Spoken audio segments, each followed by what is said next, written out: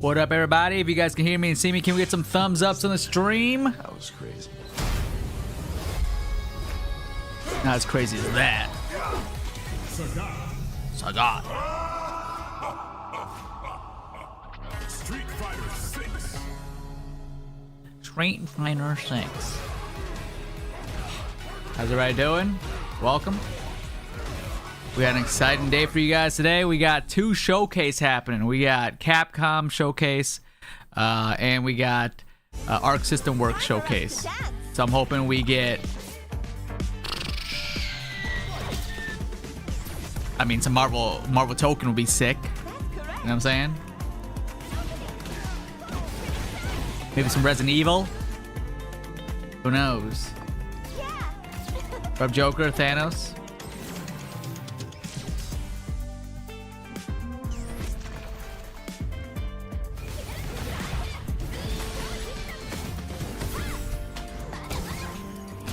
Capcom showcase should be starting in less than 30 minutes. Founded Harp, good to see you. Japan.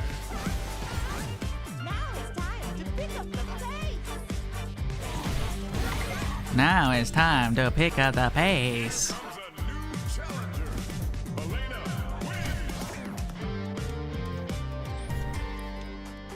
Dude, I haven't played Street Fighter in a while.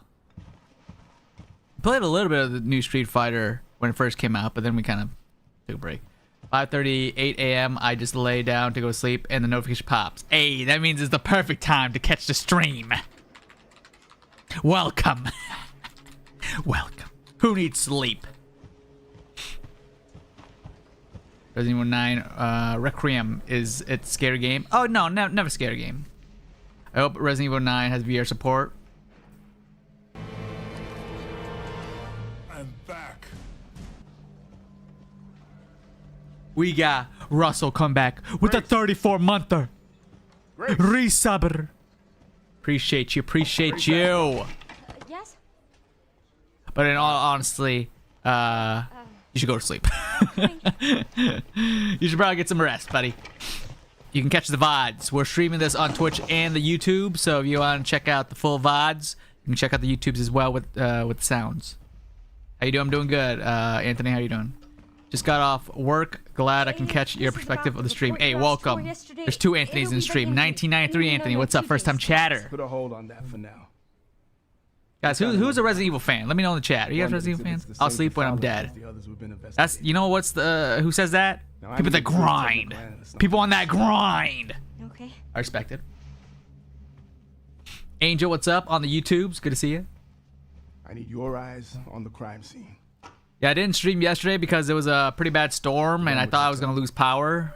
so we just played it safe and did not stream yesterday.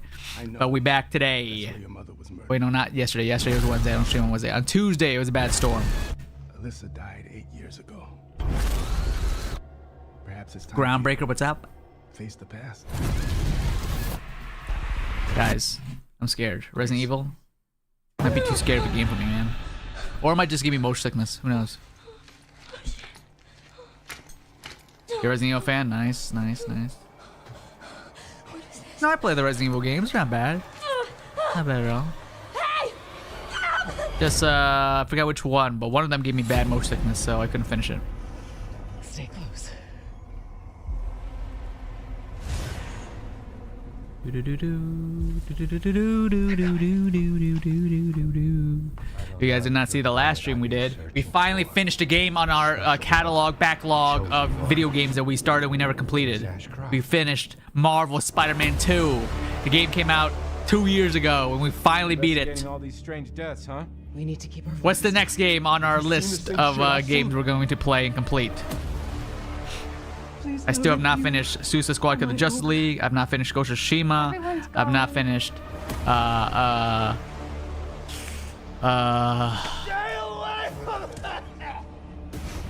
Dead Island, I've not finished. What's the game? Horizon. I've not finished. Star Wars. There's a lot of games. What should be our next game on our list to complete? Okay, did you finish the flame mission? I did not finish the flame mission. I just finished the main mission. Was hoping Spider-Man 2 would get DLC. Did Spider-Man 2 not get any DLC? I thought I got like at least one bit of DLC. But... Devin Watson, what's up on the YouTube? Good to see you. Yeah, it was a very scary demo. It was about 30 minutes, and we took control of the new protagonist, Grace Ashcroft, who is a what up, FBI Jacob117? How's it going? And obviously, you know, she wakes up in this spooky abandoned hospital where all sorts of you know, gore and gutsy viscera things seem to have happened, but we don't really know the full story. We just know that she wakes up in this abandoned looking hospital. It's I know some of you guys said replay the Arkham games, which you know I could, but I actually beat the Arkham game, so trying to complete some backlog games here. My name is a reference to John117, also known as Master Chief. I like it. I like it, Jacob. 117, Jacob, Master Chief's cousin. It reminds me a lot of Resident Have you heard Alone in the Dark? Resident Evil 8 felt, I don't want to say sounds familiar. There was, something about that game kind of took the edge off a little bit more. There's a little bit more action, but I think my impression of this gameplay demo is that maybe we get a new Mega Man game. The feeling of RE. I think they're probably gonna show Resident Evil, and that's my big. As I played the demo, I big felt guess. her fear as well. You remember the Death Garden game you used to play? I do remember. And then the game got canned. It was the same makers that did real serious gauge of his personality. Dead by Daylight, right? With Grace in the or like their sister company. And then even in the trailer, when you see her, like she's an FBI investigator, and like the remnants of her mom, she's going to investigate. So you know she's involved on some level. Guys, we are one sub away on Twitch from hitting that 40. Can we get that Lordy 40? You guys have an Amazon Primer that you guys haven't used yet? Press that primer. Getting that sense of fear and some of the jump scares and some of the Trevor Viper horror elements of this game are also expressed through the characters. So I really like that as hey Cage, I was gonna tell you a joke about rotten eggs, but it's just a bad joke. I'll see myself out. Like surrounded by books and her dossiers and things like that, and you can get the sense that she's kind of like I don't know, I thought that joke was pretty excellent. You know, like she Alright guys, we're gonna end the stream early today. David Harbour is in the game Alone in the Dark. It's is not scary, it's fun, trust me, you're gonna like it. You might check it out. You got my attention by saying it's not scary. Real sense of like terror in there, which is a lot of dread. Yeah, a lot of dread. Yeah, and playing through the demo too, there's foundation there where you're investigating the environment, this environmental storytelling and puzzles, and I need to find this item to open this thing, which gets me this other item so I can progress. So it still has that familiar Resident Evil foundation. But even like through that, even though I kind of Alone in the Dark is free on PlayStation Plus right now, I think. Game, there's still creative ways in which they kind of keep you on your toes. And although like there isn't much we can show, there is another monster that will be chasing me around in this game, in the same vein as of course. Or an episode. Why would there not be monsters chasing you in Resident Evil? There's still that there as well. But the hard part to talk about is because we don't have a lot of context. Like you said, we jump into the demo without much story with that. But we still get a sense of what's going on. Today actually has not been it's hot today, but it's been the coolest it's been in like a week. So that's good. It's only 84. It's only 84 degrees Fahrenheit. So still hot. So I'm guessing that, but at least it's not 100. At least it's like not 90s. To see her evolve as a character, with her being like, I suppose she's being the subject of what's going on. What about you guys? Is your temperatures still but that's kind of like the fun two part fighters? Games like Resident Evil, where you inspect the environment and you kind of like come up with. Hair's getting long, bro. Gotta bring back the bowl cut. Can't. What I'm looking at. No, can't. Yeah, like she's a new character, and we don't know too much. Also, about when her it's yet, so right? hot, I don't want to put product in my hair, and usually like I slick it back. There's like a legacy element there. Yeah, as far as As far as But I'm just gonna sweat it all out, so we're just gonna let it flow for a minute. So I'm really excited to find out more. If we hit about 1,000, no, I'm not even gonna say anything. I'm not gonna say it. The bowl cut's dead. The bowl cut is gone. About this game, Never, evers. And the answer is it's both. Yeah, and both. So the way it works is that in the menu you can choose first person or third person, and you know, Excited for this weekend because Capcom's been it's the testing this Disney out Lord with, Kana World Resident Evil Village DLC, Championships. so it's not unfamiliar. No, obviously the RE remakes that we've gotten in the past. You don't know what hot is, my friend. Oh, I've experienced hot.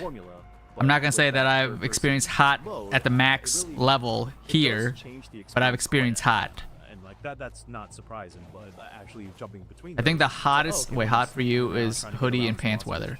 Well, also where you are from, things kill you. Everything kills you. So, even the weather is trying to kill you.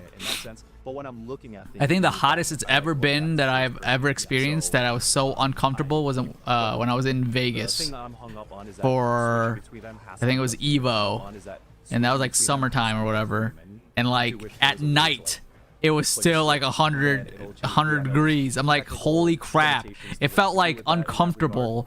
I couldn't, like, it was hard to breathe. I couldn't be outside for more than like 2 minutes. You know, that is definitely That was probably the worst heat I've ever experienced. But either way, When it's that hot at night, it's still a pretty eerie experience. It's that's a when very it's scary. powerful experience. No, you touched on it, right? Like I think there's like it's interesting, right? Because there's they talked about how this is going to be survival horror at its core, and it's going to be a very scary and spooky game, like the last couple of games. But there's going to be a little more actiony, and I feel like that comes A little bit through more with actiony. this, Now you you got my First attention. person, it is. Full Now you got my throttle, attention, saying it's a little so bit scary more first person, especially when there's actiony. monsters chase season, right? But in third person, you got a little like new element of like stealth action, Doo-doo-doo. coming in, and that Do-do-do. introduced just by perspective change. And I like Cage how, was those like, vampires that burned regardless of away in which Blade perspective 2. you choose, like, I wish I would get that detailed reference. in Don't hate both me. ways, I never right? watched Like, Blade. The character animations in third person perspective, it looks really cool and really. I never got around to watching but in first Blade. person, you get the upfront or the in your face, like action of it all, and so it's a really cool way to play the game, and especially like swapping back and forth. Where I live, can melt the bottom of your shoe. Holy. Did not want to experience that. Sure, yeah, but Did not want to experience that. You didn't watch Blade? I didn't watch Blade. I'm sorry. Regardless of how you prefer your Resident Evil, whether you're first Wrong. person, A lot. enjoyer or third A lot of person enjoyer, things, you get Makoso. really good But you already versions know of it. so. Yeah.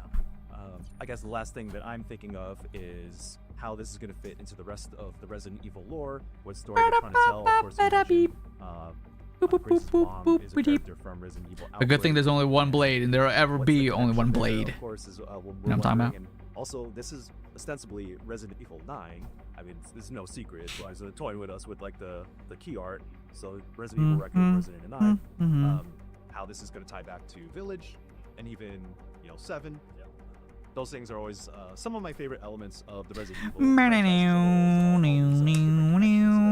And I have a sneaking suspicion that, not to say that Village didn't have, but like, Bro, go fix that at the end of the stream. I do think There's so good much things I gotta judging watch. from I gotta the watch trailer and some of, like, the Invincible. emphasis I gotta on watch Grace as a character, more so than, like, Blade. Ethan Winters' I gotta character watch have a standard. Indiana And, like, his Jones. story did I gotta fall watch once the you Harry got towards the end of Potters. Village. Like, there's just too It much. feels like right out of the gate. I wish I could just Village watch it live on highlights stream with you this guys, but I can't. So I'm looking forward to how that's going to play out. Yeah, no, you're totally right. Are you excited for Squid Game Season 3? Yes, I am excited.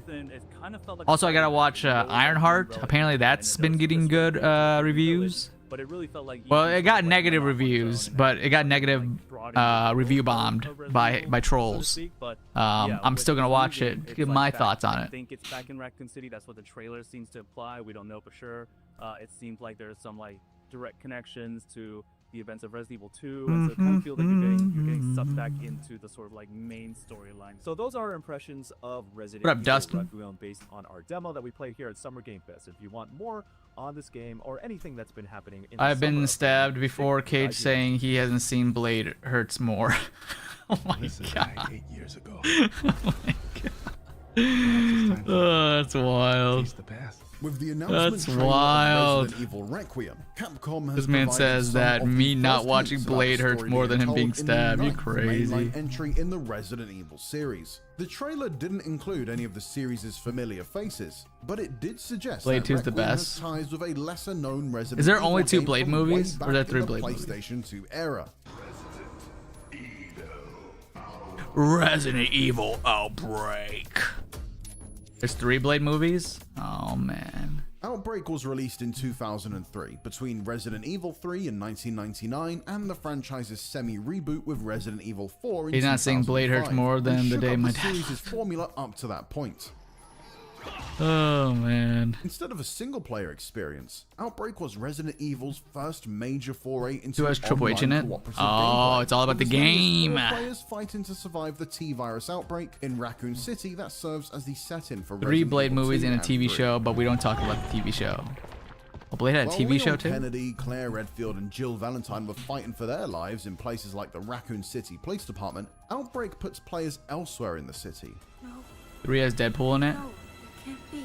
Deadpool 3 has Blade in it. Full circle. Outbreak follows a group of residents as they suddenly find themselves in the thick of things as Raccoon City is overrun thick by of it. zombies and, well, other mutated monstrosities. There's also a big emphasis on teamwork, using character-specific traits and abilities alongside Resident Evil's survival horror elements, like limited inventory space, slow-moving characters, and largely fixed camera angles to encourage players to work together to survive. Outbreak also introduced an insidious element to players' fight for survival. Characters are all infected with one of Umbrella's deadly monster-making viruses. that starts in the with each Deadpool of the ring, game's that literally levels. the reference The they did. infection rate in each character increases over time and ramps up even faster when they take damage, So I gotta watch Blade. forcing players to search for antiviral items. I have to If watch the virus Blade. overtakes a character, well, they transform into zombies themselves and attack their former allies.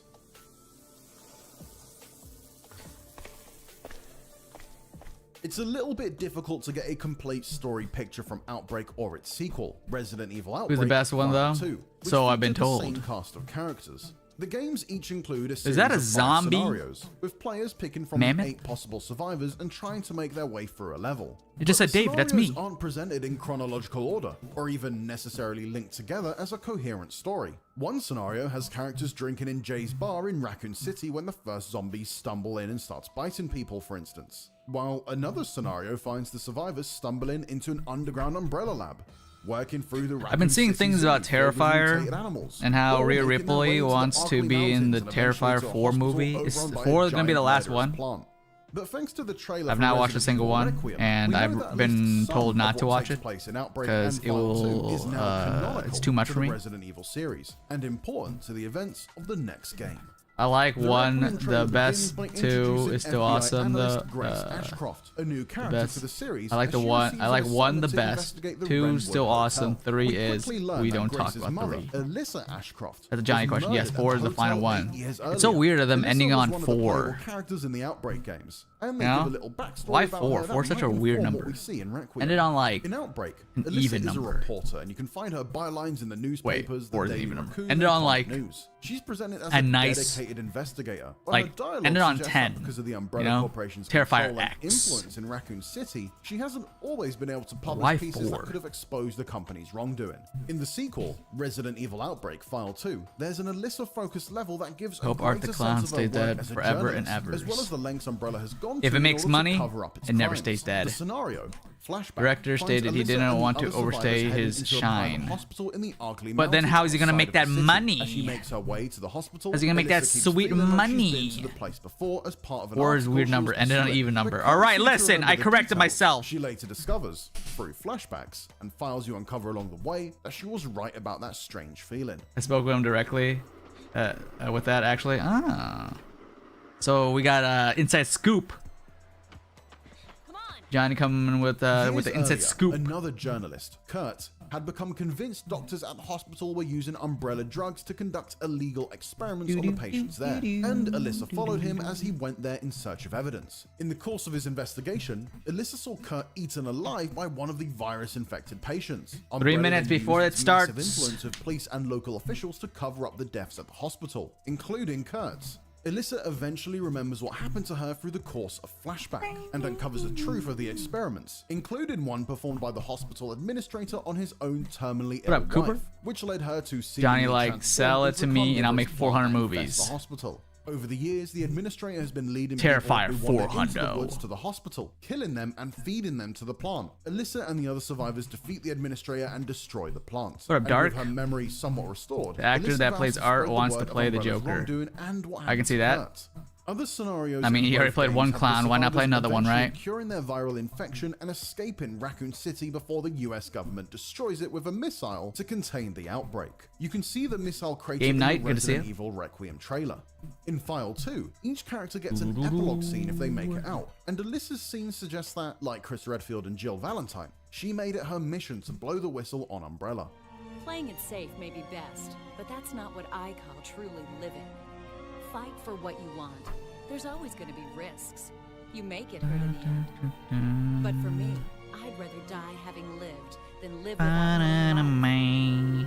And taking the risks that come with life is the only way to truly live. What up, bro? What are they announcing today? I wish I could tell you. I don't know. She did write an article all about the horror she learned in Raccoon City, but in the end, the story is mostly buried, thanks to the cover-up perpetrated by the US government to hide its involvement with Umbrella and what happened in Raccoon City. It's not clear if any of the other Outbreak characters canonically survived Raccoon City, as I guess we'll Alyssa find is the out in only about one 1 who's minute. been mentioned in other games. You can even find an article she wrote in Resident Evil 7 detailing the many disappearances in Dolby Parish, Louisiana, where the game takes place. And now with her mention in Resident Evil Requiem, we know that in the years after Resident Raccoon Evil City, Requiem! she raised a daughter before she met her ultimate fate. His joke impression spot on. We'll learn more about Alyssa Oh, I believe Grace, as well as I by believe heading it. to the hotel where she was murdered. The trailer also implies that Requiem might take players back to the ruins of Raccoon City, Cooked. highlighting iconic locations like the Raccoon City Police Department. So while it's not clear now, it's possible other elements of Outbreak's story could also be relevant to what happens in Requiem, but we have to wait until its release in February to find out. Either way, it's cool to finally see the Februaries. events of a less remembered Resident Evil game more or less Februaries. canonized by the Resident Evil Requiem announcement. Furthermore, it appears that after detours in zombified Europe and the Deep South, Resident Evil is ready to head back to the city where it all began, Raccoon City. Heading More back on to the Resident city of Evil, Be sure to raccoons. check out our hands-on preview of Capcom's 9th mainline Resident Evil game. For What the- everything else, you're already in the What right place the- with IGN. What the? All right, here we go. Here we go. Here we go. You guys ready for some Capcom Presents? Marvel, imagine. Hello, everyone. Welcome to Capcom Spotlight.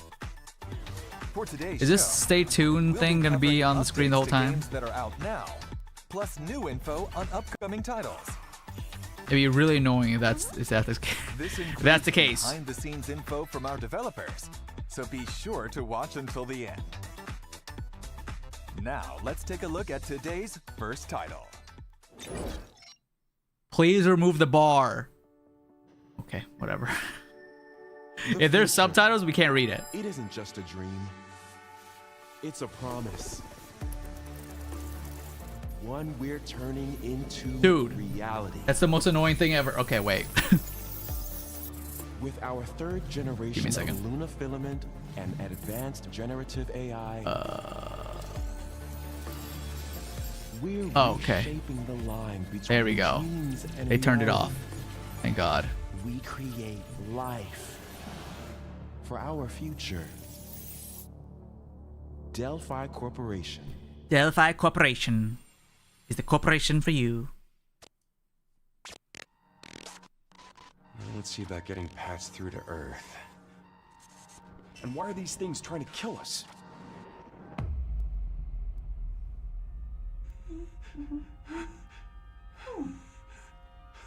There you are. better. You patched me up? Capcom presents I am DC Comics. That'll blow some minds. Hang on a second. Don't you have a name or something? I'm good. Get behind me. I think I can help.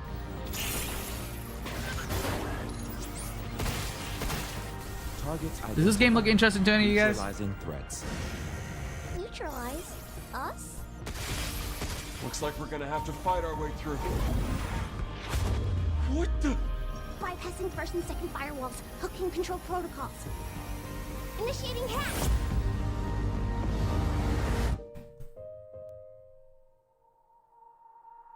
Nah, I'll be waiting 15 years for DMC 6. D.I. Well, I've been waiting 15 years for Kingdom Hearts 4. Okay. Look. How about we call you Diana? Diana? Like Wonder Woman's?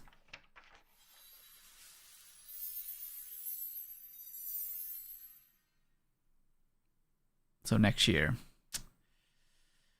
Okay.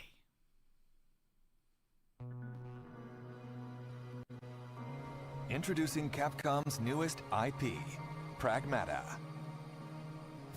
An all-new science fiction action-adventure with a unique hacking twist.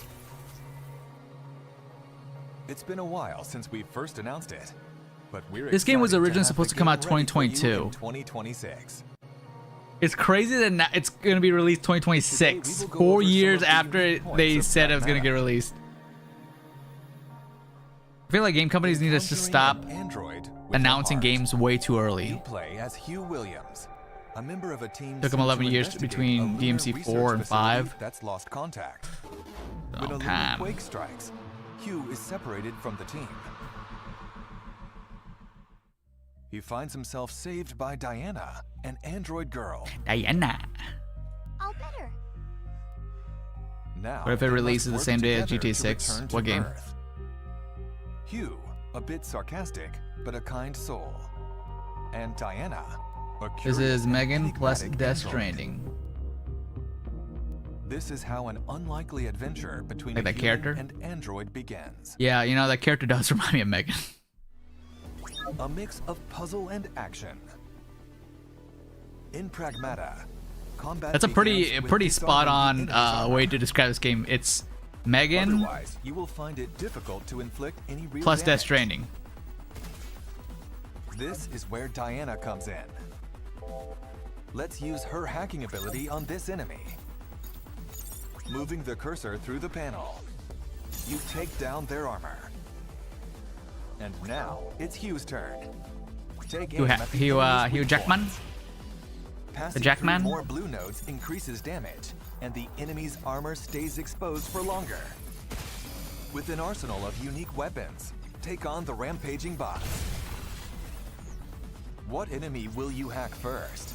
What weapon Still waiting will for you Wolverine use? game. It's been 4 years. They released the teaser Thinking so on the early. fly in the That's what I'm heat of saying. They combat released that and how you teaser handle the multi-sided so situation will be key early, for and people will success. keep asking them, "Where's the game? Where's the game?" And then you know they're gonna get annoyed. It's like, then you shouldn't have announced showing off the teaser. AI-controlled lunar research station.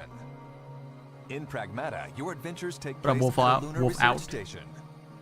They are researching a new material that can be used to 3D print almost anything, from microchips to cars and giant structures. Now, however, the lunar research station seems void of human activity. Only the lifeless world and Call the me Wolfie. AI remain. All right, Wolfie. Use your thrusters to move around the lunar research station. You will also need to hack the systems blocking your progress. Tonight was Lorcana night, but Combining their abilities, we got too many you showcases. and We gotta Diana skip can Lorcana explore this night. world together.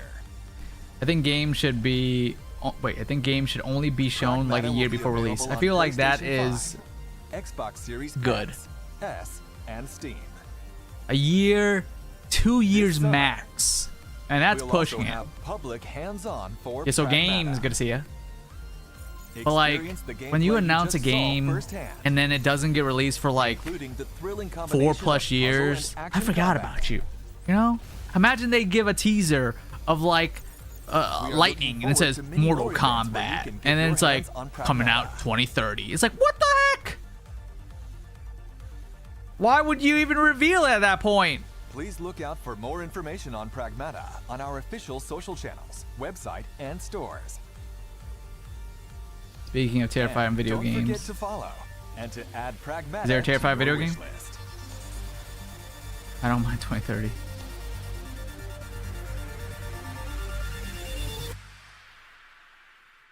Terrified beat 'em up will come out this October.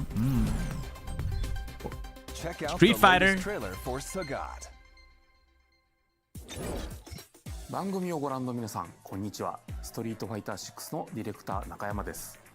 I always liked Sagat. 私 I から thought he was 皆 cool. 様に最新情報をお届けいたします。6月5日に任天堂 Mass Effect 5 revealed in 2020, nothing ever since then. Oh shoot, really? They announced or revealed Mass Effect 5, but they haven't shown anything since? It's 5 years now! Year 3, Sagat, クリムゾンバイパー、 Sea Viper, アレックス、 Alex. そしてイングリッドが登場する予定です。さて本日は I think Sagat's probably my favorite. サガットの映像を Will it make me 少しだけではあり hop ます back が on ご Street 用意いたし Fighter? ましたどうぞご覧ください。 Alright. What you got, Sagat?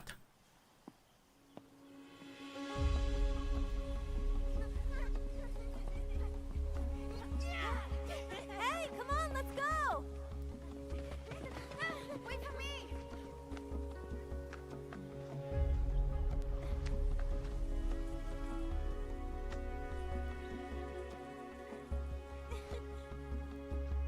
She's like, what a normie. You don't bow to me. Oh, shoot.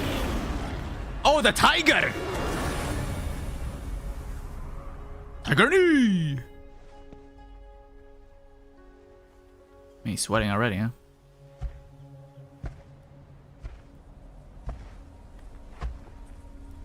Look at that big boy.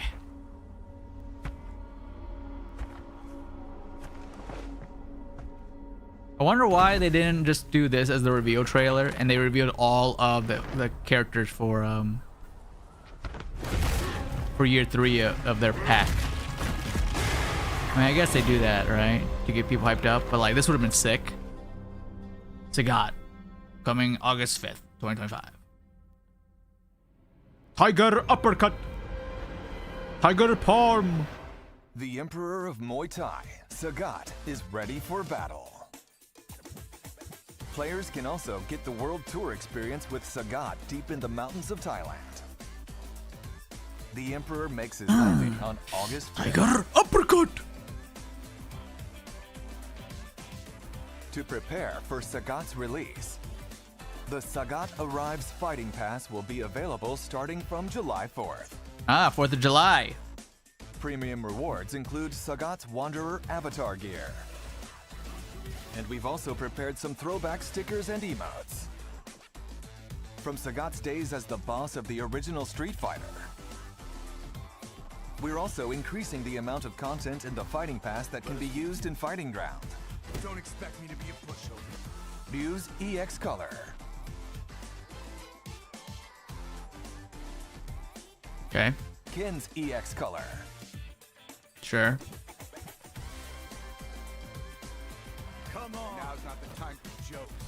Come on. As well as art and effects to use with the game's Challenger customization feature.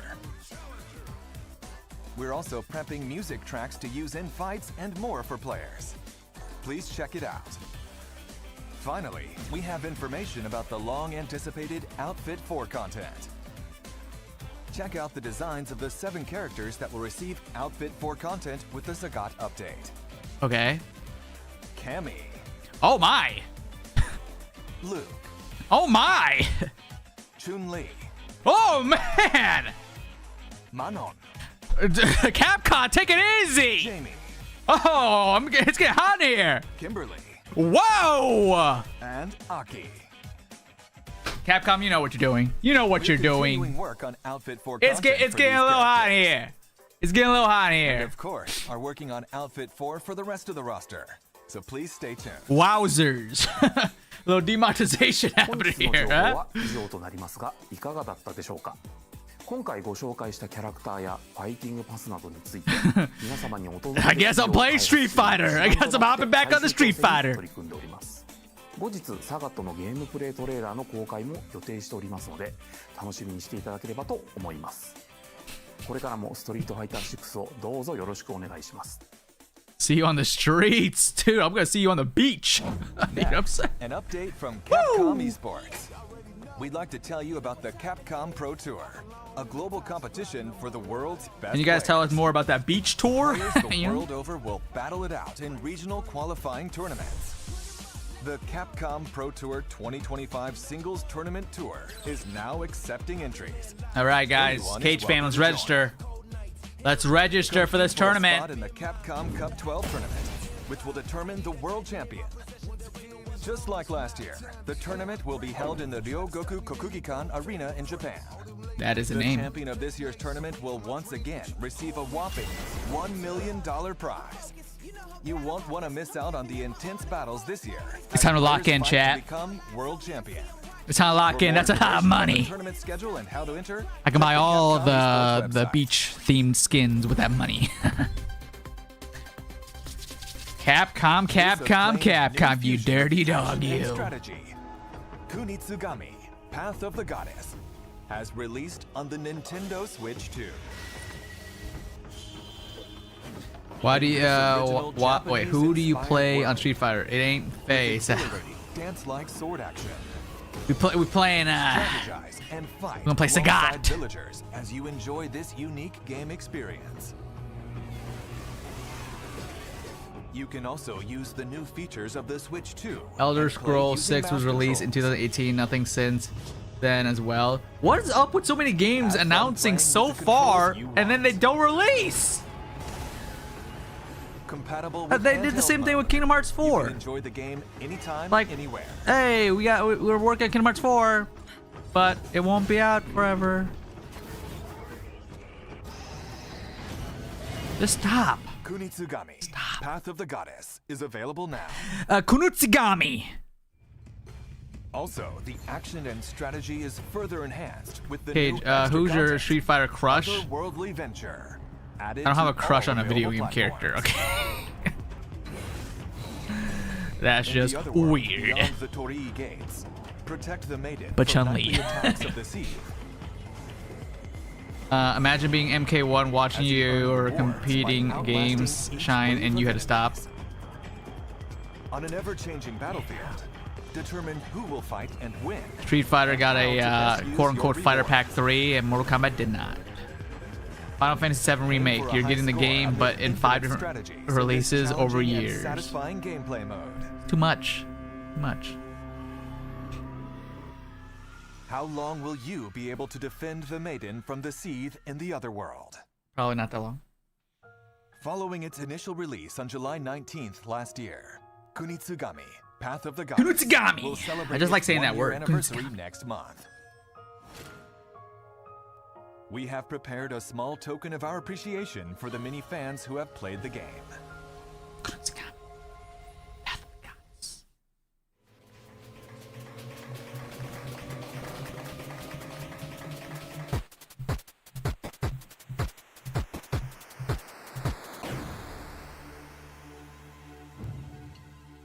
Presenting Yashichi Waves. Oh man, if they show off a Dead Rising, a new Dead Rising game, I would lose it. I would lose it. A new Dead Rising would honestly blow me away. Love the Dead Rising series. This can be obtained in a free update available at a later date to both new and existing players. Please look forward to the update coming soon. Who's pre-ordering Kunitsugami, yeah? Kunitsugami, Path of the Goddess. Yeah, I might is just pre-order just available because now on all shown I like saying the word platforms. Kunitsugami. I'm gonna play my Try the Switch too. game's unique experience No, for I think Dead yourself Rising now. is, well, dead. Yeah, yeah. Yeah, I think so too.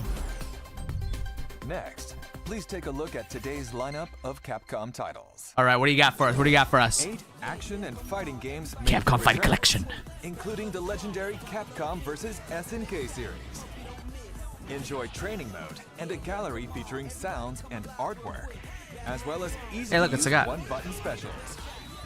Capcom Fighting Collection 2 is available now. Sick. Reclaim your destiny. Onimusha. A remaster from the swordplay action series Onimusha. A memorable cast of characters returns to weave their deep and complex tale anew. Experience the classic graphics and gameplay refined for modern consoles. The remaster of Onimusha 2 Samurai Destiny is available Samurai now. Destiny. Onimusha Way of the Sword. The next entry in the swordplay action game Dead Rising series would be is instant coming cop. Oh, in 100%. 2026. The only reason why I think there's a slight chance Dead Rising could come back is because they released that Dead Rising 1 remaster, like reimagined, like what, last year or something. So there's a chance. You know, they didn't give up on Dead Rising. Capcom Digital Sale is here. Monster Hunter Wilds. Monster is on Hunter sale for the Wilds. first time. Experience the most evolved action and improved immersion in any Monster Hunter to date. Also, make sure to There's check a lot out of Monster other Hunter Monster games. Hunter games. How many Monster Hunter games are there? Like 15? In celebration Resident of the horror Evil. series' latest thrilling news, Resident Evil games are on sale at great prices. Cool. But that's not all. Hey, look, it's Dead Rising. That's the only Dead Rising we're gonna be seeing. Dead Rising Dead, DRDR, Dead Rising Deluxe Remastered. More are on sale too. Don't miss out on this. Hey, look, great Devil May chance to Cry. pick up these Devil May Cry must-play 5. games. Oh, Resident Evil From the Requiems. creators of the latest Resident Here we Evil. go. More of a chance getting Ash and MK than New Dead Rising. I think it's the opposite way around. I think there's a higher chance of getting Dead Rising than Ash being an MK. All right, Resident Evil Requiems. Requiem for a Tuesday. Concept art. Just kidding, just this concept. 開発のコンセプトは病みつきになる恐怖というのを掲げてます。恐怖を乗り越えるね気持ちよさ。 Their concept was more fear? Is that what it is? が出るんですよね。それ自体がこれもっとやりたい、遊びたいっていう中毒性を生む。そこに徹底的にフォーカスしてみたら怖いけどゲームとしても楽しい、そういうのが作れるんじゃないかなっていうのがレクイエムの出発点でした。 Yeah, but I'll put my pants. Resident Evil Requiem is an offline single-player game. Okay. Horror is one of the most important aspects of the Resident Evil series. So we want to make this fear factor a key feature of the gameplay. Great. I'm gonna crap my pants. Character. 今回の主人公は Protagonist this time is an intelligent analyst from the FBI, Grace. She introverted and okay, which new type of character for Resident Evil series. プレイヤーと We want someone that experienced horror from the same perspective as the player. 物語の中でもちろん She learns to overcome her fear throughout the course of the story. FBI 捜査官なので But also an analyst for the FBI who trained, okay, and also able to, and also everything. She's just the greatest character in the world. っていうのは実はずっとあったんですけども、どうしてもレオンを使ったバッチバチのホラーっていうのが割と難しくて、落ちてきたバケツにびっくりするとか、そういうレオンってそんなに見たくない。He said the word wrong. I got stuck in the shadow. 食い合わせ悪いよなっていうのがやっぱりありましたけど。Your boy fumbled the word and got sucked to the shadow realm. That's actually pretty ご覧 accurate. になって分かるようにグレース自身がまあすごいいろんな目に遭うんですね。PV で断片的には入ってるんですけれども、逆さずり一つとっても顔の赤らみ、高揚感であったりとか、うっ血してる表現、Oh, that's good. That's a good one. あとは髪の毛もかなり力を入れてまして、自分たちでスタッフと一緒にプロの方を呼んで実際にウィッグを使って She looking like I said to the shadow realm again. She's looking to be a decent main character. I don't hate her. I don't hate her. 2つの視点で自由に切り替えながら遊ぶことができます。主観視点だとその恐怖を間近に感 Both じることがで first きて and third person perspectives. 臨場感のあるゲームプレイっていうのが可能になります。三人称視点だとキャラクターの肩越しでの視点というところでアクション、そういったところがよく見えるゲームプレイ。 Can I toggle between them? アクションが好きだなって思う方には三人称視点の方がおすすめです。 Oh, you can. Okay, cool, cool, cool. Yeah, that's gonna be me. That's gonna be me. A hero with white hair and a red coat who fights monsters. その当時アンブレラ事件っていうのでシリーズがヒットして、それ以降もさまざまなキャラクターたちが、いろんなラクーンシティで起きた事件をきっかけに立ち向かっていくようになったり、人間成長したり、そこに今回この表現のメスを入れるっていうのが作り手としてはやっぱりかなり緊張感を持って臨ませてもらったっていうのが大きかったですね。ラクーン事件に関わった、もしくはラクーン事件に巻き込まれて大きく人生を変わってしまったり、命を落としてしまったりと、そういった登場人物がたくさん出ます。レクイエムは彼らに向けての This game is you can toggle between first and third, I もっと believe. 言うとバイオハザードシリーズ、ラクーン事件、アンブレアをきっかけに生まれたシリーズのある種一つの区切りという意味でレクイエムというタイトルをつけています。バイオハザードレクイエムは2026年2月27 Release 日に February 発売予定です。 27, 2026. 2026年3月 It に better, バイオ or ハ it's ザー gonna ド get シリ delayed ーズ again. 30周年を迎えます。 Because every game gets 30 delayed 周年タイトルの nowadays. 名に恥じぬようなゲームとして本作リリースしたいなというふうに思っております。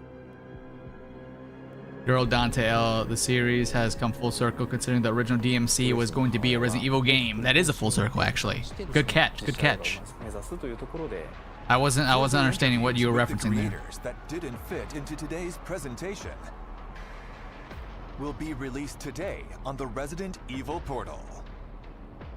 Register your Capcom ID to see the rest. Man, I don't want to do all と that. いうところは基本触っちゃいけないもんだと。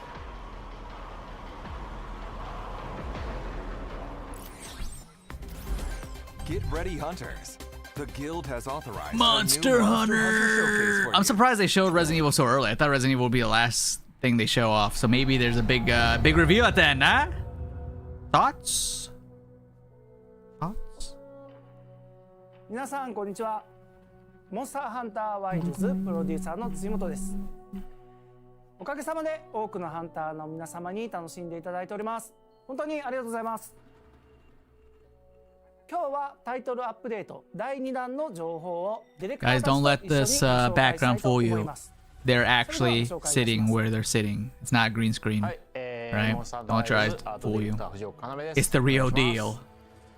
はい、モンスターハンターワイルズディレクターの徳田です。よろしくお願いします。はい、No gameplay trailer, bummer. 無料タイトルアップデート Too early. 第 Too 2弾 early. のプロモーション映像をご覧ください。 Imagine a new Marvel's Capcom at the end. That would be wild, seeing as we're getting a new Marvel fighting game from Arc System Works. So having 2 Marvel fighting games come out would be the wildest thing ever. But I'd be hyped about it. Marvel's Capcom versus Marvel. Marvel vs. Capcom versus Mortal Kombat versus DC Universe. How about you take my monies? How about just take my monies?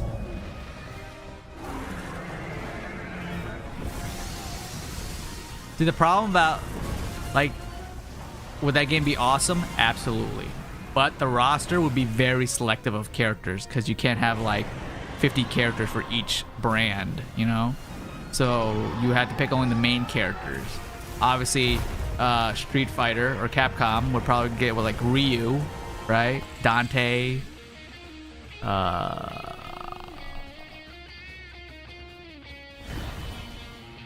Like Leon or something. And then Mortal Kombat would probably just get like Scorpion, Sub-Zero, Liu Kang. DC would probably be Superman, Batman. Marvel would probably be Iron Man, Captain America, Spider-Man. I bet it's Token trailer. You think that we're gonna get a Token trailer at the end of this? But Token is made by Arc System Works, and that's a different showcase. So I don't think it's going to be shown on the Capcom showcase. Yes, we're going to be watching the Arc System showcase as well. But I think that one starts at like 9 p.m. So it's going to be a little later.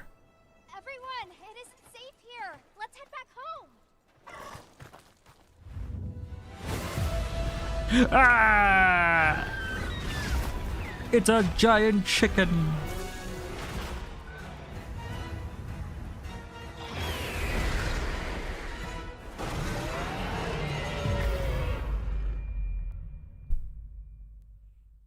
True. So yeah, I still think we'll get some kind of trail at the end. That would be cool. That would be cool. Hope it's Devil May Cry 6 at the end. I know if it's Devil May Cry 6, Russell's gonna lose his mind. How long he's been waiting? Did he say like 15 years? Marvel, we need a character name for this character. How about Marvel? Yeah, that's pretty lazy.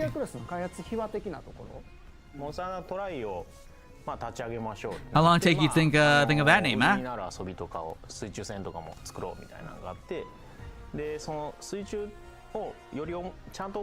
Marvelous.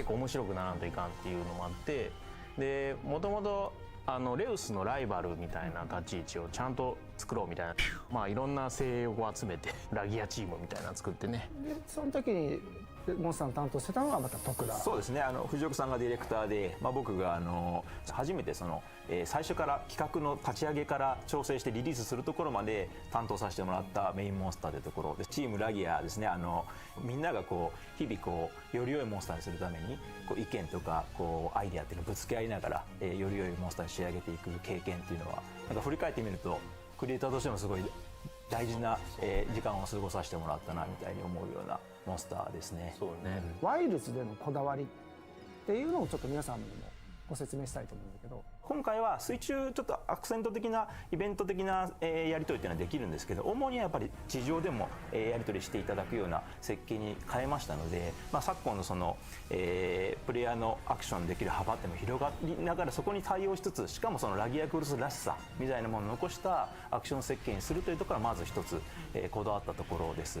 ラギアクルスってトライの時からそうだったんですけど、水中でのこのシルエット、縦に伸びた時のシルエットっていうのは本当にかっこよくて、そこの迫力っていうのを、ぜひ感じていただきたいというところがありましたので、武器を完全に振ることは自由に振ることはできないんですけれども、ちょっとイベント的な水中のアクションっていうのも今回、なんとか実装することができましたので、そこも含めて楽しんでいただけるようなモンスターに、仕上がったんじゃないかなと思います。もちろんラギアクルスが出てくるというところで、討伐して素材とか、入手してもらったらもちろん武器とか防具が作れるっていうところは当然あると思うんですけど、そこら辺で何かあります？久しぶりにこうやって出てくるので、全ての人がね楽しんでもらいたいので、総中コンとかも、ちょっとなかったのを出させていただいて、全種類揃えさせてもらってます。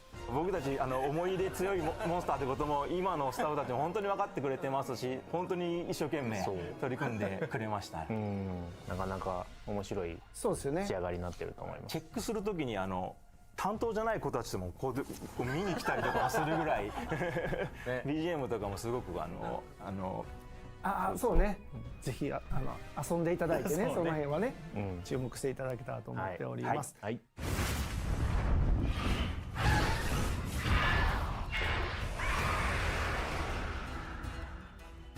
そしてなんとセルレギオスが Is it me or does every single Monster Hunter game just looks the exact same? セルレギオスはI mean, I wasn't gonna say it, but というタイトルから登場しているタイトルで、モンスターハンター4の無印が実は海外版出てなくって 4G から出てるので、海外の人も結構セルレギオス馴染みある人も多いんじゃないかなとは思うんですけど、ちょっと今回のセルレギオスどんな感じになってるかっていうちょっと説明を軽くでもしてもらえたら。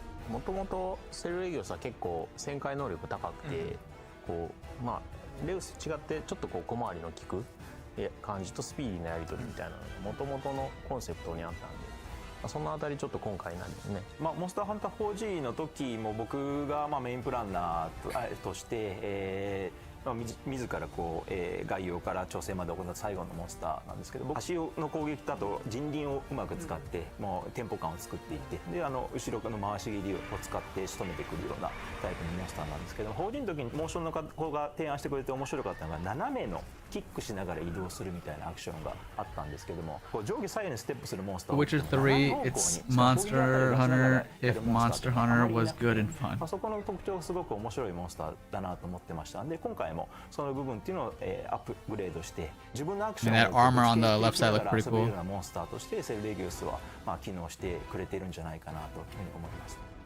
今ご紹介しましたラギアクルスとセルレギウスは、いずれも星8の、歴戦の個体として、フィールドに登場するようになります。かなりこう強力なモンスターになってはおりますので、腕に自信のある方はぜひチャレンジしてみてください。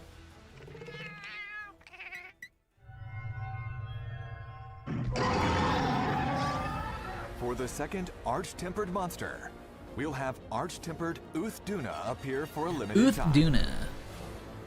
You'll be able to forge the new armor sets, Uthduna Gamma and Feline Uthduna Gamma. Arch-Tempered Uthduna will arrive in the future as an event quest and free challenge quest.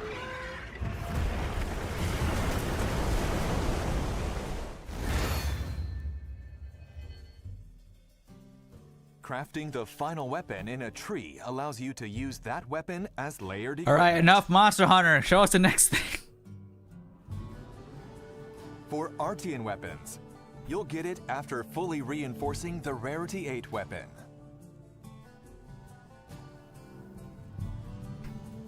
For Palico weapons, you'll need to forge high-rank weapons.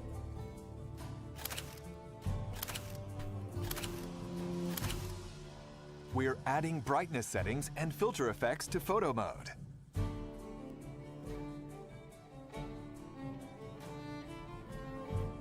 Oh, you know what I just thought about? In the character Russell, whatever happened to your event that you were planning? Palico, Sacred, and more. We're planning on continuing to update photo mode to make Is there any it updates on easier that? to use.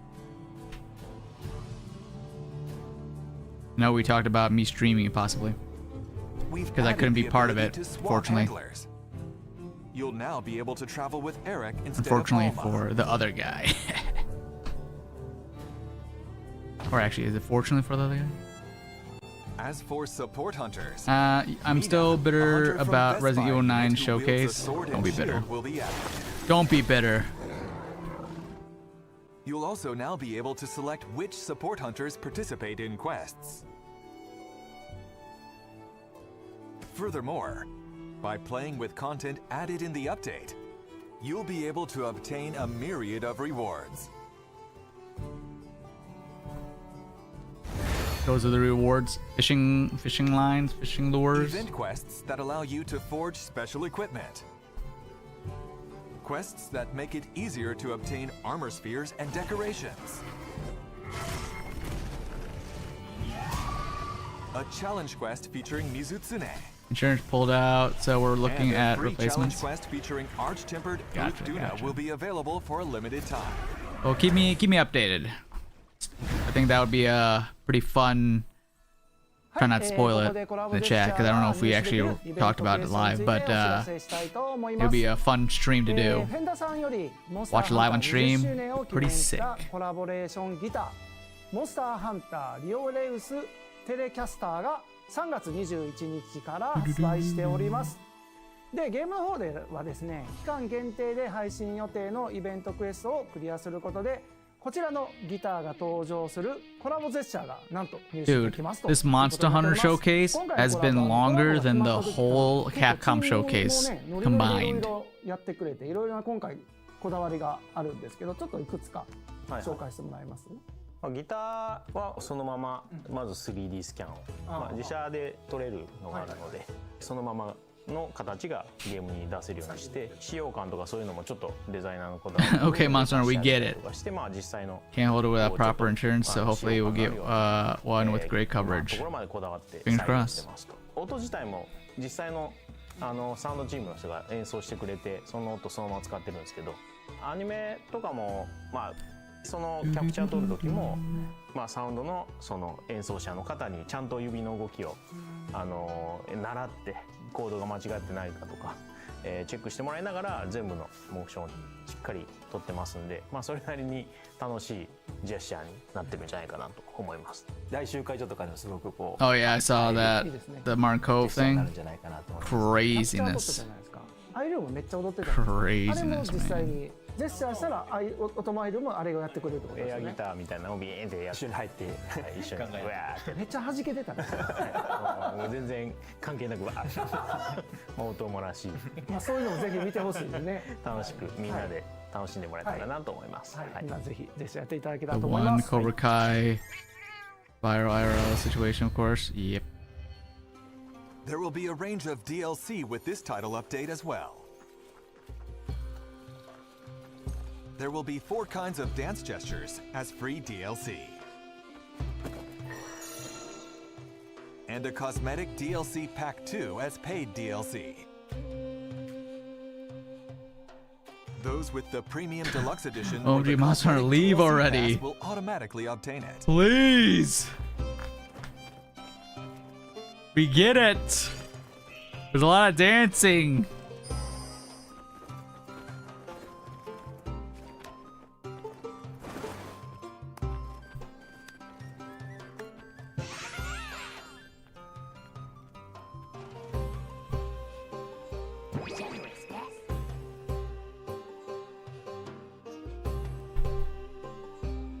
There will also be other DLC not included in packs.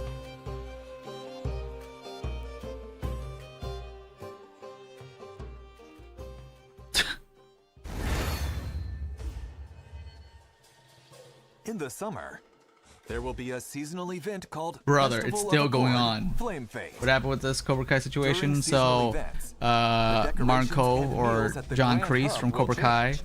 And by and playing during the event, I forgot what her you'll be name able is, to but get the Asian limited lady time in only the recent Cobra Kai season, gestures, pop-up they were at a decorations, convention together, and she came up to say hi to him, Festival of like all Accord, friendly, Flame and then Face will he, begin July 23rd. quote unquote, was playfully Let's took make her this arm and summer bit a it, hot one to remember. but he bit it so hard that it made her bleed.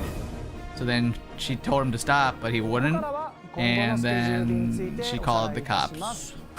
無料タイトルアップデー So, ト第2弾はご覧の日程で配信予定です。追加モンスターラギアクロス little awkward situation. Luckily, また武器の Cobra Kai is over, so they don't have to see each other anymore. Maybe they'll see each other at conventions, but now that's just awkward. 踊り火の儀を開催します。イベントクエストにて歴戦王ウズトゥナが登場します。フェンダースペシャルコラボのジェスチャーが入手できるイベントクエストを期間限定で配信します。はい、今ご紹介、いろいろさせてもらいましたが、他にも細かい調整とか入ってるところもあるんですよね。はい。タイトルアップデート第2弾では、ハンマーの調整として Oh, did Grandpa forget his meds that day or something? Like, we've only been hungry. But I know. その他もですね、遊びやすくなる I feel bad for the girl too. I'm like, you know, she was being nice, and all of a sudden he just bit her. Playfully, apparently. And then she told him stop, but he wouldn't, and he drew blood, left a mark, and 番組を cops ご were 覧いただ called. きありがとうございました。 Yeah, there's like body cam footage too of like the whole situation afterwards. 公式サイトや And like SNS を she's ご覧ください。 chewing him out, man. タイトルアップデート第3弾は I felt 秋 bad 頃に配信予定です。 For her. But like the 皆様に comments, 情報をお届け people する were 予定 like, ですの dude, で some お待ちい people are ただ just ければと cruel. In the 思います comments, people were, I know it's a joke, 本日はこれに but て以 like 上となります people were siding with 最後は Kreese, saying like she's being dramatic. I'm like, bro, if he left a mark on your arm, you told him to stop, and there's blood, how is she being dramatic? Like, people are dumb. I love Kreese as well, but like, he was in the wrong. Thank God. That does it for today's presentation.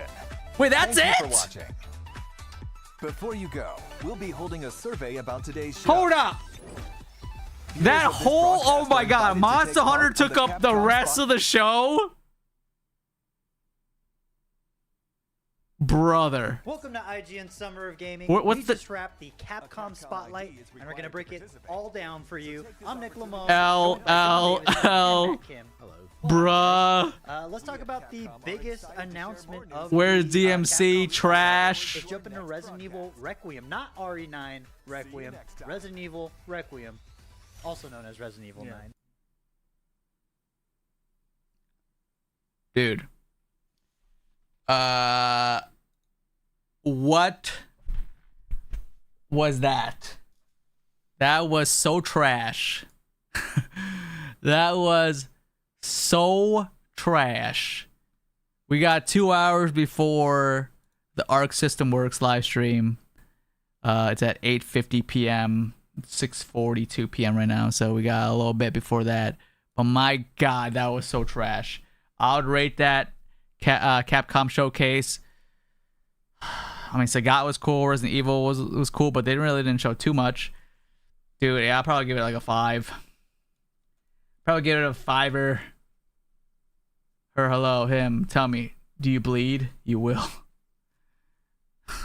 People in the comments was like, bite first, bite hard, no mercy. I'm like, bro. Bro. You guys are out of pocket, man. Brother.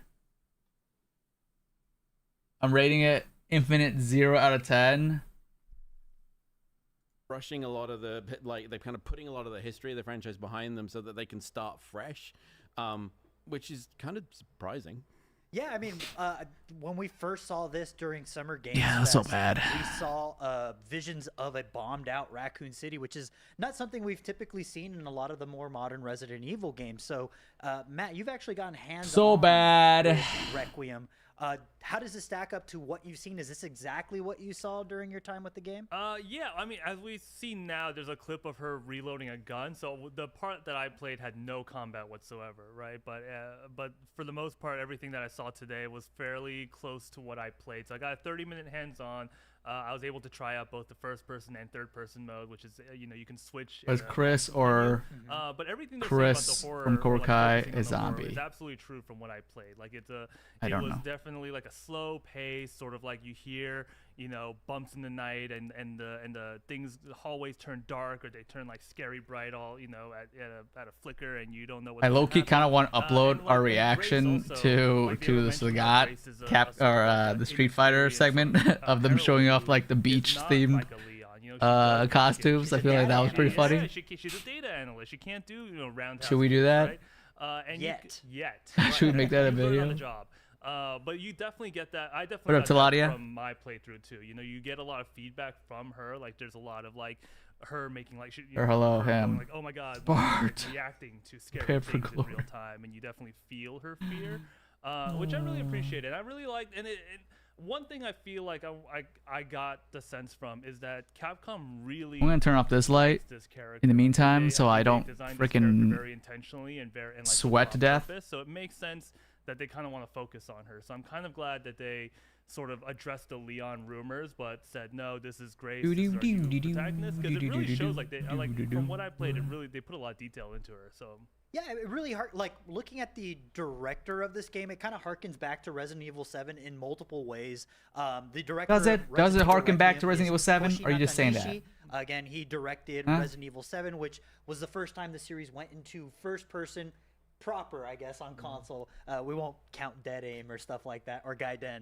But apart from that, that was a game that really did a soft reboot of the franchises, making it feel more horror-centric and just, it kind of brought the... I always liked Sagat. I thought he was cool. Mass Effect 5 they announced So it's nice, and 6 is Year 3, a lot. Sagat. But 7 really brought the franchise Sea back Viper. to its horror roots, setting it in a rural, Look at that big boy. Georgia bayou setting, very unique and directly inspired by stuff like Texas Chainsaw Massacre. So I'm very curious. Texas Chainsaw Massacre what they do with Resident Evil 9. But let's talk a little bit about. Yes, Grace there's body cam Ashcroft. footage. She's a character, the daughter of a character from a spin-off title on the PS2, Resident Evil Outbreak. Like, I mean, I guess they do love that, right? Capcom is willing to get niche and like obscure with how they are bringing back all of the Please check it out. from previous games. So how do we feel Finally, about it being we have just information a about the Joe long Schmo character as opposed update. to your Leon S. Kennedy, your Chris Redfield, your Claire Redfield?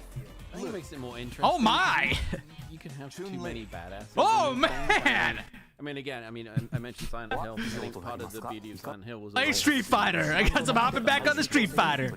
And I think See you on the streets, dude. I'm gonna see you on the beach. Character to kind of superhero status. You know what I'm allows you saying? to kind of play around with horror, and you can Tell us make more about that more mundane things. It's time to lock in, chat. Because when your character is a badass, It's time to lock in. That's a lot of money. I can buy all of the beach themed skins with that money. Like something. Capcom, you dirty dog, you. Versus with Leon, you had to throw something big at him, right? And I think, and I'm and so I think goofy. this actually allows. I'm you to goofy, kind of bring it dude. Down and like because it's the same problem with superhero movies, right? Where you have to keep like making it bigger and bigger and bigger and bigger, and just to the point where it gets ridiculous. And I think by bringing it back, it allows them to make the whole experience feel more intimate again. And that honestly was. How do we uppercut from Resident Evil Requiem? Like, obviously you've gotten hands-on within it. You've touched on a lot more of the horror stuff, the first person versus third person. Like when I finished Resident Evil 7, I remember being all in on the horrors, but then you kind of get push-pull because you get like Chris Redfield at the end of the game. I was like, okay, this isn't a reboot of the franchise. We're back to normal Resident Evil people and terms and whatnot. So what do we? Information about the long-anticipated Outfit 4 content. What's next for the franchise and this being a Check out the designs of the 7 characters that will receive Outfit 4 content with the Sagat. So I got a little at Summer Game Fest, but the stuff about 30 years later after Raccoon City and it being a Requiem, meaning, you know, that this is going to be even a eulogy for some characters that we might not hop back on Street Fighter. To me, and that's What a normie. You don't bow to me. It's come to a point where Resident Evil is sort of defined by a rotating cast of like 3 or 4 characters. Year And 3, it's really exciting Sagat. for them to know that, like, hey, at some point we have to move on, and it seems like that's what they're doing here, while being respectful to the characters that paved the way before. The fact that they're Check out the designs of the 7 characters that will receive Outfit 4 content with the Sagat update. Okay. And like honestly, the most exciting Oh thing my! is the time jump. Like 30 years is not like a small, insignificant. Check time out the jump. I think designs of the 7 Leon would characters. be 50-some years old if he survived. Like So right, 30 years from. So you're saying the let's bite left a place this nasty game crease in her actual skin. time. Right. When would it be? 30 years after the bombing of Raccoon City. Right, which would be when? Resident Evil 2 and 3, which is like what, 1999? Oh man. Let me pull up a So computer. You guys vamp. So what they're doing is They're always actually too fast pulling with the it. franchise so that it's contemporary to now. Yeah, or even a little bit in the future. Okay. Slightly in the future, Yeah. but like they've been kind of like playing around with a timeline that is increasingly in the past. So what they're actually doing is dragging it forward. Yep. I mean, I would imagine partly so that they can contemporize the technology a little bit. Okay. Well, that hasn't stopped them before. Oh my. Confirmed 1998 was the Raccoon City destruction, so this would bring it 2028. Yeah, so near future. And Year 3. You know, putting this in the Sagat. context of what we've seen with the Year 3. Resident Evil 7 Chicken and noodle soup. duology there. We got a little glimpse of Our main character's daughter. Ba-na-na-na. We got a flash forward of her even further into the future. So this looks like it takes place even before that, if my calculations are correct. Ethan Winter's daughter, and I cannot recall her name in this moment, but she is a psychic. She is a Cage making a 15-second reaction to Rose Winter. Yes. Well, it's gonna be the whole Street Fighter showcase part where they show off Sagat. But if it wasn't for the skins, it probably wouldn't be a video because I feel like the skins make it the funniest part of the video. A more supernatural touch to Resident Evil. One thing that always stands out about Resident Evil is like, Nick, what are you talking about? Zombies are supernatural as heck. Well, it's all science experiments. What are you talking about? Zombies are zombers, man. Really any kind of like sort of. I just remember seeing that Ralph Macchio Instagram stream, and man, oh man, was it so hilarious. Was that was what was driving things. It was especially on the end where he almost got to turn off his cam after getting sick of those comments. Whereas I think maybe you can make it a short. For them to go, Yeah, a bunch of It's stuff. actually not a bad idea. I'm probably gonna make it a There was short as knock-on well. effect from that, We'll do it. you We'll know? make it a short, a YouTube vid, a TikTok. We'll hit all the nails on the head. We have time because freaking Arc System Works stream does not start for another like hour. World Resident Evil Anything game, spicy about Resident Evil 9er? What we saw was something like Nope. RE4 remake, where it's We just pretty much they did not show anything new. optional objectives that you can hit throughout. Like, I mean, you what played are we it. hoping Did to you see? get any hint of that? Yeah, no, so the portion I played felt very much like the house portion in Resident Evil 7. You know, a very like self-contained. I like how my area. webcam kind of matches their It's webcam with the very, white you know, borders. so it's Guys, set I'm in part of the Raccoon City, stream. I don't know which if you they guys have know the that. same architect everywhere, which means I think this is maybe the hotel that they were alluding to in the first trailer. But it was definitely, like maybe the medical ward of a hotel because there's like a nurse's station. So it could have either been a hospital, could have been a hotel. There are random, you know, classic Gothic architecture elements in this hotel hospital place. Per Raccoon City design, but no, very self-contained, The wife very, has been like, asking me what I want for my birthday next month, this is gonna open up into a or like what I want to do. But again, it was just like And I don't know, man. I don't know. So who's to say for the full thing? You know, I touched a little bit earlier that Resident Evil 7 was very directly inspired by stuff like Texas Chainsaw I save money for a Massacre. honeymoon right now, so I don't want to spend, and I don't want her to spend stuff on me. Genres of horror. There's a You got your Friday Night supernatural horror SmackDown's with, gonna you know, be very in scary Detroit large baby. like You the got day after my birthday, and she wanted to go take me to that, but I'm like, Underground it's a lot of Laboratory, monies. as well as your Resident Evil 4 homage. And again, I'm trying to save opening chapter. monies. What do we think? Is there anything that we can glean from what we've seen so far? We've seen the FBI. We've seen a bomb down Raccoon City. We didn't see any monsters though. It's my big 3-0, the big dirty There is a 30. barbarian-inspired monster. Yeah, there was no monster in today's show, but I did play the demo that I played did include a monster, and it's one of those large stalkery type monsters that Resident Evil. You could always just say you want a Lorcana pack. It reminded me. That's very true. That's much the of easy. monster in That's the Barbarian. easy way out. It was not. I don't think it was a tyrant. Like, you can just give me a Some Lorcana people- pack. Some people who Then she's like, "That's so lame." and played the demo also. And I'm like, have "You're not kinda wrong." Likened her to Lisa. Luckily for me, I am Exactly what I was uncaged about to lamer. bring up. I was like, what's Lisa up to these days? If this is revisiting Raccoon City, what got left behind in those ruins? I mean, I can't confirm whether or not it is Lisa, but it's definitely like You can of confirm that it, dude. mold, right? You're just trying to Definitely act cool not and a you're Mr. not X or a confirming it. Nemesis, closer to a Lisa, but also really huge and just I don't know, just reminds me. That's of true. the That's main true, monster Russell. from Barbarian, the movie that I love, and whose That's director will be true. making the next Resident Evil movie, which is super fun. So you heard it here first. The enemy of the next Resident Evil game is Airbnb. Oh, real quick, we need to take a quick break, but stick around because there's more to unpack from Capcom. The Capcom Spotlight right here on IGN Summer of Gaming. Is there more to unpack? IGN Summer of Gaming is presented by FX's Alien Earth. Premieres August 12th on FX and Hulu. Hey, what are you doing? Dude, what would you rate Capcom? That Capcom showcase, I'd rate it like Get hands-on with new and upcoming a 3. Be front row for celebrity Time for developer deep dives. Welcome to IGN Live. Live tapings of all your favorite IGN shows. Roll the thing. Free merch, exclusive looks at what's new from Netflix, Xbox, IDW, 2K Sports, and more. It's a huge party and you're invited. Real fans, and I love that. Get your tickets today at IGN.com/live. Can't find that final collectible you're missing? IGN strategy guides and interactive maps are here to help. One step at a time. IGN guides are trusted by millions, easy to use, and best of all, free. Tiger uppercut. Accurate guides for Shadow of the Erdtree, Baldur's Gate 3, Tears of the Kingdom, and so much more. Tiger uppercut. Every guide is tested and verified for you by experts. Just search for IGN when you search for guides.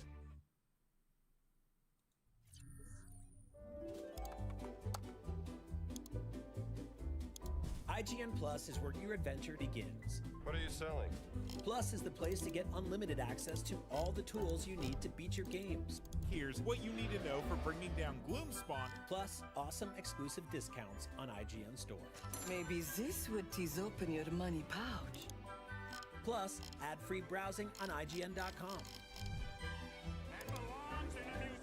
Plus, unlimited game help tools like premium interactive maps with your own custom map markers, filters, marker notes, and more. This will come in handy. Plus, access the sweepstakes. You plan to play the new Elden Ring game? Want more? Head to IGN.com/plus and start your adventure today. Probably not. Hello again, and welcome back to IGN Summer of Gaming. We're going to be talking about some of the highlights from the Capcom Spotlight. We just finished talking about Resident Evil Requiem, but now I want to talk about a little sci-fi adventure game called Pragmata. Not Pragmata, Pragmata. We think. You saying it with a Boston accent? Pragmata. Folks, how do we feel about Pragmata? Yeah, why the apprehension? Let's talk about it. I think it looks because like it they looks couldn't decide what boring. they wanted to make, so they just mashed two things together. I think it looks like it's gonna not be very good. Yeah, Matt. Dang. I'm waiting to see more, but it's true that all we got at the very They first straight up game said was it's not gonna Pragmata look was good. this, Dang. futuristic sci-fi little teaser. 2022. 2022, and that got delayed and it disappeared for a while, and then we saw it again, and it looks very pretty. And even after the gameplay showcase, I still don't fully know what I'm gonna get with that. It reminds me of the kind of stuff that we used to see get squeezed out on PS2, only it looks a lot prettier.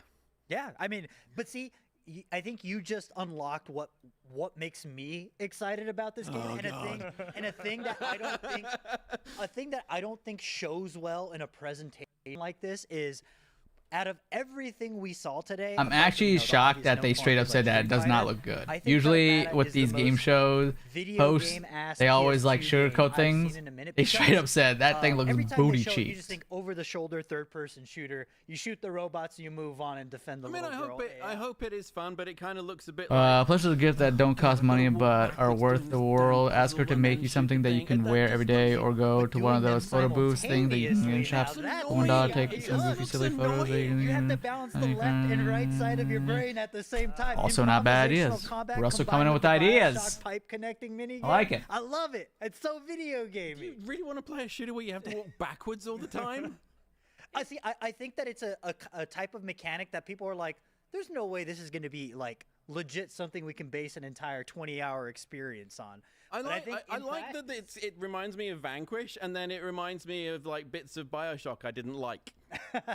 But when you combine them with RE4 shooting with the BioShock minigame, I think it'll lend its way for some interesting improvisational combat where you're swapping between weapons and also doing a puzzle game at the same time. But apart from that, do we think, in the years since this game's original release, do people care about it anymore? No.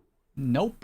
I think a lot of people, kind of forgot about this. I can tell you, I do not care about that game. Unveiling, and I think, I don't know. It's the trailer did pretty well. I think it's probably gonna be dead on arrival. Chat. I think it's gonna get released, and no one's going to care. For new stuff, and I think there is no one's going to care. It's a good-looking game, and it's a good-looking game, right? But I don't think it looks fun. I think it looks. But you think it looks fun? Because apparently. But like the one thing that has me genuinely concerned about this game is its like rote setting of like, in the future, did you know that maybe AI could be human? Did you know artificial intelligence could be more human than human? How do we feel about its overall like set dressing and things like that? Because it's a story we've seen since the original Blade Runner, since science fiction was a thing. Is what if robot but human? Is this tired territory? Is there something still that we can glean from this sci-fi, this tired sci-fi concept? Well, the thing about Blade Runner is that all the robots in Blade Runner were depressed. Or to give us a better, this one doesn't seem depressed, so that's a key. A better shot of Sagat, but they didn't really. An animated style android girl. But how do we feel about our new character, Hugh Williams, a sarcastic, the human named Hugh Williams? That just hit me. Is this game RE Engine? Has that been confirmed yet? It seems like RE Engine. It has the facial features. It had the little RE Engine logo at the tail end of the commercial, so it is. I think that's all the folks need. All the fans at home need to try out a new Capcom game, because and that'll give you an idea what the combat feels like, I think, right? So I mean, it does. I mean, you mentioned it. It looks like RE combat, the shooting. I mean, that one pop where he was like walking backwards, shooting at the guy's head. It did look like that. Yeah, and there you go, walking backwards. Lots of walking backwards thank God for that. In that same vein, as in the way that you got hands-on with Resident Evil Requiem, Michael Hyam of IGN also got hands-on with Pragmata, and he talked about the hacking minigame a little bit more comprehensively, talking about how not only is it just connecting your pipe from point A to C, but on your way to connect the pipes from start point to end point, there are optional nodes that you can attach that will either deal additional damage, leave an enemy susceptible for damage even longer, things like that. So I'm curious to see what kind of variety that has and how that goes hand in hand with the kind of arsenal that's at your disposal. You need more channel point rewards, bro. I've got 10K banked up. I know. You always want to see how it kind of interacts with all of your existing toys. Yeah. So that you guys don't know what to do. Sort of almost RPG-like enemy weakness system that they're working here. Where Capcom figure showcase. Out I love my shotgun, but I don't really have a lot of time to use it. Trying to optimize a hacking path in order to open yourself up for weapons that you like to use. One thing I do wonder is why they've spent all this time explaining the stuff they're mining on the moon, because I would imagine it has some relevance to the story and hopefully to items in the game, right? They're mining this stuff that you can manufacture, you can 3D print anything. So hopefully there is an element to this game where there is either some crafting or some ability to that is not just here is why there's a bunch of different kind of flavors of robot, right? I would like the fact that they're bothering to explain that there is this adaptable material, I hope is relevant to the experience. Why not build a bridge to get home? I don't understand. You can just print it out. But no, you raise a great point. Like, I think that there is more that they're keeping under wraps, and who knows, maybe we'll get a little bit of a glimpse at it at Gamescom, but we saw some platforming sections of Does anybody know when Gamescom is? Tiered space facility on the moon. I'm getting like Dead Space 1. I was getting Dead Space as well, yeah. The fact that they, Dead Space 1 segmented game, but the remake itself opened up the entire space station, so it kind of transformed it into an with the 0G bits. Yeah, exactly. So I'm hoping that there's a little glimpse of a taste of Metroidvania here, stuff to find and uncover, because even the Resident Evil 4 remake decided to inject some like optional. Have you ever planned to beat a new Assassin's Creed game? Probably not. From what they've done with Sound alerts for 100 points each could be fun. Resident Evil game at some point set in space. And until you realize that you banked up 10K points. You're gonna be spamming that like crazy. Please bear with me. Are people more excited? Would people be more excited to play this, or if Capcom just dropped an announcement that Deep Down was still a thing?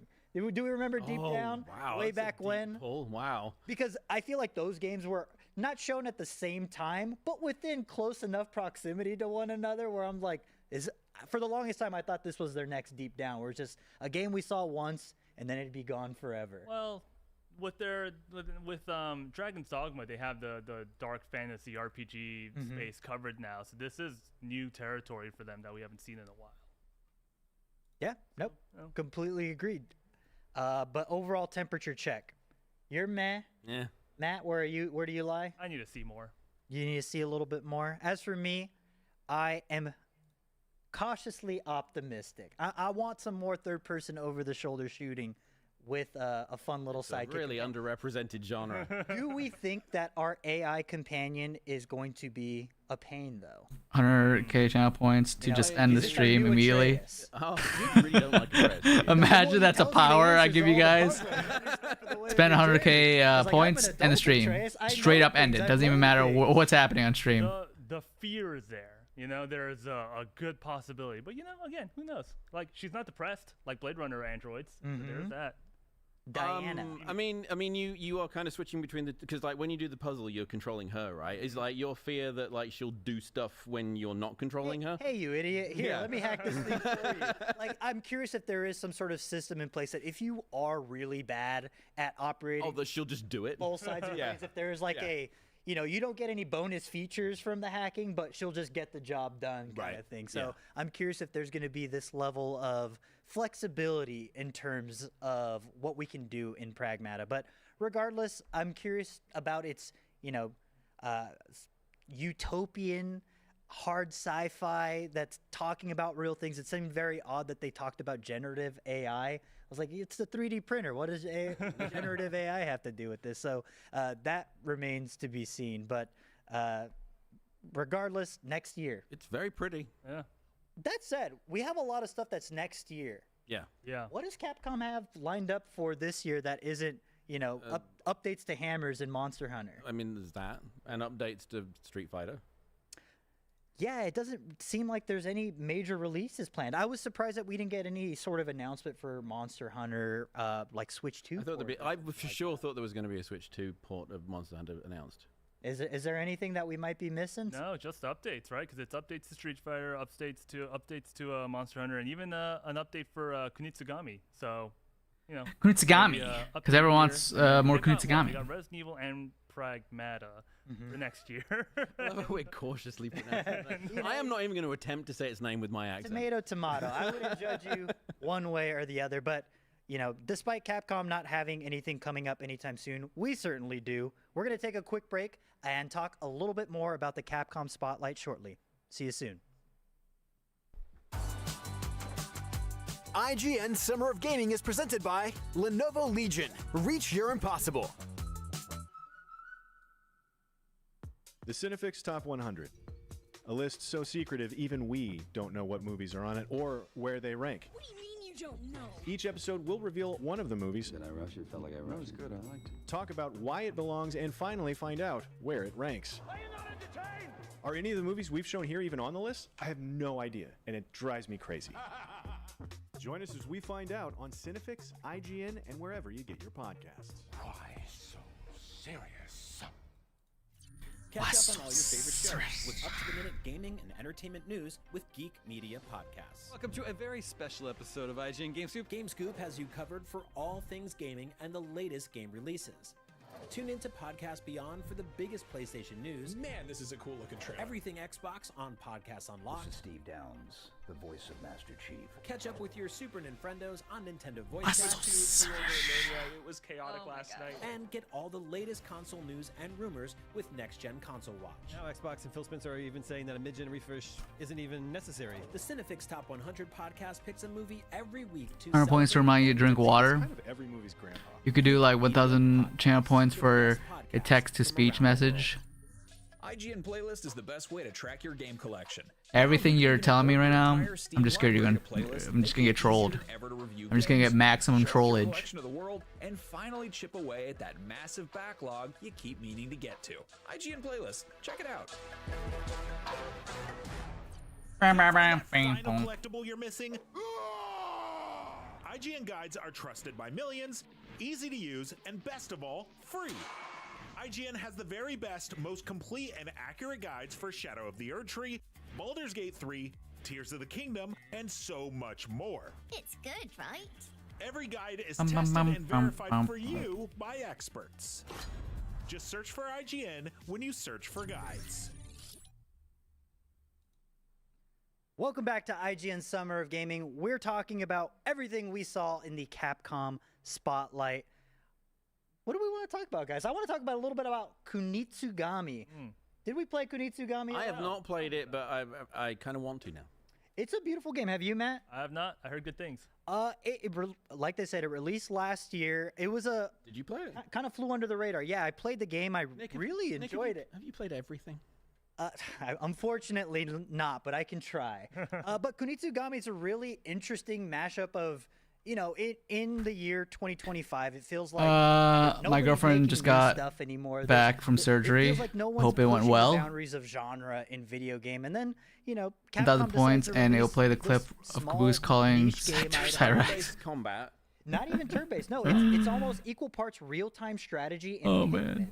where you're kind of really getting It's great hanging out on the stream today. and then you are See you placing them later, throughout a map Groundbreaker. See you and later. escorting this priestess as she's purifying this demon-controlled land.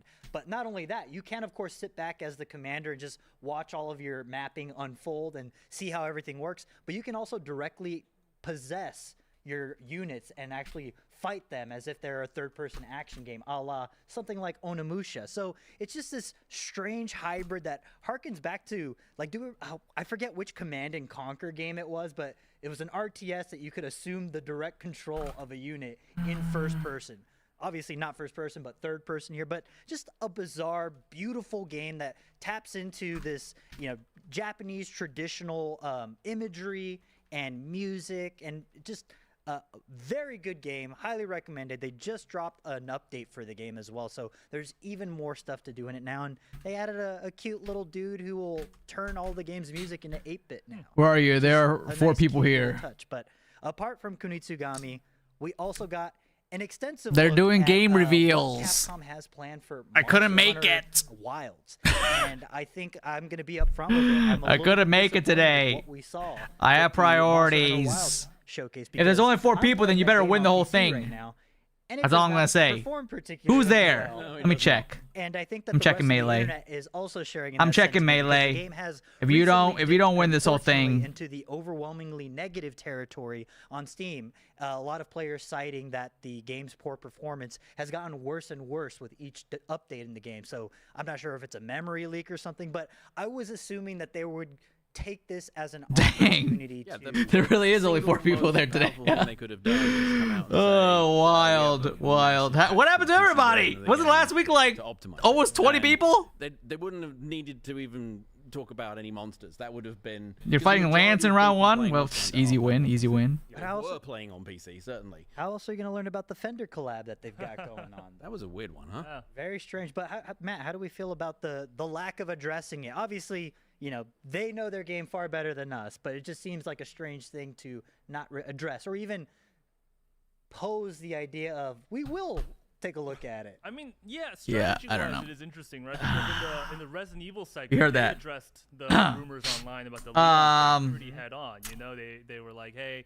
Did I say Lance is an easy win? I mean, that I said protagonist system, at first just not glance. easily on. And that was a clear statement addressing the internet stuff. Here, Lance is an easy win, so you should easy 2-0 him, right? You should just 2-0 him? All right, easy dubs, easy dubs. Including in the updates are some performance updates or things like that. Like, I don't even think I saw anything like that. There's a video upload very here. Weird dual track strategy. Capcom Getting has been sidetracked, going getting with distracted. franchises of theirs, and I think Monster Hunter comes out looking a little worse as a result of it.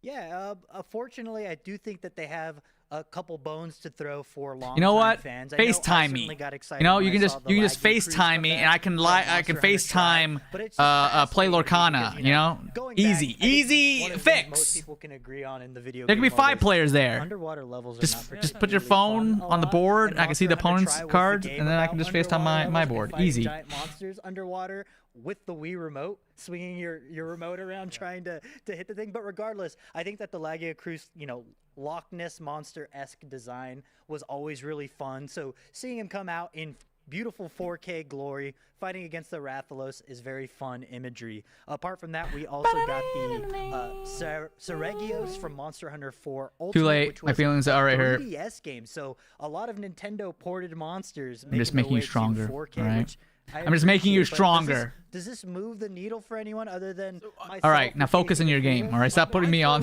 so people can hear me. Hello to the other 3 players at Jawbreakers. Sorry I couldn't be there. How do we feel about Social lack of distance Switch 2 Lorcana? support? That seems like a no-brainer at this point. Yeah, I'm the best. I'm the best social distance Lorcana player in the world. It was very disappointing that I thought all of this sort of like, because there was a lot of housekeeping. I really did want to go to Lorcana tonight, but then there was the Capcom showcase and then the Arc System Work showcase, and I got to do some vids. I got to do some streams for the Cage family here. They paid the bills for me. We were sat here going like, without them, I can't play Lorcana. So they are my boss. All of these updates optimized for Switch 2, but no, nothing. Matt? Yeah, I mean, Monster Hunter has always been, synonymous. You were like, oh yeah, Cage, you're your own boss. Nintendo has a new, Technically, powerful one that the Cage fam are my boss. This new game. What they say goes. And that's Also, Capcom presents It's strange though, Cage 'cause Fam Monster Hunter Comics. Rise was a big deal for Street the Nintendo Switch One. Fighter. So we thought that. You guys see? Did you guys see that 50 Cent is casted as Balrog in the Street Fighter movie? That's kind of crazy. Its way to Switch 2, at least not That's yet. kinda but wild. If nothing else, I think this does pose an interesting Okay, theory. fine. Closing the stream. I do think Capcom, despite Good luck. how we might feel Good luck on your overall matches. about what was shown, I'll be keeping today, track on I think Melee. Capcom is a company that is showing the players and the people who have bought in how you can do not games as a service, because that's a completely different term, but supporting a game in longevity. How much longer until the Arc System Works stream? The roadmaps in a way that feels good. For 93 minutes. God dang! 3 years. Russell, you're gonna stay awake this whole stream? You're crazy, dude. You should get some rest. Despite Monster Hunter Wilds not quite being. And then he's gonna be like, "I'll get rest when I'm dead." So, like, man, take it easy. There is, take it hope on the easy. horizon for all of the things they plan on adding in the game, but I just would like to take a moment to say, like, I think Capcom's doing it right. Yeah. Yeah, I mean, Are they? Are they doing it right? 45-so-minute documentary on this you can watch on our YouTube channel about Capcom's like. You know, I'm being harsh about Capcom and all that, but like, I'm also a Capcom partner. Franchises, Monster Hunter, Resident Evil. Rest is for the resters. They care about these things. things, so Okay. they want to make each new one better. And one thing is, I think they're not afraid. Like, I'm actually an official Capcom partner. I wouldn't say But I'm not gonna sugarcoat things. I'm gonna tell how it is. This Capcom showcase was butts, and not the good kind of butts, like the Street Fighter skins. Those are the butts that I like. What did people not like about these? And it's not about just like giving fans like fan service and like, okay, we're only going to give fans what they want. It's about like reconciling, their wants, which is they want to return Resident Evil to horror roots, but also giving fans good games to play. And that's honestly, it's not a lot of studios are doing that, like you look at other AAA companies and they aren't able to sort of revive their beloved IP in the same way that Capcom is able to, and why they can't is individual for every studio, but all I know is that Capcom has a way that they're doing it, and it seems to be working great for them, because the last couple Resident Evil games, the last couple the one Devil May Cry game that they released recently. Oh, they talked about Devil May Cry. Games that they've been putting out, all very successful financially, critically. I remember when we streamed one Devil May Cry game on our Facebook stream back in the day. Enjoy success R.I.P. with your Facebook AAA Gaming. franchises that are under your belt, a la your Resident Evils, your Monster Hunters, and Street Fighters. I think it allows them some flexibility to take a chance on other things. Your Kunitsugamis, your Kunitsugami. I'm not saying Pragmata is going to be a small game, but just unknown. I mean, it's a new IP, and that's always a risk these days. But it seems like if Pragmata does not meet sales expectations, I think Capcom will be okay. Right.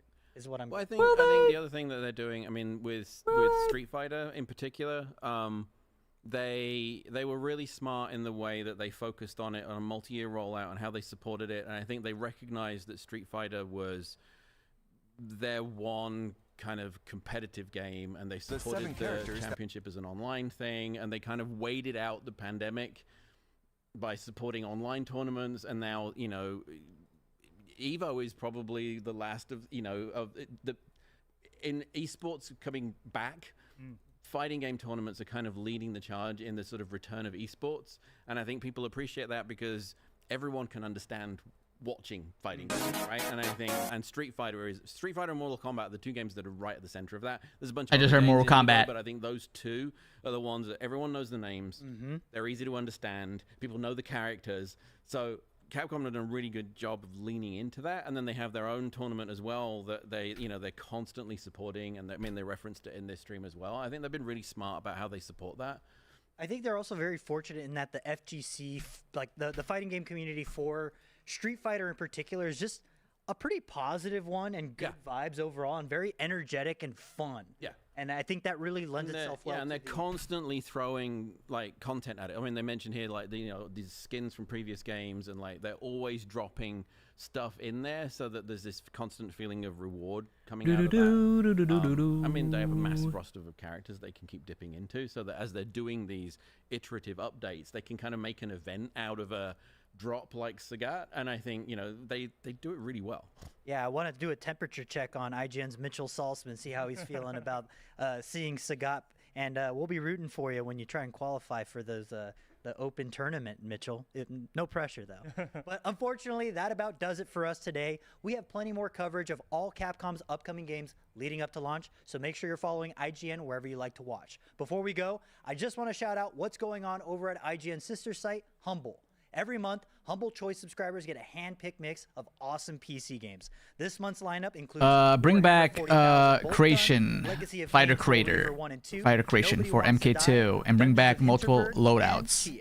How about we bring back Motor Combat? Thoughts? Thoughts? I say yes. But get this, first-time I say Humble yes. Choice subscribers can get their first month for just All right, $7 the video is now using the uploaded. code Now let's make a short version of it. It's a great way to So, discover great games and help support great causes. Head over to humble.com to find out more. Matt, John, thank you so much for joining me, and thank you to everyone. I never working use behind the scenes TikTok to make this stream possible. and most YouTube Shorts. importantly, thanks to all of you watching. Like I now. don't really watch See you shorts next and time. YouTube or TikToks like that, but I upload it. I really should upload more. IGN Summer of Gaming is presented by Nintendo Switch 2. All together, anytime, anywhere. The average Cinefix movie list features nearly 100 different films and approximately 25 minutes worth of wall-to-wall dive analysis. To simulate that pace for this 30-second ad, Whoa! 6 different films. And before you say it, no, that math does not. Chess Combat 2. Honestly, they really just need to go back to the mini game love. You know, that's when the game was awesome. Subscribe to IGN Movies and TV for more Cinefix movie lists. Bad at math, great at movies. Can't find that final collectible you're missing? IGN strategy All cards right. and interactive maps. What can we have in the background until the Arc System Work live stream? Because it's another 87 minutes. God dang. I have the perfect shorts vids for you to post. Honestly, if you have funny clips that you want to edit of like the stream or videos that you want me to upload as shorts, like edit them, make them under a minute, make them vertical, DM to me on Messenger, and I'll upload more shorts or like TikToks. TikToks, it has to be over a minute. Under a minute, I'll upload as a YouTube short. So yeah, I'm down. Any funny stuff, feel free. Because that's something I really need to work on, is upload more shorts and YouTube, or YouTube shorts and TikToks. But it's a lot of work. So any help I can get, I will take. Now, what is something that I can put on the background here so we can kill some time? What do we got?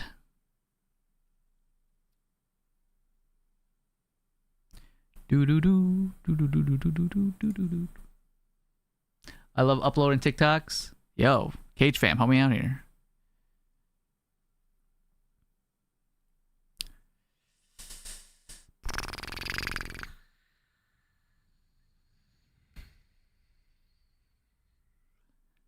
See, I'm also streaming on YouTube, so I feel like if I put on like a dead meat video or something, our stream would probably get copyrighted. I don't have to worry too much about copyright on Twitch, but on YouTube, it's a little bit of a different story.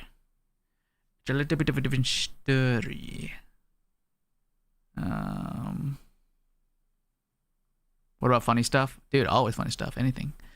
Let me... Maybe if I do like...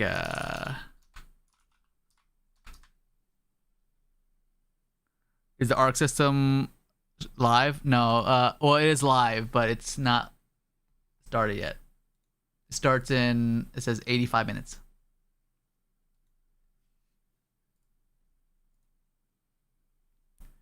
What do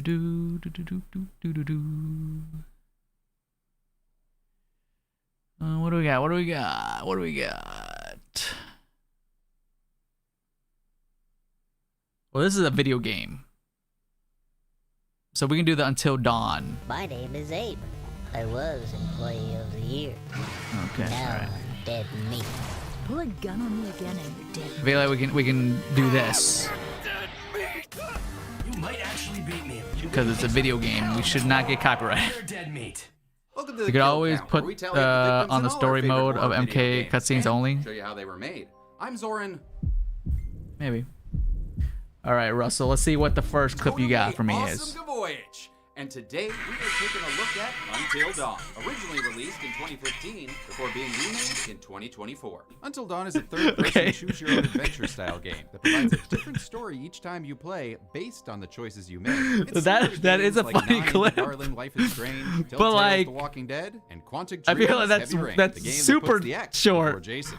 What was this from again? I don't even remember. More walking and picking dialogue options. And when I say walking, I don't even know what the title of seriously, this short. So much walking. You might hit your step goals just by watching this kill count. Rather than one central protagonist, Until Dawn's perspective shifts between 8 different characters. They're members of a high school friend what group game did I play on reunited at a this? mountain lodge 1 year after a tragedy, and the whole thing plays that's out funny. like an interactive horror movie. But while Maybe it's I a can, like- classic slasher setup, maybe I the could, game's like, story constantly switches into different subgenres. Have with the elements gameplay of supernatural, whatever game I was folklore, playing, and even torture and porn. then like Until just Dawn zoom started into my life back in face, 2008 under and then I could put like close your eyes and match what what you're hearing. games in 2010. Back then, it was being developed for the PS3's That is a funny clip. PlayStation End of Move MK1 when the Sony's Molina version clones of attack you and you gotta The mash. game was more of a traditional slasher back then. with Do a you have the first-person full clip of perspective that? and co-op mode. And despite If you positive do, reception at 2012's send it to me. Gamescom, the general consensus was that no one really funny. wanted to buy That a is Move funny. controller to play it. Yeah, try explaining to your mom that this is not a sex toy.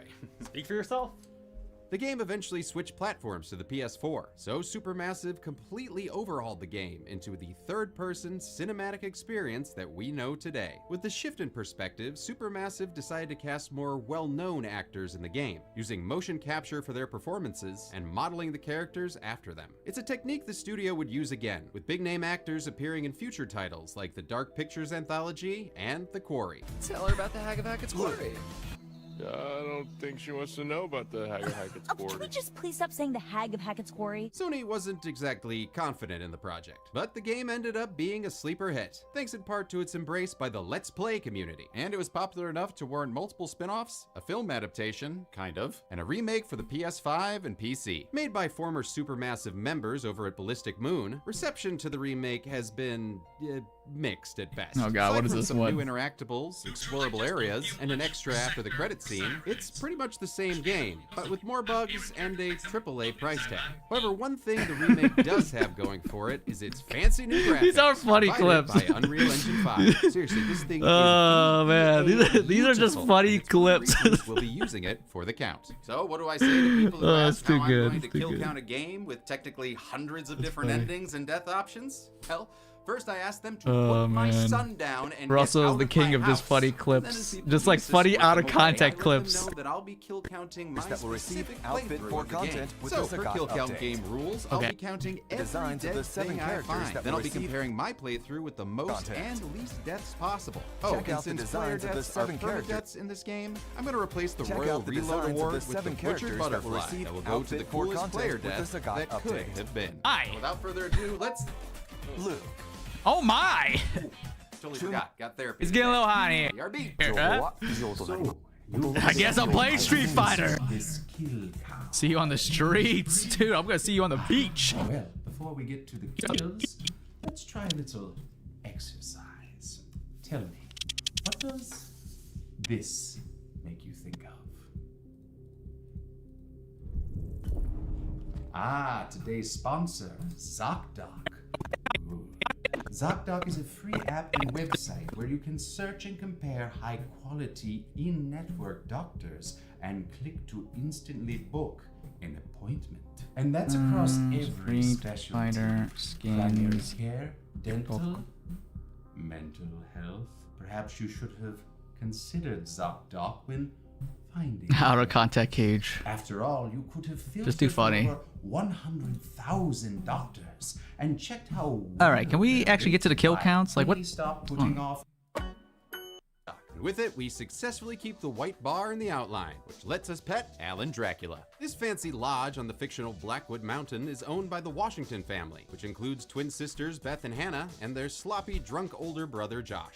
Both Hannah and Beth were played by Antonella Lentini, who some may recognize as Francesca from the Wizards of Waverly Place-averse. The kids are hosting an annual parent-free I did high not school recognize party. her. Ooh, and it looks like Hannah might get lucky tonight, since she just found a love letter from popular boy Mike. But it's actually a cruel prank orchestrated by Mike's girlfriend, Emily, who doesn't take kindly to Hannah crushing on her man. Mike has reservations about what they're doing, but ultimately Hannah's best friend Sam is the only one to object to the prank. In a montage set to In for the Kill by Lucy Hayes, Hannah gets ready for a secret meetup with Mike, not knowing the group will be waiting for her. This extended sequence is one of the few major changes from the original game, and was added to help flesh out the characters. I mean, it's super well edited and fun to watch people hide from Chris Walker. Oh, and look, Emily's doing her Chandler impression. I'm Chandler. Hannah arrives and Mike tries his best to act like he's into this. Maybe we should start with a little, making out and see where it goes from there. But before this Superman can kiss her on her digitally mustache-removed lips, Sam Snell interrupts to warn Hannah to not show any more shoulder. But it doesn't spare her from a Carrie White camera flash. As everyone sees that the Kittner kid's getting eaten by Jaws, a humiliated Hannah runs off into the woods. Her sister Beth tries to wake up Josh, just in case, some kills need to be counted. Wrong Josh, Toots. Oh, he called me Toots. But Mr. Robot's powered down for the evening, so she heads outside to find her sister, but instead finds a shittier cabin in the woods. Should have the oh my goodness clip play when someone subs to back out the to Polar Twitch. Peak. With the help of some player input, Beth runs I might away and actually, that's pretty reunited with her funny. sister. But the twins aren't alone. An unseen assailant with Predator or Terminator-like vision chases them to the edge of a cliff. And Hannah's disappearing face freaks out Beth so much it sends them over the edge. That masked mystery man from earlier appears to reach for them, but I decided to... Oh my wow, god. that looked pretty rough, but I'm gonna hold off on a kill graphic for reasons I'll get to later. But for now, ladies and gentlemen, Mr. Peter Stormare! He's playing Dr. A.J. Hill, a psychiatrist treating a first-person patient. Wait, is that Richard Fenton, or is it supposed to be us? I want you to remember this as you play your game. Every single choice will affect your fate and the fate of those around you. Certainly sounds like us, and it's great to see Peter Stormare again, since last time we saw him on the kill count, he was becoming Compy Chow in the Lost World. Dr. Hill tells us we're out of time for this session, but don't worry, we've got plenty of time for this title card. We now come to a very controversial change in the remaster, as the original game's credits featured a cover of the folk song "Oh Death" by Amy Van Roykel, while the new overhauled opening is set to Out of the Shadows, an original song recorded for the game by English pop singer Mae Stevens. And while I do like the Mae Stevens song, I'm more in the Oh Death camp on this one. The new song, alongside the projection visuals, make this feel less horror and more like a Bond movie, which makes sense since a majority of the motion capture took place at Pinewood Studios, the same studios used to film the Bond movies. A requisite shining shot takes us back to Blackwood Mountain 1 year later. A bus-bound Sam listens to a radio broadcast that reveals Beth and Hannah were never found after last year's tragic events. Something about that mountain seems to breed tragic events. More than you know, Marty. Marty there is voiced by Graham Resnick, a sound designer and frequent collaborator of Ty West. He actually cameoed as another radio DJ in West's VHS segment Honeymoon. Resnick co-wrote Until Dawn alongside Larry Fessenden, a fellow kill count vet and staple of the genre. Supermassive brought the two on after the company's British team decided their script didn't match their American characters. Too British? Oh, come on, what did it have? Too much Spam, spam, spam, spam, spam, spam, baked beans, spam, spam, spam, and spam. Writing Until Dawn was a complicated process. They actually had to create a flowchart to keep track of the game's branching narrative. In addition, they were tied to the game's development schedule and had to start with its 8th chapter. Resnick and Fessenden's final script took 4 years to complete and reportedly ran a whopping 10,000 pages. Just like my Trevor's 8 script. Bert goes to Bixby. It's perfect. Sam's in town for a reunion at the Washington Family Lodge, organized by Josh. It's been a tough year for the guy, well, with the missing sisters and all, but now he's ready to Party like we're fucking porn stars. or maybe deep-faked porn stars from the look of his face. On her way up, Sam runs into Josh's best friend Chris, who is passed out with him in the prologue. Until Dawn's story is purposefully tropey, so its characters are all just walking, talking horror movie archetypes. Chris is the quippy comic relief character who's more humorous than funny, according to his flashy Suicide Squad intro. Chris is played by Noah Fleiss, who probably got this part from his endless walking experience in Ryan Johnson's Brick. While they wait for a cable car to take them up the mountain, the two pass by an ominous wanted poster for an escaped arsonist named Victor Milgram. It's one of the many clues you can find in the game, which will fill out the lore of various storylines and actually affect later scenes in the game. There's also a makeshift shooting range. Chris gets some points for not shooting a squirrel. Your ass just got sacked. And promptly loses all of them for that joke. The cable car arrives so that the two finally get going. Chris recounts a chance encounter that led to his and Josh's friendship, which reminds him of his favorite Ashton Kutcher movie. Boom. Butterfly effect. The game's butterfly effect system is based on the theory of the same name. Ah, yes, like how a butterfly can flap its wings in Peking, and then you'll get sex with me in Central Park. Not that. Basically, it says that small changes can have huge consequences, which is similar to the way player choices affect the characters down the line. When Until Dawn was a PlayStation Move game, it was just a first-person experience centered on shining your flashlight around the environment. But when it moved to the PS4 and became a third-person interactive movie, Supermassive took inspiration from the game that inspired all horror games. Say it with me now. Resident Evil!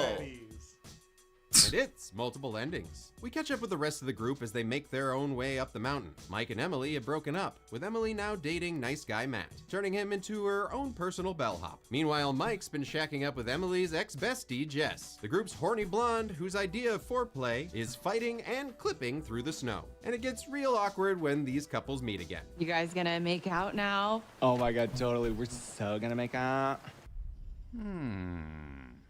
Matt lets us know that his real first name must be Door, while Emily goes off to get all face-touchy with Mike. The indiscretion is witnessed by Ashley, who was just looking for some Pikmin. Turns out Ashley's got a crush on Chris, and well, that's about all she has going for her. Oh, sorry, no. She's also inquisitive. Ashley is played by Galadriel Steinman, who's Gwen Tennyson in the live-action Ben 10 movie, but I'll always know as Cassidy Finch, the girlfriend to that pantsless hero, Axel Heck. God bless you, young man. Matt I love that interrupts show. with a jump scare that honestly Middle is such a actually good got show. me. He almost catches the long-distance cheating as well, but our player choice prevents him from taking a peek. Yep, a lot of things sure are different from last year, but luckily, some things never change. Chapter 2 takes us to the top of the mountain, where part of the group is reunited with Josh. He's played by Rami Malek, who was just 1 month out from Mr. Robot when the game released. At the time, he was still just that mummy from the night at the museum, or the scarf guy from that last Twilight movie. Of course, by the time this remake came out, Rami had already seen a little silhouette of a man. Scaramouche, Scaramouche.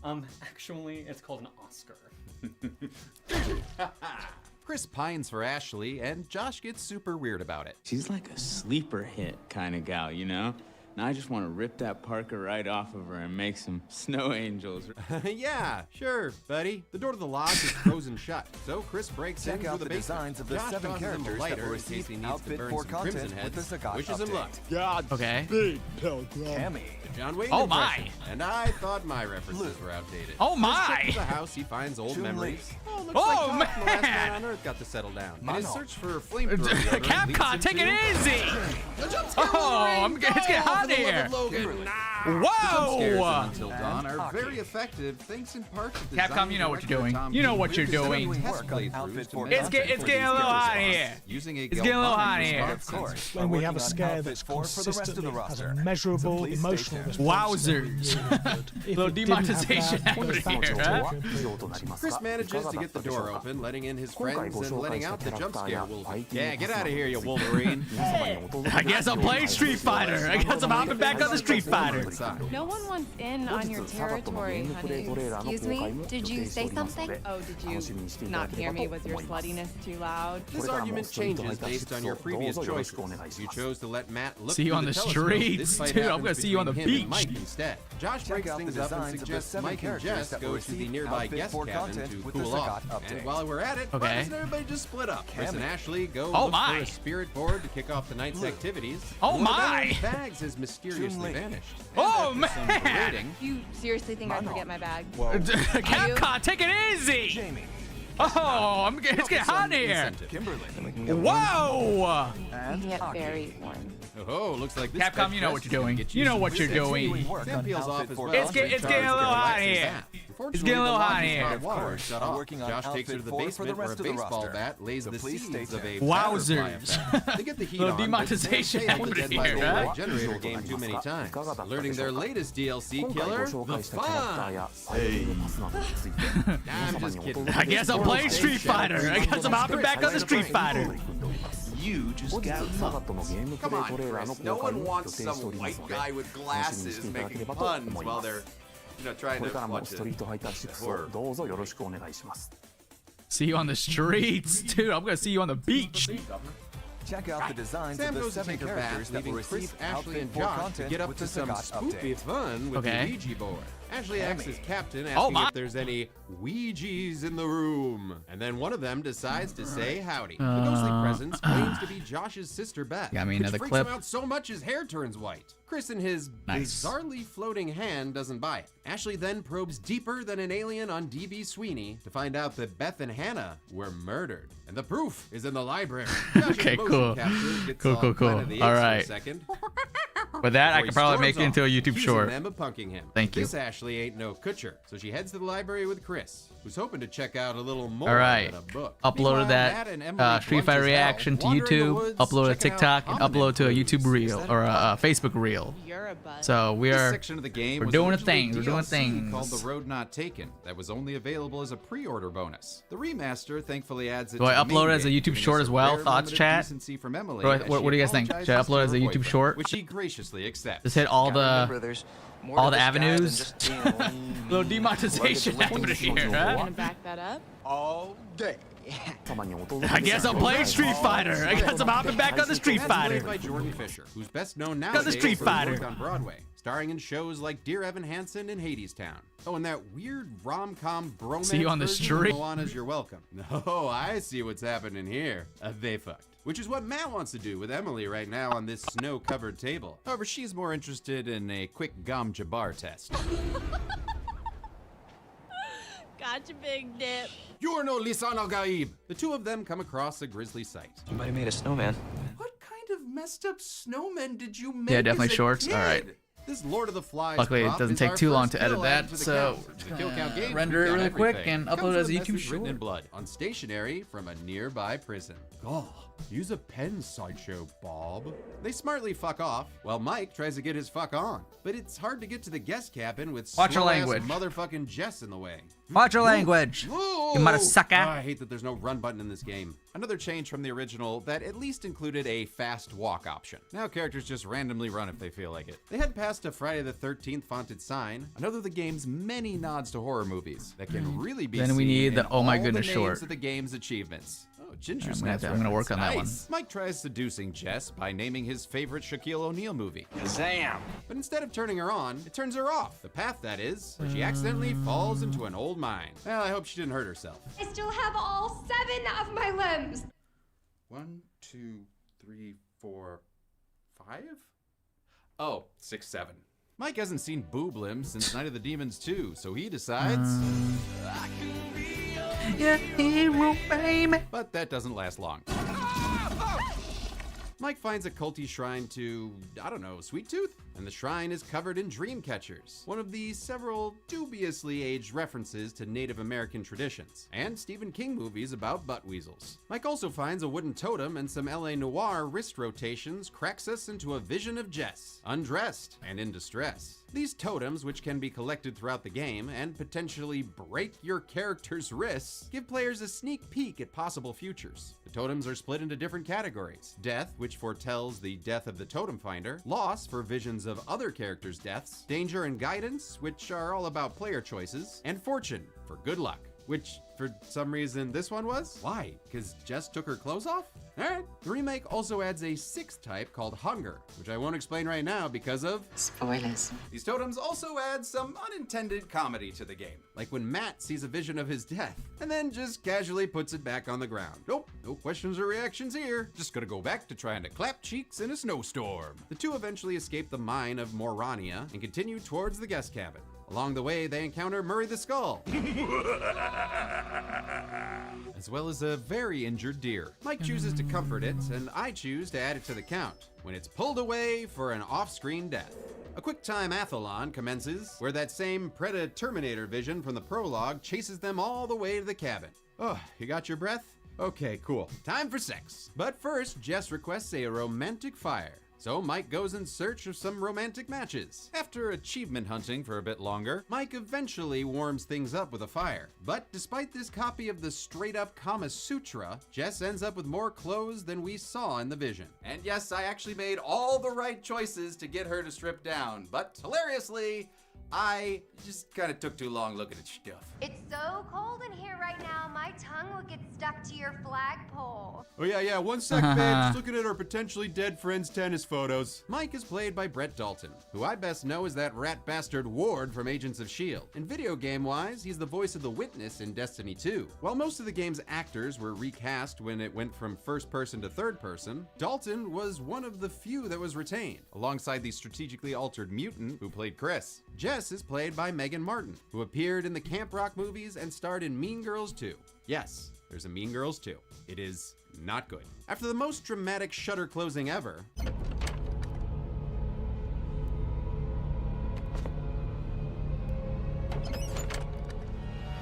the Terma Predator returns. Aw man, why did she have to close the shutters? I bet she's changing character models in there, isn't she? The couple's PG-13 strip down is interrupted by a crash. It's Jess's phone, which she lost in the chase. Assuming their friends are messing with them, like they do, sometimes with deadly consequences, Jess storms out and gives them what for. You can't ruin our good time, because Michael and I are gonna fuck. That's Goodness. right, we are going to have sex, and it's gonna be hot. Yep, maybe don't yell that in a horror movie, Jess. I mean, it's a good way to get violently yanked through a window. Okay, bye! Back at the lodge, Chris and Ashley Scooby-Doo it up in the library. Secret button reveals an even secreter hidden room. Are we like in a movie right now? If we are, I hope it's a rom-com. Inside, they find a threatening letter, which implies Hannah and Beth's disappearance was premeditated. An optional cutscene, complete with jump cuts, plays as Chris prattles on about all the collectibles he's found, theorizing that an arsonist named Victor Milgram is responsible for killing Hannah and Beth, as revenge for being fired by the Washington family. Josh is then heard screaming somewhere in the house, and then Ashley is heard screaming when she's yanked through a door. If you can call that screaming. Chris upsticks his way through the door and is decked by a sweet-looking killer. Oh, I love that design. So glad they moved away from the PS3 version of Baghead. Jason! Ashley's also been knocked out nearby, and the chapter ends as she's dragged away. We transition back to Peter Stormare's Dr. Hill, being weird and creepy, well, you know, like Peter Stormare. I love you, Peter Stormare! Have my babies. I only have one. He's yours. Almost every chapter of the game is broken up with a session by Dr. Sigmund Fargo, who asks us in our Giallo gloves some questions in order to, I don't know, figure out what Disney princess we are? His questions range from if we're more worried about Sarah Jessica Parker or Charlie Day, or who our favorite Batman villain is. And if we're ever stuck, we can always ask for help. I know it's a Cobra. This time around, though, it's a March Madness bracket of shittiest friend. Oh, someone's been watching the podcast. It eventually comes down to Emily and me with a faux hawk. And like all good comedians, I do hate myself, but I gotta hate on Emily more. I mean, that's self-care, right, Dr. Hill? Once again, I'm afraid we're out of time. What? What do you mean? These sessions are like 5 minutes long. Hey, get back from that window. Don't you fade out on me. Chapter 4 opens with Mike grabbing a rifle and chasing after Jess. I mean, come on, Mike. Do you really need that rifle when you got those guns? Maybe grab a coat instead. Since we decided to have Mike pursue with reckless abandon, and we didn't mess up any of those QuickTime events, we managed to find Jess in a mineshaft elevator. Battered, but alive. If we'd taken more time to Conan get is done, to her, and nothing Mike would've new been on Injustice jump-scared Street Fighter by is all Gonzalo's that's corpse. left. Something foretold. Now you're by an focusing on early Street Fighter Otto. content besides Mike Mortal still Kombat isn't able Injustice. to grab I'm not Jessica focusing on before Street the Fighter, I'm just elevator making gives way. a Mike's funny reaction to it. presumably the man who attacked Jess, and after chasing him down, ends up in the mines again, finding a note that verifies this mine is free of critters. Well, that's good to... Liars! Mike follows the casual stranger out of the mines to a foreboding building. Jesus. Fuck is that place? Well, Mike, that is Blackwood Pine Sanatorium, something you would have known if you were playing as Chris earlier. Speaking of which, Chris is coming to from his bonk on the head. He calls out for a better hero. Ash! But he's retired in Jacksonville, so Chris follows a concerning amount of blood outside where he's scared by a spring-loaded sweet tooth of the twisted metal variety. Who would do this? Well, me, technically, since the dummy's appearance is based on your choices during one of Dr. Hill's segments. It could have also been a zombie or a Mrs. King sidekick. We can then add another hogshead to the count. Christopher keeps walking, eventually finding a shed with Ashley and Josh chained up inside. And if those pig heads or literal giant saws weren't giving you John Kramer vibes, this pre-recorded message will. We're gonna need one more brave participant to help decide which subject will live and which will die. In typical Jigsaw fashion, he must now choose which friend to save. And I wonder who Chris, I have a crush on Ashley and not much else to my character Hartley, is going to pick. Ashley, I'll get you out of this. I won't let you die. Ooh, sorry, Josh. Thomas the Table Saw then chugga chews directly into Josh's tummy. And only stopping rip. briefly to phase out of reality before making Josh half the man he used to be. Cue the kill graphic. Okay, editor Sarah, where is the kill graphic? Looking at the tracking, I think I sent it to the wrong Josh. Oh no. What the hell is this? Oh man. With his trial passed, Chris is allowed to free Ashley and leave. They run into Matt and Emily and do a not great job of explaining the situation. He said, right in front of us, man. What are you talking about? Maniac. With a killer on the loose, the group decides to stick together. Psych! I'm kidding, they split up. Chris and Ashley go back to the lodge to warn the others, while Mike and Emily go That for needs help. to cover I really MK11 hope and that's the MK1 for relationship. kill counts. Unbeknownst to They them, do. Mike McClane is All right. on the road to Wellville, finding OBGYN hand totems. and Finished breaking into uploading super the Street Fighter haunted-looking reaction. sanatorium. The mystery man enters Uploaded the building's chapel TikTok. with a couple of wolfy wingmen, but the door is locked. Uploaded So the Mike goes to Facebook reel. worship the goddess Uploaded a YouTube short. It's on He finds a everything. sign with some Latin. Do not read the Latin. But he does, translating it to a healthy mind and a healthy body. Well, I'll tell you one thing, he's got half of that going right there. Zoran, did I just hear you sexually meow at that video game man? Don't ask me about my business, Megan. Mike also finds documents relating to a mining accident that happened in the 50s, as well as evidence of some sort of cover-up. While the mining company claimed all 12 men were rescued, some punch cards indicate at least 30 miners went down that day. And if this crazy boy is any indication, the treatment the survivors got was less than humane. Mike also comes across a save typewriter, but with no ink ribbon, he'll have to settle for a machete, which he shortly has to put to use when a wacky waving inconceivable arm chopping bear trap gives him a handshake and more white hair. Glitch hair aside, another point of contention for the remake was the choice to switch the game from fixed camera angles a la Resident Evil to an over-the-shoulder perspective a la Resident Evil remakes. This hand trap scene in particular plays out more cinematically in the original game, and presumably the new angle was used to make the game feel more modern and fix movement issues that come with those fixed angles. But sometimes these characters still feel like steering a tugboat. You can pry the trap open at the expense of your machete, but this game's been a little light on the non-animal gore for my taste, so I lop off Mike's fingers instead. Another More hour next before door, we the discover stream a starts. Not quite human-looking severed head in a jar, as well as Billy Butcherson, who ralphs up a rat, and a key card to the chapel. Mike is still 2 steps behind his quarry, and like 10 supermassive games behind the release of The Quarry. Mike's chapel roaming is stopped by a wolf, but an earlier totem and Sam Rockwell taught me that not all wolves are bad guys. So we make nice with our new buddy Balto. Our good fortune continues as Mike finds some Groucho sticks, proving our mystery man's the one who's been spying on us. Unless it's a mystery duck. Mike also finds some Power new the threads duck. and a new gun. The latter allows him to shoot through a lock, but when he tries the same trick downstairs, he accidentally triggers an explosion that knocks us into the next scene. The masked killer plays Puppet Master as Matt and Emily make their way to the cable car station. They find a very suspicious axe and decide not to let Doc and McCready find it later. We then send Emily inside to open the door, but she just goes all Willie Scott on us. Oh, Matt, I think there's spiders in here. Be careful.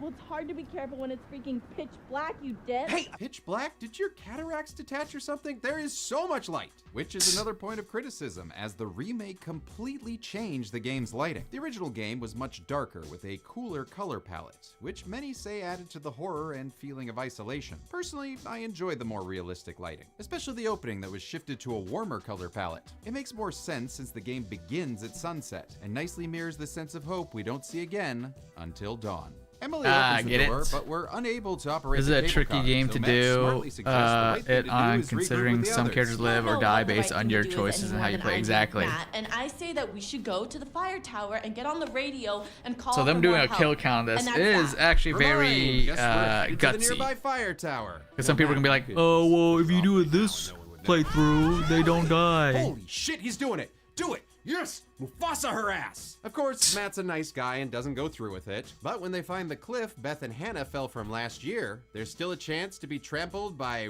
wildebeests. Emily suggests they go on the offensive, and if Matt complies, he'll get forced off the edge and possibly fall to his death. Hey, Bromby. Don't listen to her, man. Yeah, she's so rude, Dolph. Plus, she's a bitch. Matt listens to this intervention, staying calm and passing through this possible reference to the ring too. I'm sorry, did they just bow? Is he their king now? All right. When they get to the fire tower, Emily finds a flare gun. That's why the game kill count takes a bit longer. They try to cover all scenarios. Motion sensor. They managed to get help on like the Russell radio, said, but oh the current dear. snowstorm means rescue won't come. Say it with me. The creature outside cuts the tower's support cables, sending it and us crashing into the ravine below. Emily ends up on the outside looking in, and now we can see her and her true colors. Don't think, you idiot. Just get me out of here. Okay, you know what, Emily? You're being a real Dickerson. Just let's fucking hash this out right now. Say you'll treat me like a goddamn human being. I'll treat you like a person, like a goddamn human being, okay? You're a person. You're a person. Thank you. Oh, man, that felt good. And with our couples counseling completed, I feel pretty damn good about not letting Emily die. Not that it matters, since she ends up falling anyway. Matt Rip. fate, but he manages to leap to a nearby mine shaft. But since they covered MK9 and X, my OCD is telling me to tell them to cover MK11 and reboot 1. Flare gun Emily gave us. However, Wouldn't that be in nice? a lot of people's playthroughs, this is where Matt dies, from a meat hook hanging. It's one of the easier deaths to get, since Emily won't even consider giving him the flare gun unless he stays on her good side. And that, Matt, are you listening? can be hard to do. But at least actress Nicole Sakura is having a good time with it. I rarely get to play the. Oh, she's from You Superstore. might recognize her as Cheyenne from Superstore, which is a very. I'm currently watching that different show character. again right now. Come on, Amy, it's Christmas. Plus, this will be the first. I did not movie even I've realize ever that was done in the her. woods. We catch back up with Sam I Am in a bath, who in typical Final Girl fashion has somehow missed everything, including that killer behind her. The disturbance ends the longest tubby time since Debbie's in Killer Clowns. But Sam's gonna be keeping her towel on, since the killer snatched her clothes on the way Should out. hit up Dead Meat if they need help as like their MK At the time consultant of the for those original game's videos. Release, Hayden Panettiere That'd be was nice. probably the most well-known member of the cast. She had already starred in TV shows like Heroes and Nashville, the latter of which earned her a Golden Globe nomination. She was also on We've, Scream. of course, seen her on the count before as Kirby in the Scream franchise. Our Lady Bellini follows a path of Pennywise balloons through a few scares, some impressively subtle, and some not so much. Her scantily clad scavenger hunt yields a business card from La Viande Meat Processing, which in French means meat, the perfect place for Grant. Unaware of her unwelcome Meat. guests, Sam follows a noise But to is the it dead lodge's meat? home theater, which features several posters of actual horror movies the game's writers worked on. There's Steakland, Bitter Feast, and Hypothermia that were produced by Fessenden through his independent production outfit Glass Eye Pix. There's also early Ty West films like House of the Devil and The Innkeepers, which Resnick sound designed. That same pre-recorded bogus Billy begins talking and makes Sam watch the cutscene of her in the bath, as well as the death of Josh. Okay, where did he put the camera for that? And why is Zeke the plumber here? Well, whatever, because it kicks off a slasher chase, positively crawling with QuickTime events. And honestly, I gotta commend the game, because this whole sequence is legitimately stressful. Plus, I haven't seen a towel this unflappable since Friday 4. Sam nearly gets caught in the basement, but her final inning destination vision lets her take flight in a 180. Boom. Oh, don't drop the bat. come on. Sam Yeah, why gets would you so drop the deep into bat? basement, it stops being a basement altogether. She's now in the Blackwood Pines Hotel, which was Okay, just advertised going in to the focus on poster Street Fighter for 6, Star Tekken earlier. 8, Invincible Seems like versus Washington's Marvel Token Lodge Fighting was Souls. built Is right that on is top it of right? And I'm not it's actually focused on quite Street Fighter. easy for Sam to get caught during this I just chase. made a For Street Fighter video because I example, thought it was if Chris had funny. shot that squirrel in chapter I'll focus 1, on whatever Sam would have game gotten that's a interesting to me. birdemic wound that would have reopened when she fell to the floor, thus leaving a blood trail for the killer to find. But since we made all the right MK9 choices, she is successfully holds MK9 is still MK1 and gives the and killer MKX the shaft. MK2. MK11 is Another session with MK3. Dr. Hill MK12 is makes it clear his MK1. unknown And they patient wonder is the why killer. who he got burnt. Well, MK burnt that out certainly by the didn't time go they according released to plan now, did it? KR. Dr. Hill berates us for what we're doing to these kids with some absolutely incredible line deliveries. What you do and what you say causes things to change. Speaking of which, his To ever-changing change. office leads me to believe that he may not be real. Also, there's this. Oh, you want a jump scare? Well, 2 can play at that game, Lucifer. Chris and Ashley return to the lodge to get Sam, but find the place empty. It's at this point that Until Dawn adds haunted house movie to its list of subgenres, with slamming doors, things going bump in the night, and a thankfully less tonguey. Man, rocking I've horse. ordered Chris these thinks sleeves Ashley is just stressed out, for my even though he's cards. pulling some phantasms of his own. And Hey, like you best they start believing in ghost stories. the company I never bought from them You're in before, one. Look there, Chris, but you can't tell me. apparently they're from Canada, and it's been almost a month and I still haven't received the card sleeve yet. Like I got the notification or I've checked and it says like it got through customs or whatever. So it's in which reveals the Josh had been in States. therapy even before her disappearance. But I haven't Now we received have them another yet. Section that's just finding different things. What do we got? I bought them because they looked cool. Like I like the color sleeves they had, and I want to test out and see if they're actually good quality. Oh, But like if they're really good quality, I hope it's not because buying from them, I had to buy from them like months in advance. To be precise, they go wee wee wee. So in my head, I hope I they're not great sleeves, so I don't have to buy them again. But I also hope they're really cool and like they shuffle well. But I don't know if I'm ever gonna get Someone them. transferred one of those early 2000s jump scare videos to film. Also, I'm waiting for my new old-timey porn Ted found in Friday 4. A my psycho new reference playmat. reveals a dummy in Sam's clothing that would have actually been Sam if we'd gotten caught earlier, but we didn't. So nah. Look out, Chris! He's vaping you. He passes out from rip. the ADV while Ashley makes use of those scissors. Hope she I didn't get grabbed earlier. scammed, man. Stabby, Hope I stabby, didn't. But she winds up losing anyway. The lovebirds wake up in another endlessly spinning Yeah, the saw last knockout, update I with got death literally was looming June above them. The 21st, two and it finally says admit Customs their has feelings released for each other. item to post That I office. spent with you was the only thing I ever wanted to That was do in 5 my days time. ago. Aw, it's so sweet. No They'll update pick up since that then, gun and hello? shoot her, or, demonetize yourself. Those are his choices. But we go with secret option number 3, which is to do nothing at all. That probably went fine. Meanwhile, Sam has made her way through the hotel vents and into Fell the off the lodge's truck. basement, where she finds a couple And it's more funny too because like clues. before plans on how it to said like it was cut supposed to someone be in half. delivered That's maybe like suspicious. June Or Josh's phone, June which has 10th or messages something from like the that, real Dr. and AJ Hill, it was who is still also saying that it was still in Josh's Canada, therapist. and I'm like, That's weird. I don't think it's gonna arrive in time. Like this is the day, like June 11th. I was like, it says June 12th it's gonna get here, and it's still in Canada. Yes, it is. This is one of the many interactables added to the So remaster. It showcases I was like, the it's not roller coaster happening. from the And Rush then Blood of course VR says item spin-off delayed, game. and now That's it's pure nightmare fuel. somewhere in the Sam's Matrix. reunited with Mike, who's made it back here via the sanatorium's underground passages. The two catch each other up, and Sam voices I just want some my card suspicion sleeve, she's been man. having. I think somehow Josh is involved in all of this. Sam grabs some clothes and meets up with Mike as we sadly say goodbye to Hayden in a towel. Put the scene to bed. I'm into that. Oh, Mike, is there anything you won't fuck? I guess Jess, but that's because she's probably dead. The two hear some screaming in the distance, which leads them to Chris and Ashley, alive and at the end of their game. The masked killer comes in to congratulate them, and Chris empties a clip into him, revealing the gun was filled with blanks. And now is a good time to remind all of you that shooting yourself with a blank will still kill you.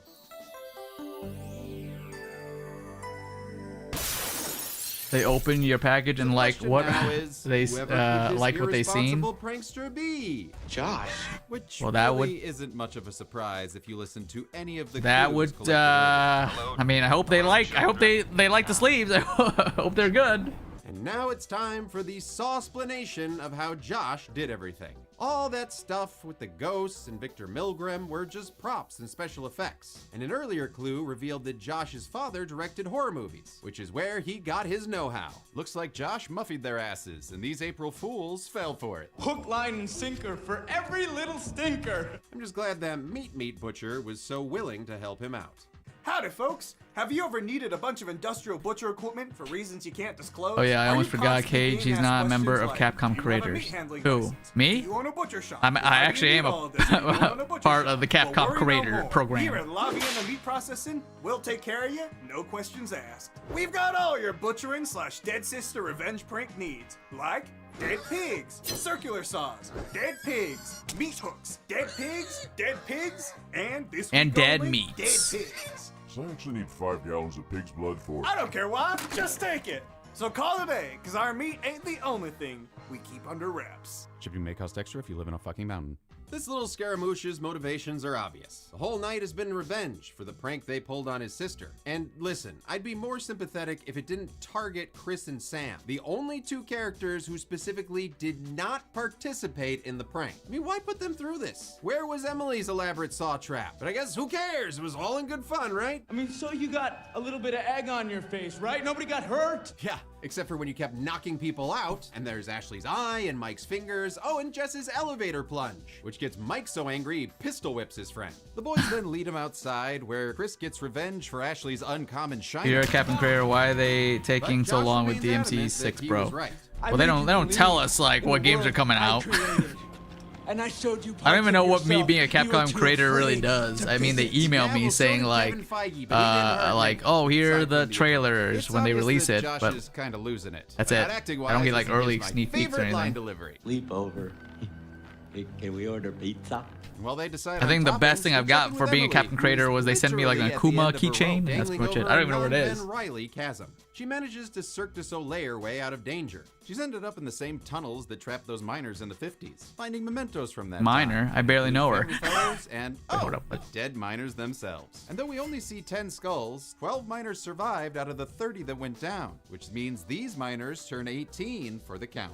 It means they get to tell you to take down negative reactions. Well, let's hope that's not the case, because if it is, well, rip. And if her wall decor is any indication, she was trapped down here for weeks. But hey, at least she had a friend, and oh no, it's her dead sister, who Emily just stares at for a while. Okay, you know what? Take a picture to last longer. Oh, you did. That's weird. She takes an old elevator to a higher level, only to encounter the other masked man that's been running around. Emily runs away, but fails to hide from the Cabal cosplayer. And rather than barbecuing her alive, he tells her to go on and get, while he fights off a strange creature. He gives her some flair so she can get a job at Tchotchke's when she's gotten herself out. But first, it's creature time, as we finally get to see this cross between Gollum and Molina. Galena, Illinois? The birthplace of Ulysses S. Grant? Anyone? Emily manages to make it to the surface, but is chased by the creatures through some mining equipment. She succeeds enough QuickTime events to escape, but not before being bitten on the shoulder. She takes a zip line to freedom and negates her fall Now you're damage infected. using, I don't know, Fortnite rules. She runs back to the lodge where she's reunited with the rest of the group. At first, your tales of monsters Just kidding, are they don't dismissed tell as part you, of they Josh's just prank, press the but copyright she can claim feel button. when a That is stranger true. calls. It's the mystery That is mountain very man true. that Mike was chasing and Emily met in the mines. The placeholder named Flamethrower Guy is played by co-writer Larry Fessenden, who got this job having written and directed the 2001 film Wendigo. And that's called typewriter casting. He also acts, recently having popped up in Maxine. But personally, I know him from the Stephen King short Gray Matter, made by my Chicago filmmaker friend Red Clark. Oh my goodness. Worth checking out if you can find it. Last year, Flamethrower Fessenden tried to save Beth and Hannah because, according to him, This mountain belongs to the Wendigo. which is fitting because Blackwood Mountain is actually named after Algernon Blackwood, who wrote the 1910 short story The Wendigo. And we can add creature feature to this game's hat trick of horror genres, as the not-so-beautiful stranger explains that any person who resorts to cannibalism in the area will be possessed by the spirit of the Wendigo, eventually transforming them into those spidery Billy Corgans 40 more we've seen minutes. throughout the game. The Wendigo myth 40 more originates from minutes. indigenous Northern American Algonquin-speaking tribes, who believe it to be a malevolent spirit, appearing as a gaunt skeleton with ash-gray skin of death, making this game's depictions more accurate than the antler versions we see in recent media, as well as the buffed behemoths that fought Wolverine. The Wendigo myth was very important to many Wolverine was in tribes, Until Dawn. believed it was dangerous to even speak its name. And even the mention of the name will let the Wendigo find out where you are. Well, you just said will it. Open you up to be possessed by this. You just said it, buddy. You're dead. Happens to me whenever I say Bixby.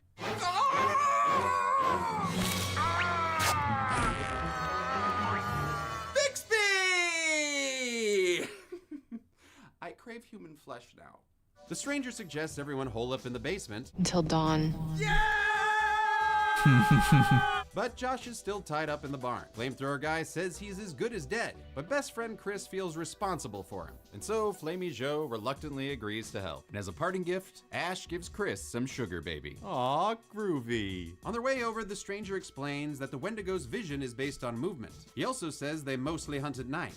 Mostly. When they get to the barn, Josh is nothing but a puddle of blood. Oh wow, this Alex Mack reboot went dark. But don't worry, it's no time to die for Josh. As it's later revealed, he was dragged off by a Wendigo. The flamethrower guy casually suggests they should get out of there. But despite successfully holding still, it looks like you're next on the count. When a Wendigo's for the head. Chris puts his shooting gallery skills to work, blasting several Red light. Wendigos on the way back to the lot. Wendy, He's led inside stop. by his Orange new light. Wendy, girlfriend. wait. Green light. Wendigo. And in the original game, Chris could die here if he tried to shoot Ashley in the death game, which caused her to leave him out in the cold. This was taken out in the remake, though, and I'm glad because it is really depressing. Goodness. Fuck! They reunite with their friends downstairs for a good old-fashioned planning scene. Sam thinks they should stay put, but until when? Till dawn. Yes. He's fine. But Mike wants to go find Josh, in case that pizza arrived, or if he has the cable car station key. Their debate is cut short when Ashley notices the bite on Emily's shoulder. They don't know for sure that Wendigos work on zombie logic, but it's enough for Mike to straight up hold his friend at gunpoint. This is the safe room, Em. Please. It is not safe as long as you're in it. Holy shit, Mike. Okay, I know it's been a long night, but still. I'm sure some players gleefully gunned Emily down in this scene, but after some careful deliberation, we decided to preserve Mike's innocence and stand down. But here it is for those that want to see Emily killed more. Goodness. Since it'd probably be pretty awkward now if he stayed, Mike elects to go find Josh on his own, giving them the gun for safekeeping. Ashley starts reading through the stranger's journal and learns that the Wendigo's skin is nearly indestructible. Unless, of course, you're able to set it on fire. That's why those Chris gunshots didn't count as kills. She also learns that the Wendigo's curse can't be spread by bites. So, hey, sorry about trying to kill you, Emily. You understand, right? Understand the palm of my hand, bitch. Oh. Bitch went down. Okay! Honestly, I kinda like Emily now. But I do wonder if that messed up Ashley's relationship stats. Oh yeah, you ain't getting a holiday card this year. With new knowledge to share, Sam wants to go warn Mike, so the whole group moves out. A quick session with Dr. Hill reveals Josh is still alive, albeit trapped in the prison of his own mind. We debrief on our actions tonight, but while Hill disapproves, Josh doesn't really show a ton of remorse. But hey, at least we have a ghost hanky. Woo! Mike gets back to the sanatorium where he finds some Frankenstein repellent and a boomstick, which he uses to prove who the real master of unlocking is. Suck it, Valentine! Since we played nice earlier, Mike gets to see that Wolfie's just fine, but it looks like the rest of the pack wasn't so lucky. We then follow our Akuri Inu around, learning more about that mine accident cover-up. As you might have guessed by now, the 12 men that were rescued survived the cave-in by going all yellow jackets on their buddies. You know, the ones that Emily found in the cave earlier. The sanatorium conducted experiments on the survivors, not realizing they were transforming into Wendigos. Jesus, hot sauce Christmas cake. Kind of like vampires. Have you watched Until Dawn? I have Sound not. like Axel from Friday 4. Oh, there, buddy. I'm sorry. I'm gonna have to write you up. That's a violation. You are over the limit on Friday 4 references. Wait, but didn't you make me write all these Friday 4 references in here? I did indeed. The fans love it. That's cute. $13.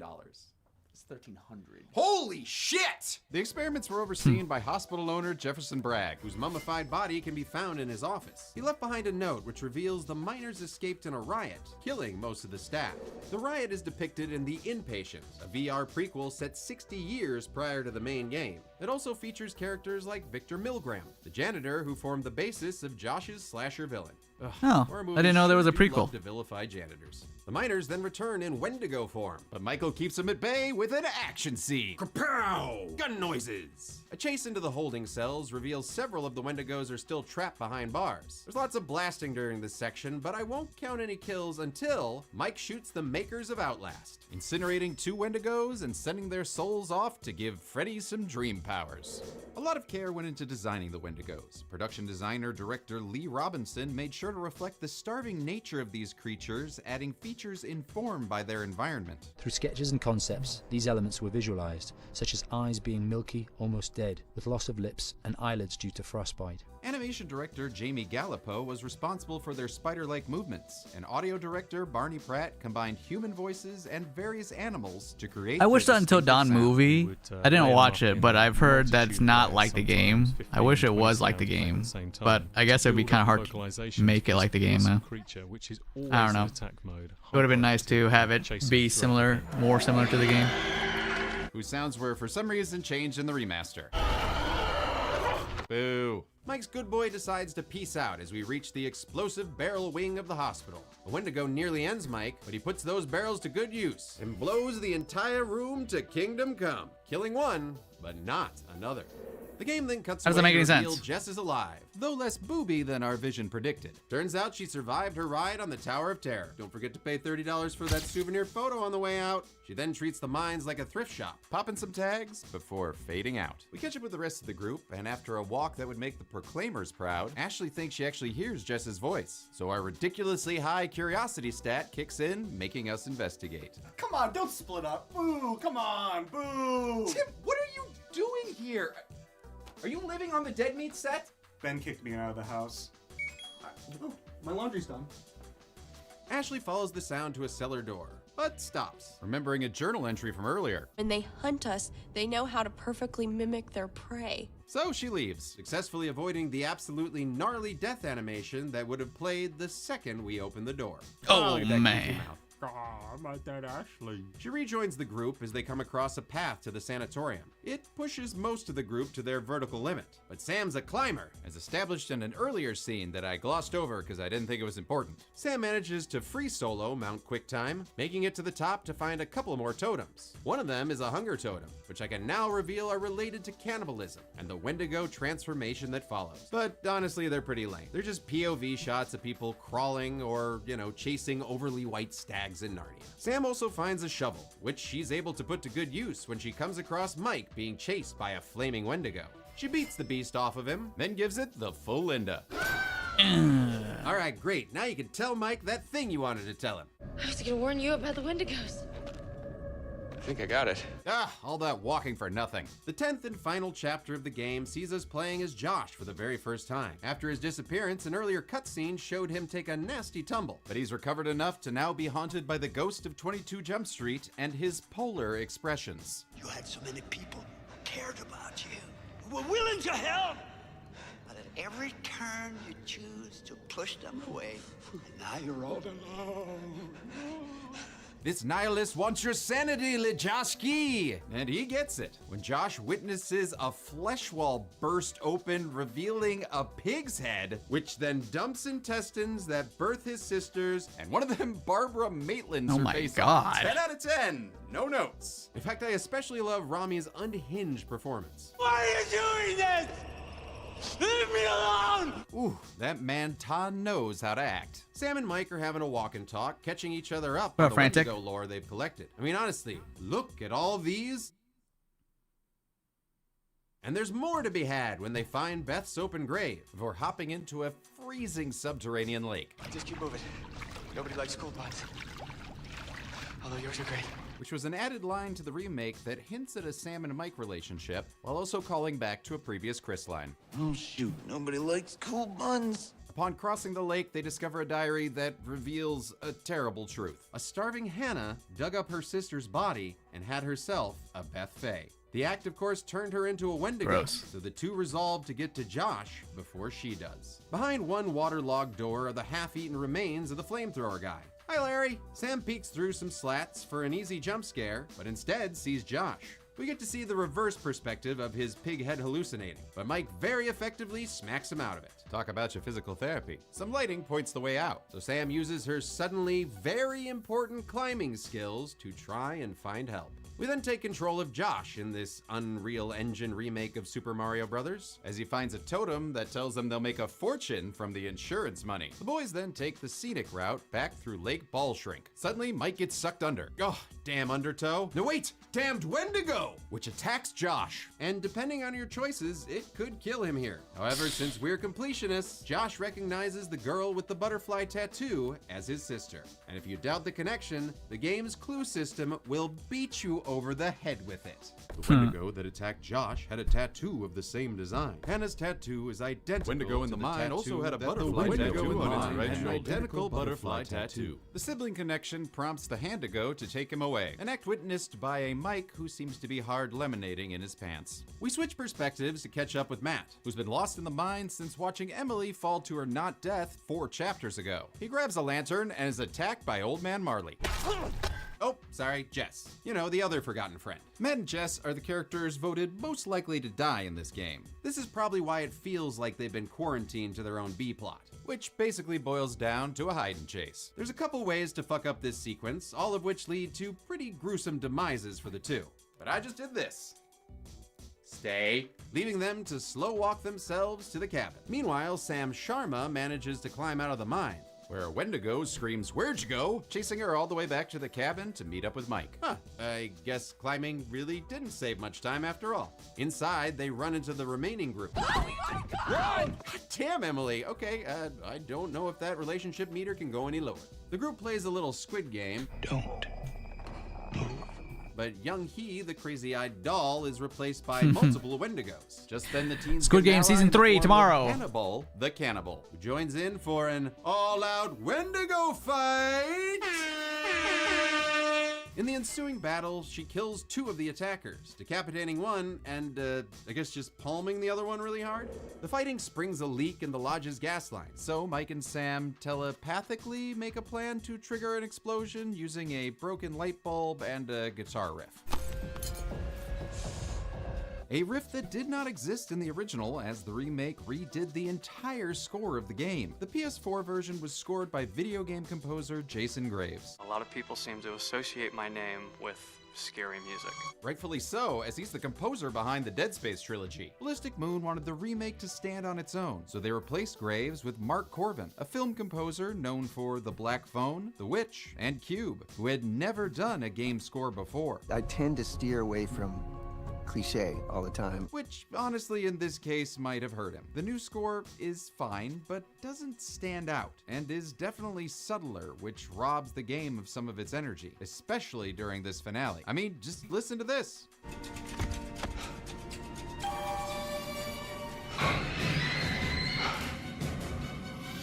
Yeah, the original one's better.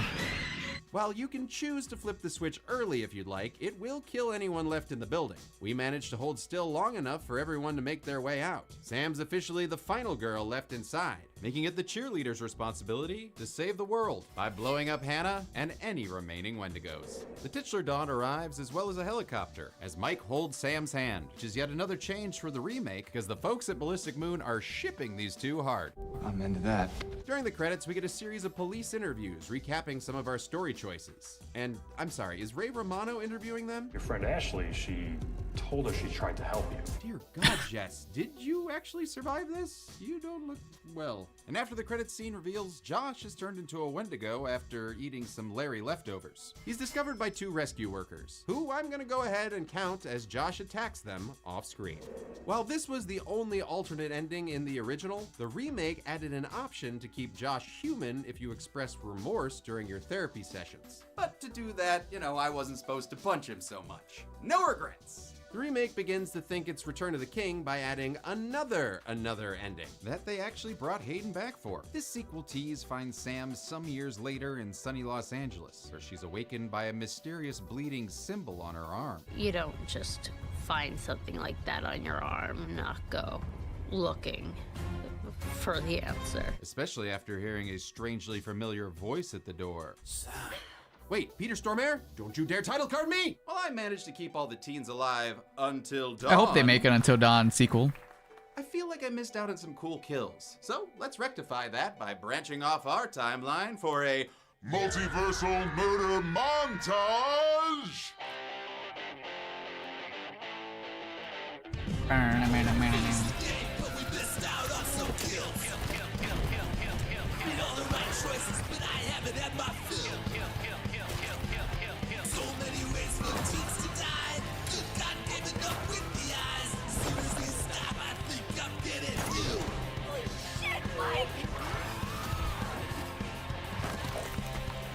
Wendigo for Mortal Kombat.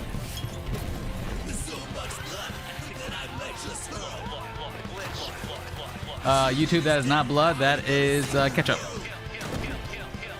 And they're just sleeping with their eyes open. All day. All day.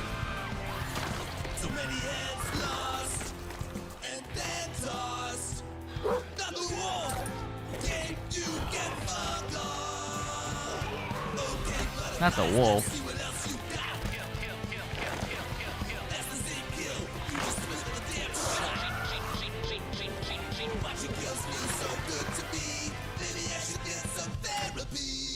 Once again, I'm afraid we're out of time.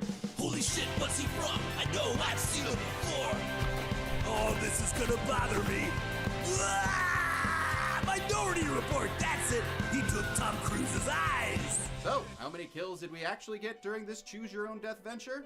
Let's find out and get to the numbers. Right after I take care of a little roommate dispute.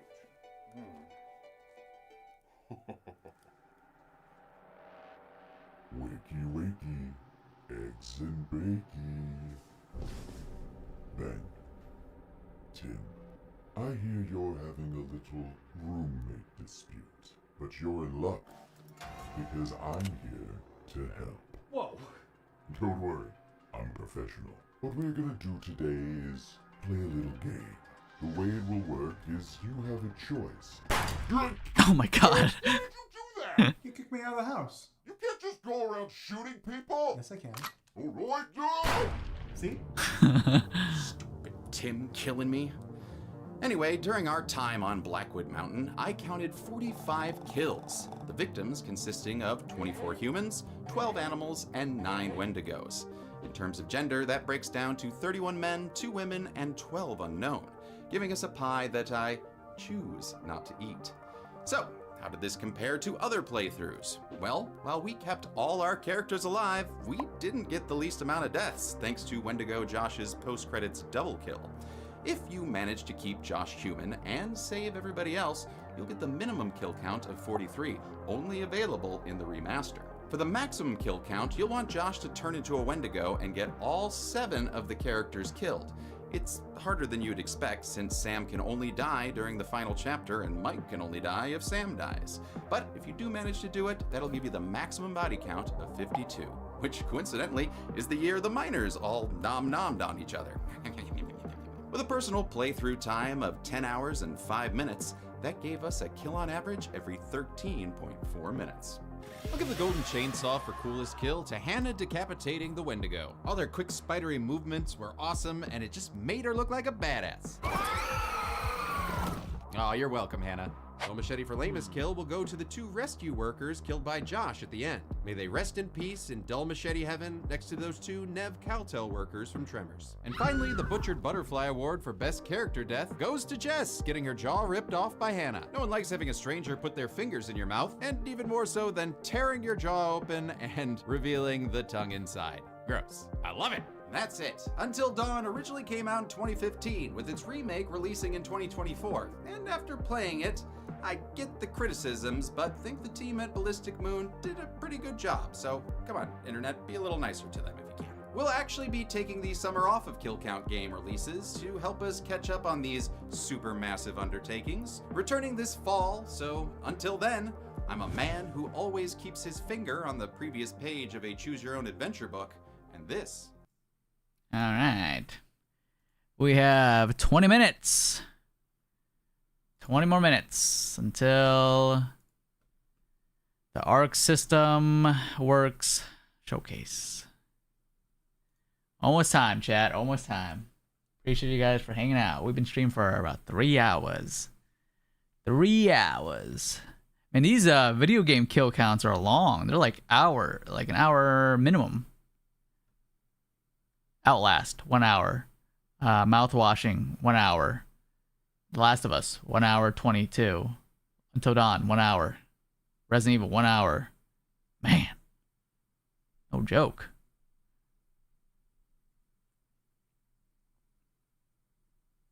Definitely no joke. 20 more minutes. Also, the wife is coming home with food. I just want to see some Marvel. I just want to see some Marvel. Marvel token fighting souls. That's all I want.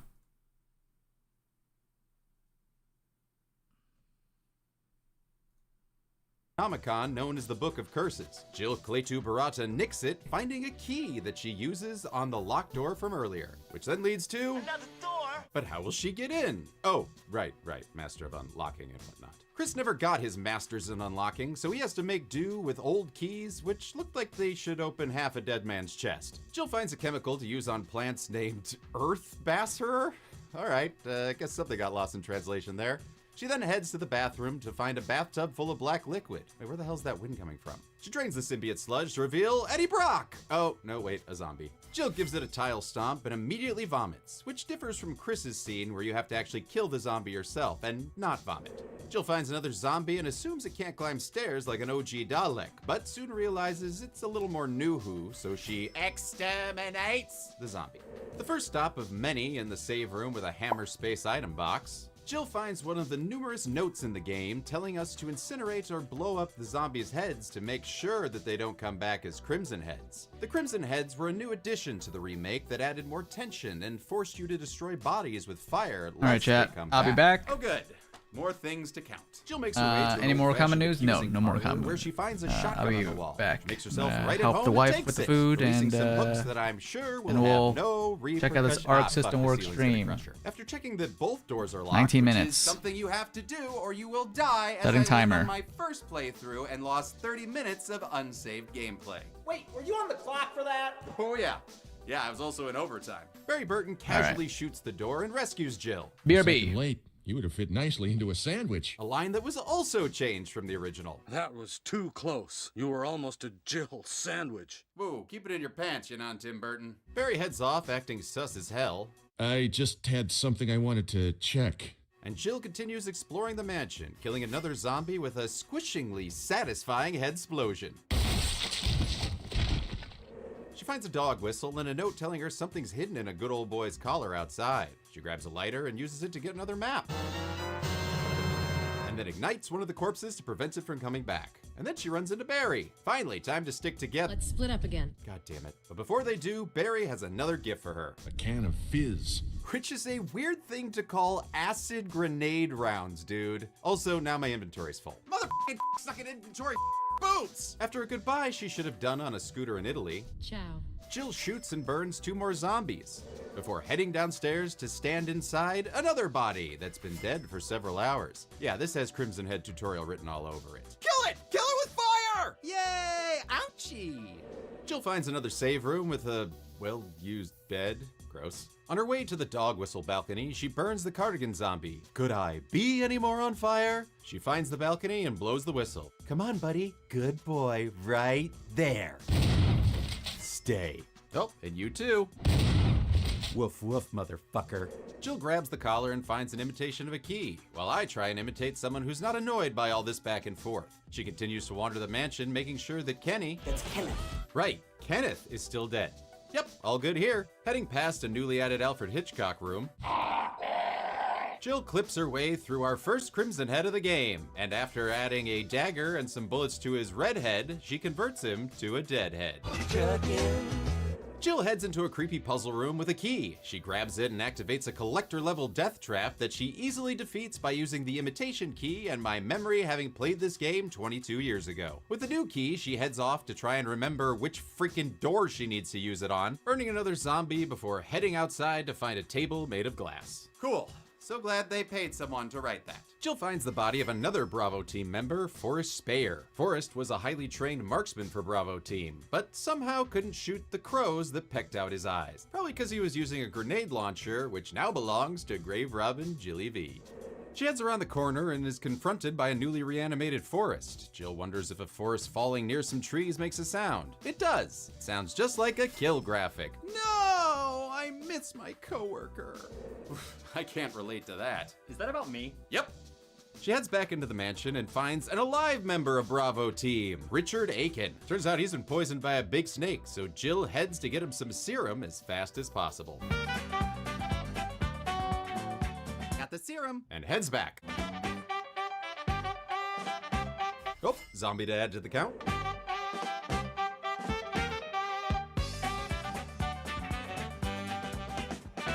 She gets back in time to save Richard, but she can't save his line delivery. Does it ever not hurt? This is another scene that is different in Chris's playthrough. In his story, you meet rookie Bravo team member Rebecca Chambers, a plucky teen prodigy who will never stop asking if she can heal you.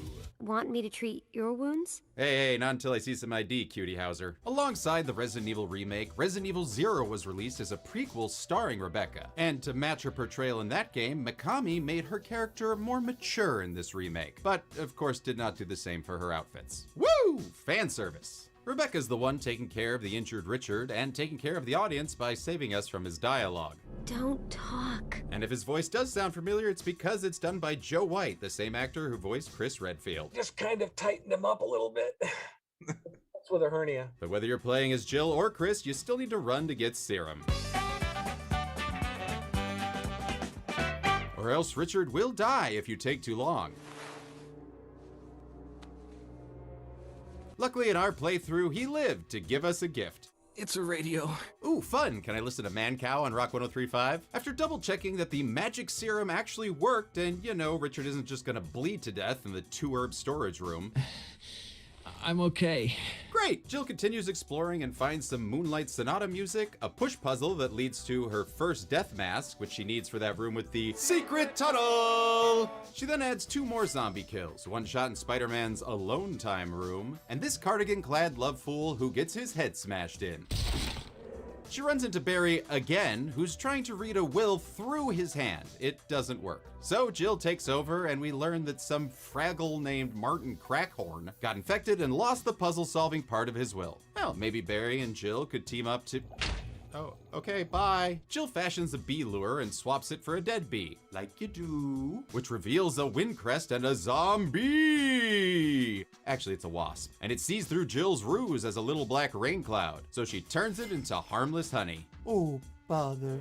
After some more inventory management and a quick check on Richard, I'm okay. Cool. She discovers a fountain room with some very hentai tentacles hanging about. She uses the earth bass her? Kill the plants and, you know, keep things rated T for teens. She's rewarded with another death mask for her troubles and a few party crashers. She makes short work of them popping one of their heads like a perfectly pixelated pimple. Yay, I love alliteration! She heads into a bedroom where she discovers a keeper's diary that details one man's itchy tasty transformation into a zombie. This chilling entry was recently made into a short film by the Residents of Evil YouTube channel and stars the original Chris actor Charlie Kreslowski as the titular keeper who finally lets us know what doggy food really is. Eat doggy food. A zombie that's presumably the keeper and one of his poker pals try to keep Jill from leaving, so she does her thing. Bang, bang, bang, bang, they're dead, they're dead. Yay, this is too easy. Yeah, there's actually a reason for that. It's because I accidentally did this playthrough on very easy mode, something that didn't exist in the original game. In fact, when Resident Evil was released in 1996, Capcom purposely made the game harder by removing auto-aim and increasing enemy health so that it couldn't be beaten during a rental period, incentivizing consumers to purchase the game instead. Oh, I bet that also explains that goddamn Mecha Dragon from Mega Man 2. Yeah, I never beat that fucking thing. I wonder if Dr. Wily got away. At this point, Jill's a little tired of running around the fucking mansion, popping the same zombie models over and over, so she decides to leave, only to be attacked by a Cerberus dog that she puts down, and it screams like a monkey for some reason. Damn it, Valentine, you never plan ahead. Bet Chris wouldn't be so dumb as... I stand corrected. Jill heads to the kitchen basement. Is that even a thing? Where she shadow cats through another dead body that doesn't even get any flavor text. Oh, sure, tell us about the glass table, but not this guy. Great job, writers. After finding some spices that she's never heard of, oregano, what the hell? She's assaulted by a low-res cutscene and another zombie that she, shoots dead. Fuck celebrating, let's go. Jill grabs the musical sheet from Fluffy's crate and goes in search of a grand piano. Along the way, she kills another Crimson Head. Yay. And continues her side hustle as a furniture mover to find the rest of the music in order to play Beethoven's Moonlight Sonata, which is actually titled Piano Sonata number 14 in C-sharp minor. Yeah, Beethoven sucked at marketing. This haunting melody has been featured in many films, but most notably during the hobbling scene in Stephen King's Misery. God, I love you. And speaking of music, I want to mention the incredible score by Shusaiku Uchiyama, Makoto Tomozawa, and Misao Senbongi. Oh man, I really feel for James and his Train to Busan kill count now. These beautiful haunting melodies mixed with phenomenal sound design create a truly tense atmosphere in the game. Of course, the remake score is based on the original done by the returning Tomozawa, as well as Masami Ueda and Akira Kaida. And thank God they didn't base anything on Mamoru Samuragochi's infamous mansion basement theme from the DualShock Director's Cut.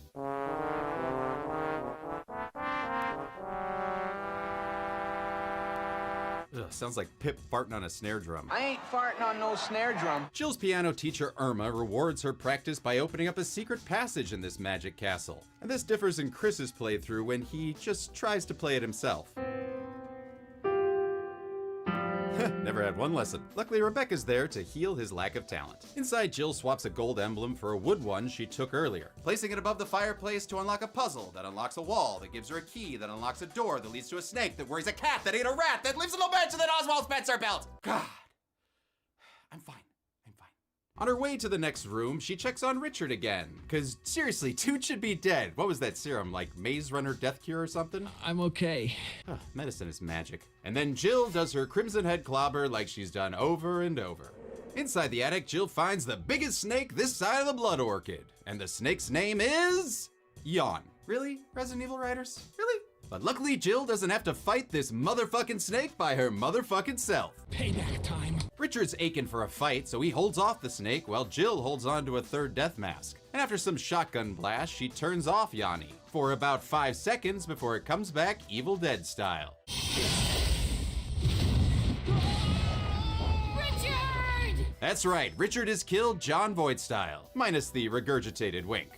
Old Sticky Fingers Valentine can't even let the body digest before stealing his combat shotgun and shooting the snake a set number of times to trigger its escape. Guess it's back to exploring the man.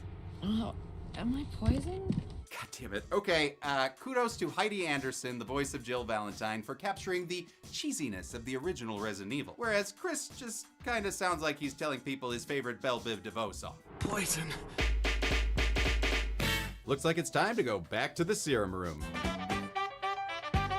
Whoops, never mind, gotta kill this zombie kinda just staring into the middle distance here. And also this Crimson Head above the dining room, who goes down in one shot.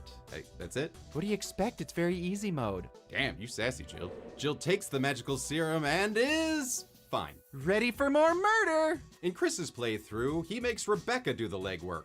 Oh, thank God I made it in time. Dude doesn't even thank her. Oh, what a handsome dick. Jill's confronted by more window panes in her ass, and she takes out 4 zombies with a combination of small arms fire and hand-to-head techniques. Who wants some? Apparently the answer is this guy, hanging out around the corner that chews on Jill's arm sandwich, before getting a side of bullets and a dagger for dessert. Yay! My lust for blood has returned! But the killing is put aside for stained glass puzzles that yield the final Masque des Morts. So she gathers up the others and heads back to the secret tunnel, where she places them on the graves that subsequently release a coffin. Okay, seriously, do the lab workers have to go through all of this every day they go to work? Jill approaches the coffin to find a zombie! Ooh, scary. Specifically a Crimson Head prototype that looks like the result of Abe Lincoln and Wolverine's Night of Passion. And even that's too specific for Rule 34, right? Right? Oh no! Jill takes him down in one shot. Yay! Oh fuck! Plus 2 more shots that send Abraham Logan back to the grave. She grabs a stone and metal object from the coffin. Ooh, what is it? Great. Glad I risked my life. Jill kills another monkey dog. And then uses the stone and metal object to open Another door! She finds a signpost filled with taglines for 80s action movie sequels that corresponds to a puzzle that unlocks a gate. On her way, she gets a transmission on that, damn, what's it called again? It's a radio. Right, turns out it's Barry with a warning.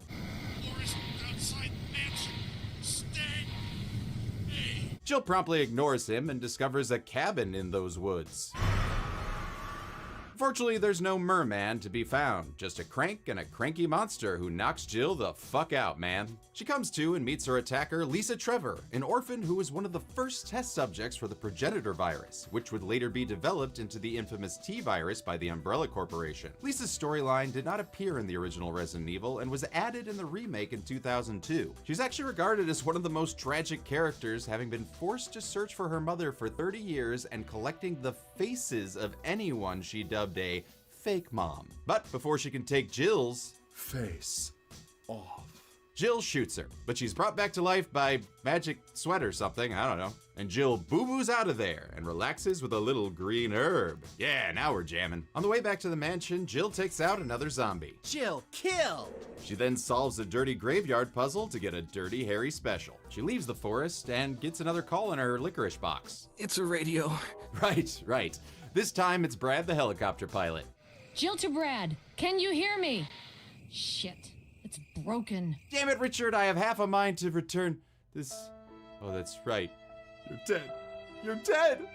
Anyway, Jill poorly takes down 3 more dog keys before getting all cranky on the swimming pool, draining it to clear a path to an elevator that leads straight to the Crowaning. Jill makes her way down a hall that's raining snakes. Ugh, will someone tell Zap Brannigan to stop opening up all the snake doors? Right away, sir. Jill refuses to kill any of them due to being traumatized by Friday the 13th's actual snake death. While on the other side of things, Chris acts like it's goddamn whacking day. Die, die, die, die, die. Fuck snakes. Jill makes it to a place called The Residence. Okay, shitty name, but maybe it's got some cool stuff. Why? What? Why even write that? Jill grabs a map of the Residence and peeks through to see a beehive.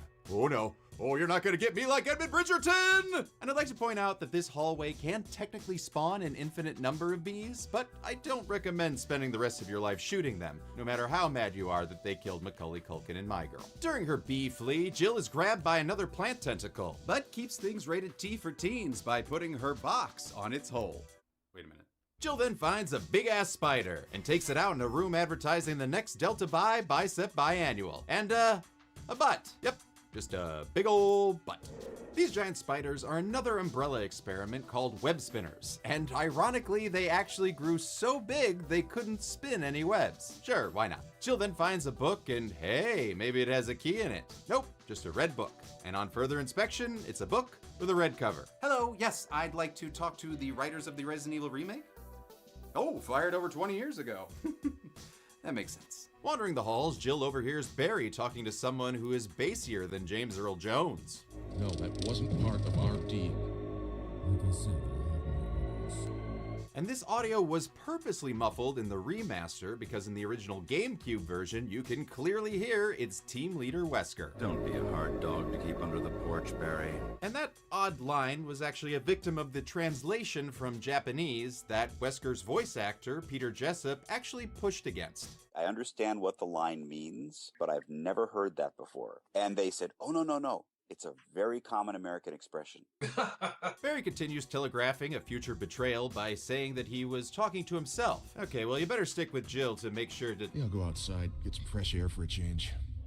Oh, these two spend less time together than Van and Cheyenne do with their kid. A couple quick explorations later, Jill kills a zombie in a bedroom, then one in a bathroom, and a final one that may or may not have been Ash Williams, according to this last note to Linda. Jill finds a control room key stored in a bathtub, like you do. Find anything else, Jill? Oh, one-shot self-defense gun. And books, mostly concerned with literature. Great, we got books on books over here. She pushes a couple of bookcases to reveal a ladder that leads to a box puzzle that she royally screws up. So she heads back upstairs to let the magic puzzle gnomes reset it for her. She then pushes them boxes like a true Tomb Raider and enters the aqua ring. But she's not alone, as a couple of Brucey boys are eager to take a bite out of this Jill sandwich. Hungry. What do you want to do for lunch? How about a Jill sandwich? All right. No, I'm flattered, but we're actually happily married. Just in time. 60 seconds. Oh, yeah. Here we go. Here we go. You guys ready for this? I am full of tacos. I had to like scarf those tacos down. But we're here. Hopefully this showcase is better than the Capcom showcase. No offense, Capcom. No offense. Bananas on me. Banana on me. 60 seconds on the clock.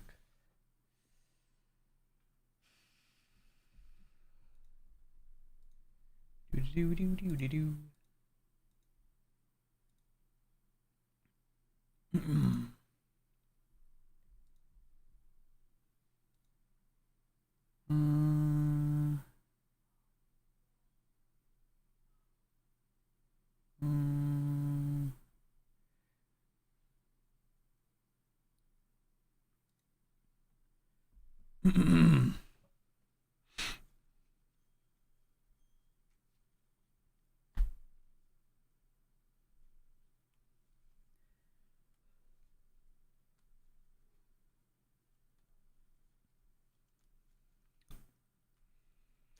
Premiere will begin shortly. Come on.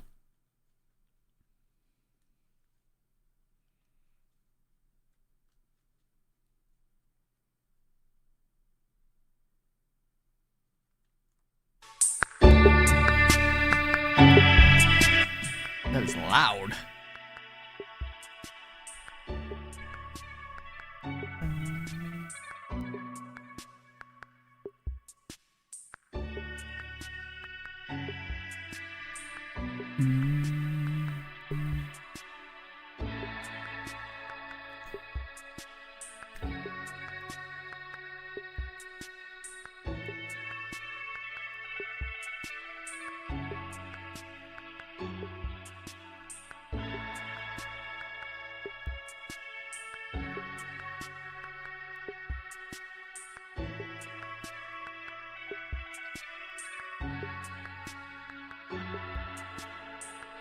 All right. Let's do this thing. Arc System Works showcase. Please show us some Marvel. Okay, wait, hold up. You can't have a countdown to another countdown. Are you kidding me? Bruh, 10 more minutes? Oh my god.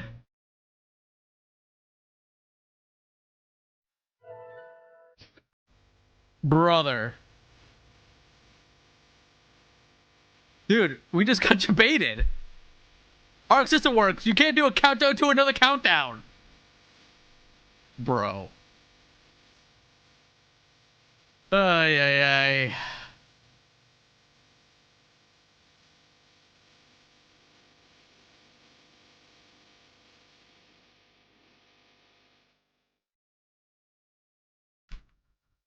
Technos.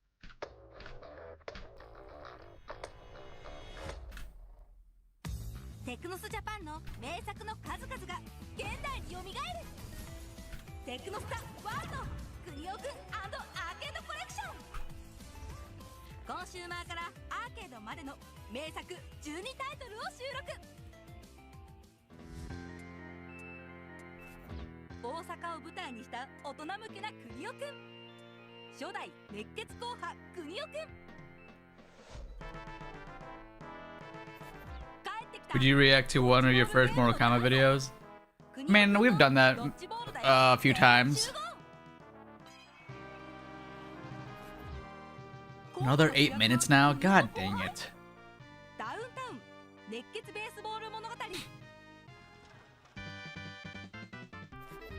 業界初おでんの落ち物パズル。国尾のおでん。最強の元軍人が悪人どもをぶっ飛ばす。コンバットライブス。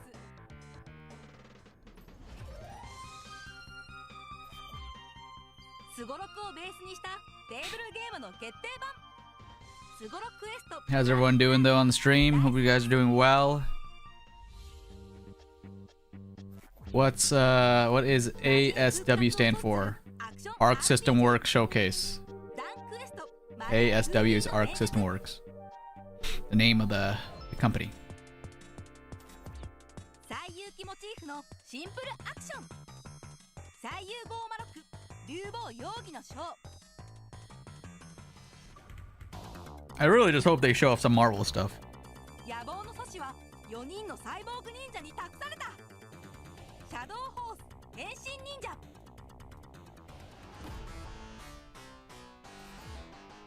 ゲームセンターの雰囲気がよみがえる。コンバットライブスアーケード。光の戦士となって宇宙を救え。ザインドスリーナ。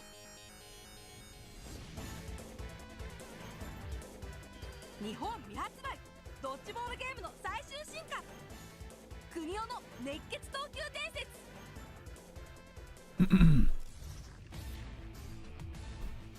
オンラインプレイに対応し遠くの友達とも遊ぶことが可能。協力したり対戦したりと当時の雰囲気を満喫しよう。 If I knew it wasn't gonna start right away, I would take my time eating my tacos. But for them to have a countdown into another countdown is so trolly.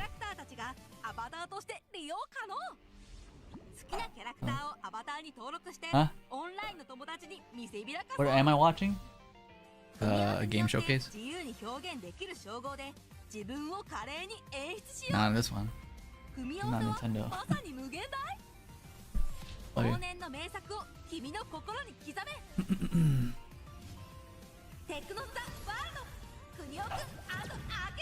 Ba-da-ba-ba-ba.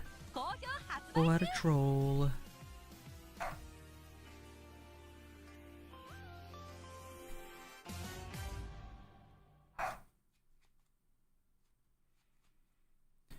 Ba-dum-bum.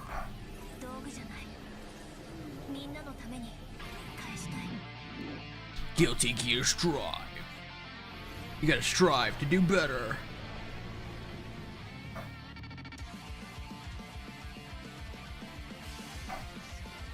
You guys see that they announced that Lilo and Stitch 2 is is happening? Pretty cool. I like the new one that came out. That was cute.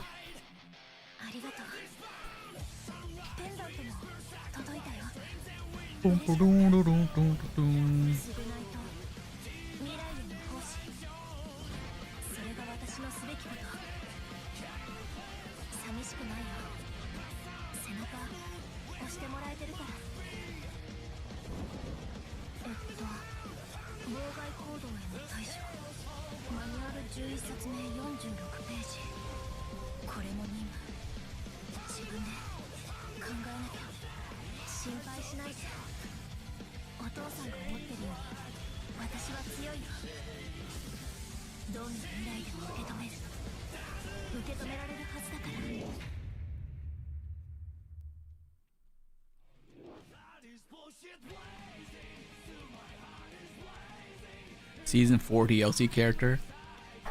Man. I wish we got Season 4 of Mortal Kombat, but you know, it is what it is.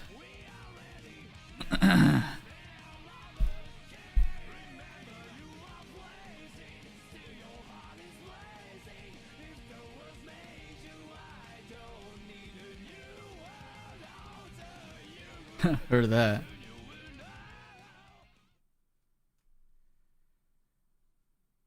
Three more minutes. begins. Another battle. Gage, can you wait? Can you steal all my money and throw my body on the Pacific Ocean, please? I cannot do that. Sounds like a lot of work. Shadows surround you. Let's go. No time to waste.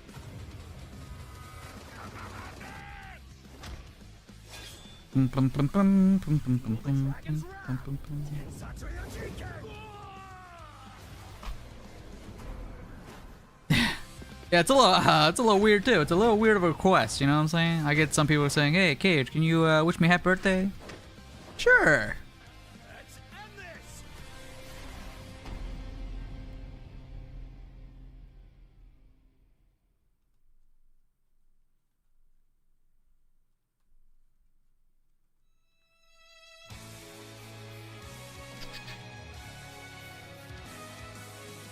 Chat, take a guess. Do you think we're gonna get Marvel token fighting soul gameplay or something on the stream, or do you think we're gonna get trolled? Because if they don't show it, I'll be very disappointed.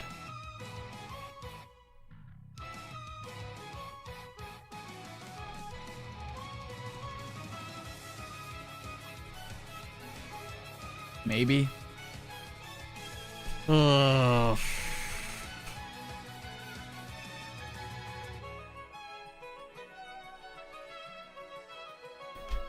One minute 30 seconds.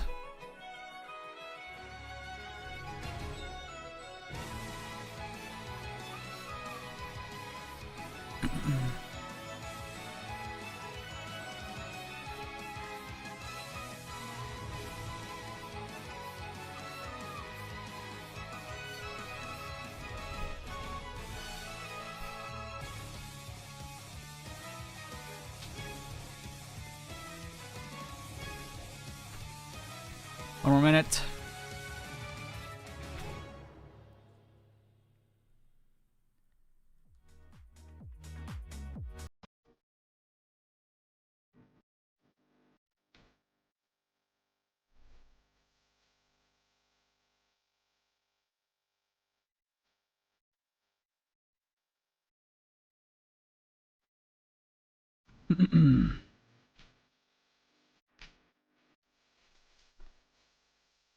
Boom, boom, boom. Boom. I like the music. Very vibey.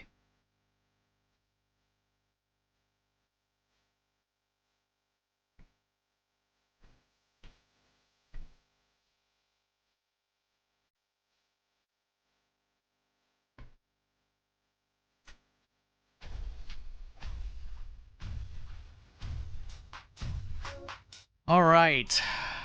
The countdown to the countdown is finished. If they throw one more countdown, I'm gonna lose it. 皆さんこんにちは。アークシステムワークスショーケースへようこそ。番組の進行を務めます望月由美子です。 Hold up. よろしくお願いいたします。 Is there English subtitles or この番組ではアークシステムワークスが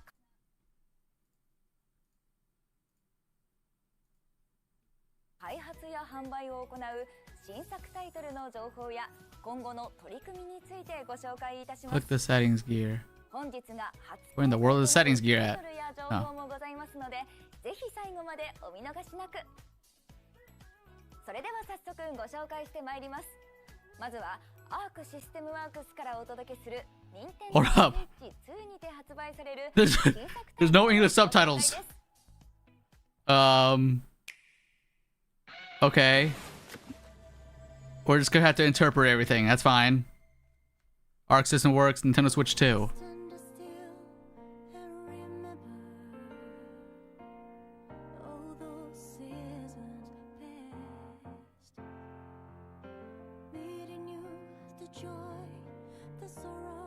This looks like it could be a very cute game. Me in school.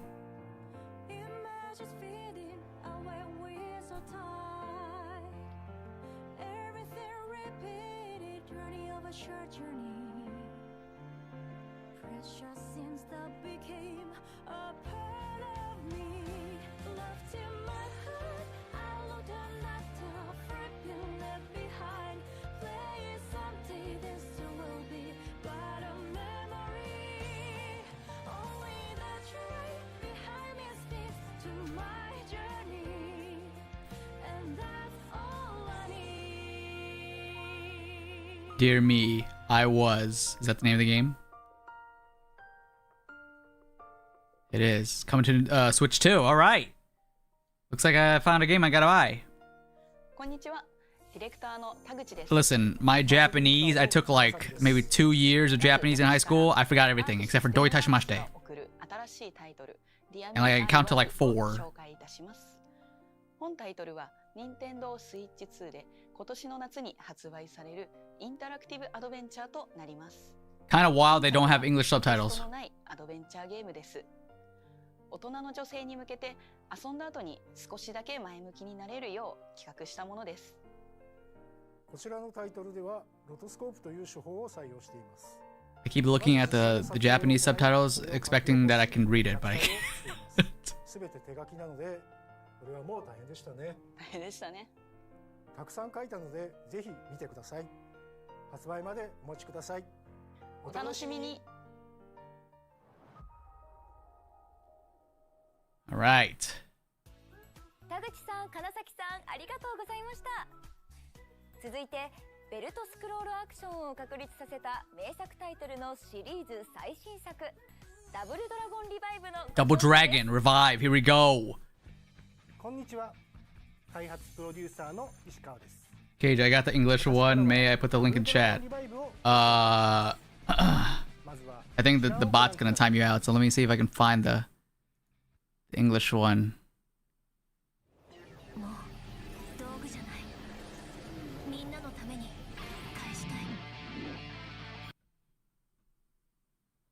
Is this the English one? No.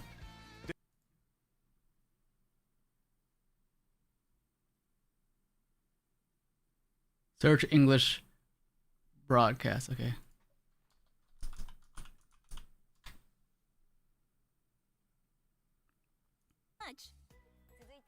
Oh my god.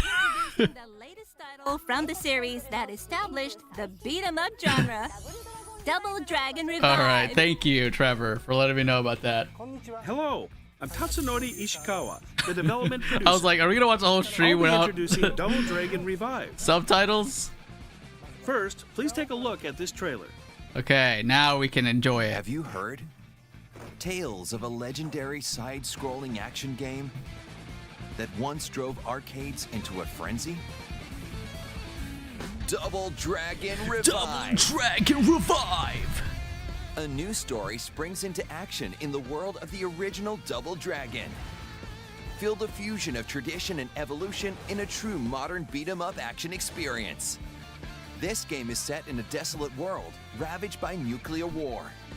To rescue their childhood friend, abducted by the gang known as the Shadow Warriors, the two dragons rise. Shadow Warriors. An homage to arcade classics. You complete stages to progress in this battle-focused action game. Players can choose from 4 characters. Repeated button presses perform dynamic combos to repel oncoming So waves button of mashing enemies. is what they're trying to say. You can grab enemies and pummel them, or throw them in your direction of choice. Slam them into groups of enemies, or even send them flying off the stage. Your attacks adapt to different situations. Near a wall, you can unleash a series of strikes. Smashing an opponent you've grabbed into the wall triggers a devastating follow-up. When you're surrounded, unleash a powerful hyper blow to wipe enemies out in one fell swoop. Aerial hyper blows gain different properties depending on your current altitude. You've got a wide arsenal of attacks at your disposal. Find the best option for your current character and situation. You can pick up weapons found lying around the stage, such as knives or bats dropped by enemies. Swing them as is, or kick them to knock down enemies from afar. The stages are packed with all kinds of gimmicks. Use the terrain and objects to outwit your foes. Some gimmicks are formidable enough to take down even the strongest enemies in a single blow. Each stage has unique gimmicks. Make the most of them. Whoa! An enemy's charging in, glowing blue. Time your attack just right, and you'll land a perfect counter. This is a critical assault. Landing one stuns the enemy, giving you the upper hand. Watch your foes closely to find an opening. Landing attacks on enemies builds up your Dragon Orb gauge. Yeah, I remember playing Use weapon the attacks, old stage Double Dragon gimmicks, games. Or land a critical assault for So this bonus one looks gauge kind of cool. boosts. Once it's charged up, you can unleash your finishing blow. The Clear out Dragon nearby Strike. enemies and deal massive damage. And of course, no beat 'em up is complete without co-op play. Oh, this yeah. game features both online and offline co-op, of course. The gold standard that once defined an era is now reborn, revived. Double Dragon Revive. Releases October 23rd, 2025. Comes out this year. That's pretty good. Available in both physical and digital editions. Nice. We love physical. Pre-orders open now. Thank you for watching. How was it? Pretty cool. In this game, we aim to offer an intuitive gameplay for new players, as well as the classic entertainment of the beat-em-up genre. We are pouring our full effort into development to ensure our latest entry in this 38-year-old series. Furthermore, if you pre-order now, you'll receive the pre-order exclusive game Double Dragon Dodgeball. Many of you might had me at recognize this Dodgeball. visual and game screen. Double Dragon Revive is scheduled for release on October 23rd, 2025. Pre-orders are now open for both digital and physical versions. Be sure to put in your pre-orders. Arc System War Showcase. Thank you, Mr. Ishikawa. Next, we have a game from French game developer .mu, the new game genre of rogue 'em up, a combination of Rogue-em-ups. roguelike and beat 'em up. Absalom. Rogue 'em ups. Now you're just making up words.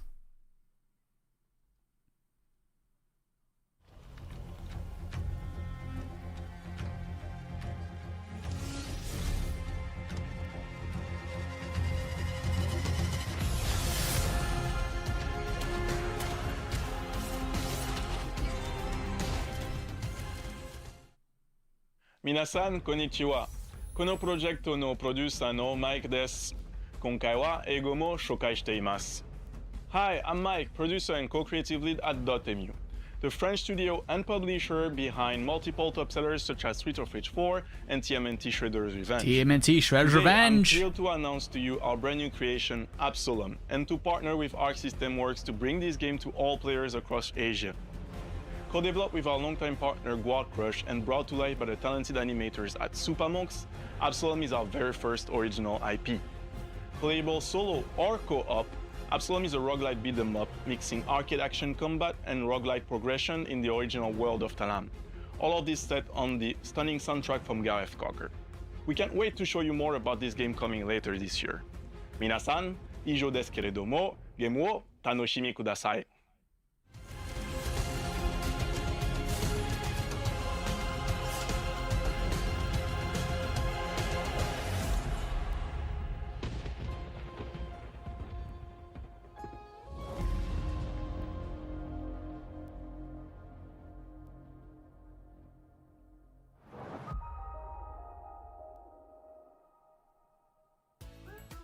Thank you, Mike.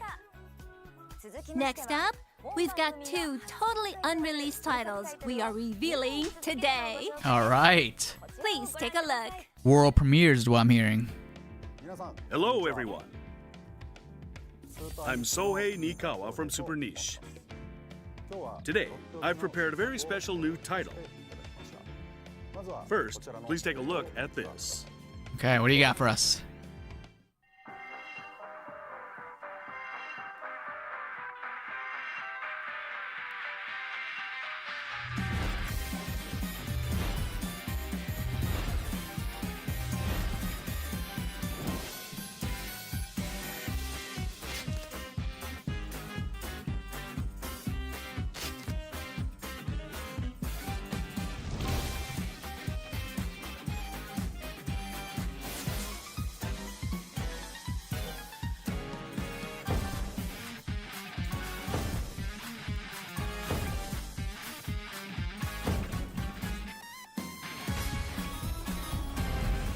Demon Knight Fever. That was our brand new game, Demon's Night Fever. The concept of this game is to embrace being evil. Ooh, This game we're lets villains. you wildly enjoy all sorts of wickedness. There is a game I made in the past, which I am going to overcome with this game. Now, I will tell you the genre of this game, which is very, very long. Are you ready? Enemies, allies, kill, kill, kill. The more you die, the stronger you become. Okay. Racing, speedrunning, simulation, RPG. My goodness. I know you feel it's nonsense, and I feel the same when saying it myself. But that's how outrageous this game is. So, we hope you look forward to it. I haven't brought any game footage today, but the development is already in its final stage. And we're actually in crunch time. We're about to release an incomparable and extraordinary game. Please, get ready for it. Check it out.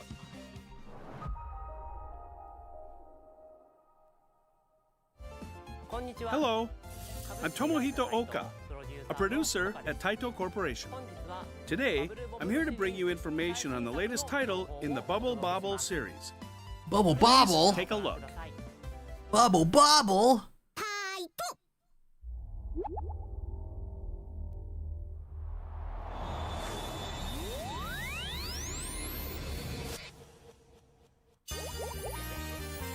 Taito's Bubble action game series, Bubble Bobble, returns in a completely new game. This time, Bub's adventure is in a sweet dungeon filled with sugary treats. Controls are simple. Blow bubbles to catch bullies, and use your horns and spikes to burst the bubbles and beat them. You can get to high places by riding the bubbles. Good use of special bubbles can catch them all in one fell swoop. You don't have to defeat all your foes. If you pass through the donut, you will go to the next level. Go deep into the dungeon to find the treasure and bring it back with you. Materials obtained from the treasures have many uses, like being exchanged for items. You can level up the abilities of skill items and Bub's abilities too. Set items in skill slots to make use of special bubbles. Go further into the dungeon with a stronger Bub. Each time you enter a dungeon, the stage layout and enemy placement will change. The game feels fresh every time you play. More quests, more power. An all-new Bubble Bobble experience. Bubble Bobble Sugar Dungeons will be available this winter. Little Bubble Bobble action. Okay, that guy's awesome. Bub, the protagonist of the Bubble Bobble series. Bub the How Bubble was the Bobbles. trailer? One of the big features this Where can I get a time plushie of him? is the ever-changing dungeons. We developed this with the desire for you to play Bubble Bobble, always feeling excited and always captivated. My skills have been powered up too. We have some new skills, as well as special bubbles from the past titles. We have remade past skills, but you can enjoy exhilarating bubble action with new skills. I hope everyone witnesses my great feats with their own hands. But Mr. Oka, there are still many big features, right? That's right. However, due to time constraints, I'll talk about them another time. But I want to know more about Bubble Bobbles. Just a little hint, please. Well, we've prepared a system that will make Bub's adventure even more exciting. Great! I'm pretty excited too. Arc System Works will publish in North America, Europe, and Asia. And Taito Corporation will publish in Japan. Bubble Bobble Sugar Dungeons. Please keep an eye out for further information. See you next time. Bye-o-bye! I'm sold. I'm sold. Tayompa! We can't take our eyes off of either of these new titles. Please look forward to their further updates. Next up, the popular Japanese anime has its first full-blown fighting game, Hunter x Hunter. I thought it was going to Impact. be Marvel. But it's Hunter x Hunter. Full-blown fighting game from the Hunter x Hunter series, Hunter x Hunter Nen Impact. 3 versus 3 Nen ability team battles, recreating the world Not yet, of Hunter Taladia, x not Hunter. yet. We got trolled. Enjoy the thrilling rush combos using the rush button. Unleash So Arc aura System Works is from your working on aura 2 gauge. 3v3 fighters? No, wait, actually Marvel is a Gather collectibles 4v4. that will Never mind. Definitely satisfy all the fans. Aim for 100% completion. Single player mode contains a variety of I never modes. watched Hunter x Hunter. In story mode, you can enjoy watching iconic scenes from Hunter x Hunter. Smooth Why don't we just call it online Hunter battles featuring squared, you know what I'm saying? rollback netcode. Hunter squared. Engage in intense online Hunter battles, times 2. risking your rank points. Check out our unique system of wagering GI cards. Check out A your total unique of 16 systems. You characters mean your join the Arc fight. system? Make your ultimate team and claim victory.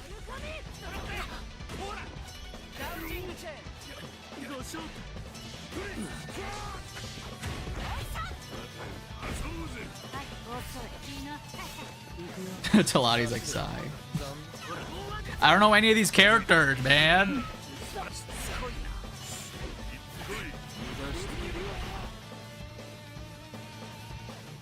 Hunter x Hunter Nen Impact.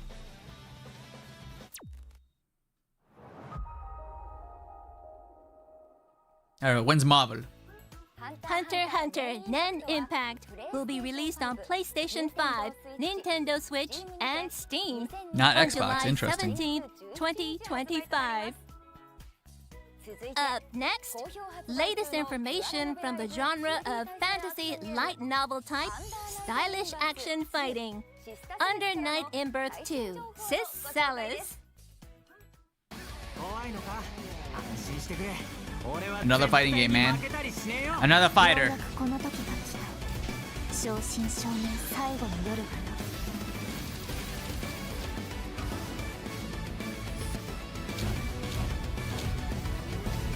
な。アンダーナイトインバース2シスターセレス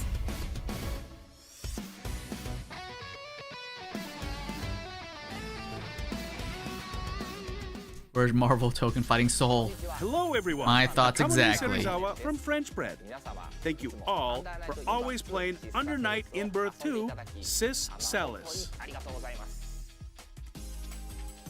Today, I'm here to bring you the latest information on Izumi, our new DLC character. She is currently under intense development, but a pre-release demo for Izumi will be available at Anime Expo, held in Los Angeles, USA, starting July 3rd. Please give Izumi a try if you attend the event.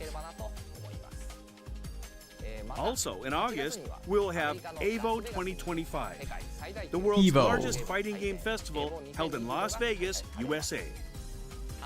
Under Night in Birth 2, Sis Salis has been selected as a main title this year, and it is one of the qualifying tournaments for the ongoing Arc World Tour 2025-2026, so I hope you register for it. That's all. I'm Kamune Serizawa of French Bread.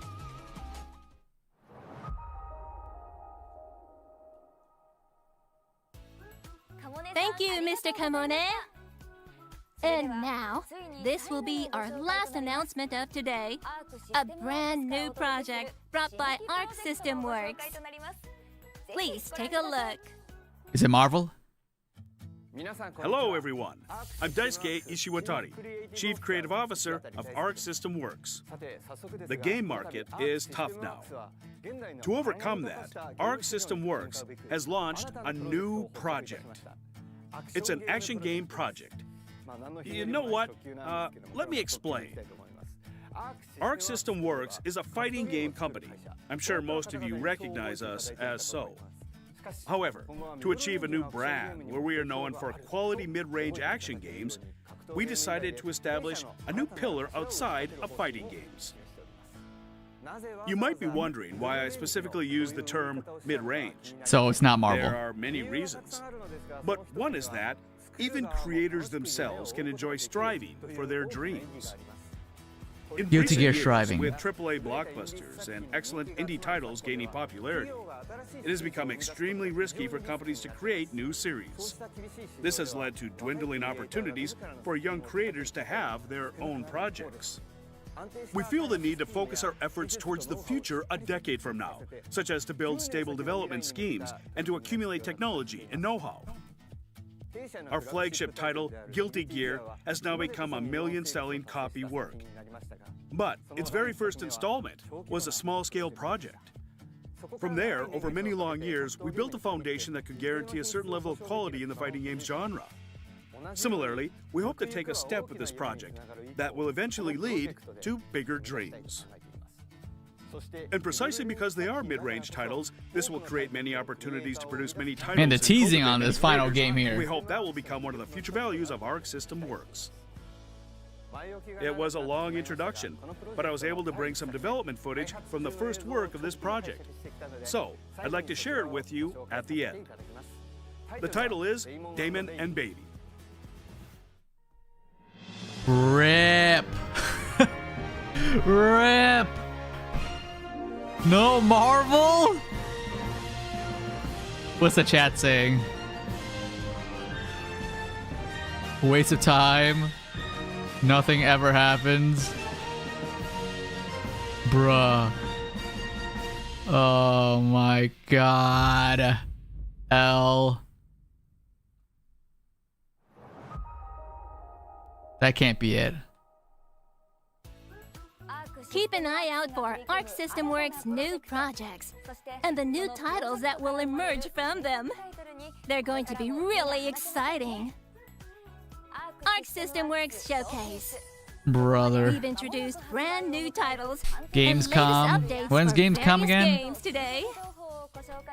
But now, it's time to say goodbye. No. Hope you found a title that resonated with you. No, I didn't. You can bet we will continue to develop games every day that users can enjoy. So please look forward to our future updates and information. August. Well, see you next time. Bruh. Brother. Well, we had two showcase today, and honestly, they were both kind of mid. So, not great. Not great stuff. But I hope you guys still had a good time chilling with your boy. We'll be live again Monday. And hopefully by then we'll figure out what game we stream next. I love chilling with you, mate. Hey, appreciate you, Taladia. All right, guys, have a great weekend.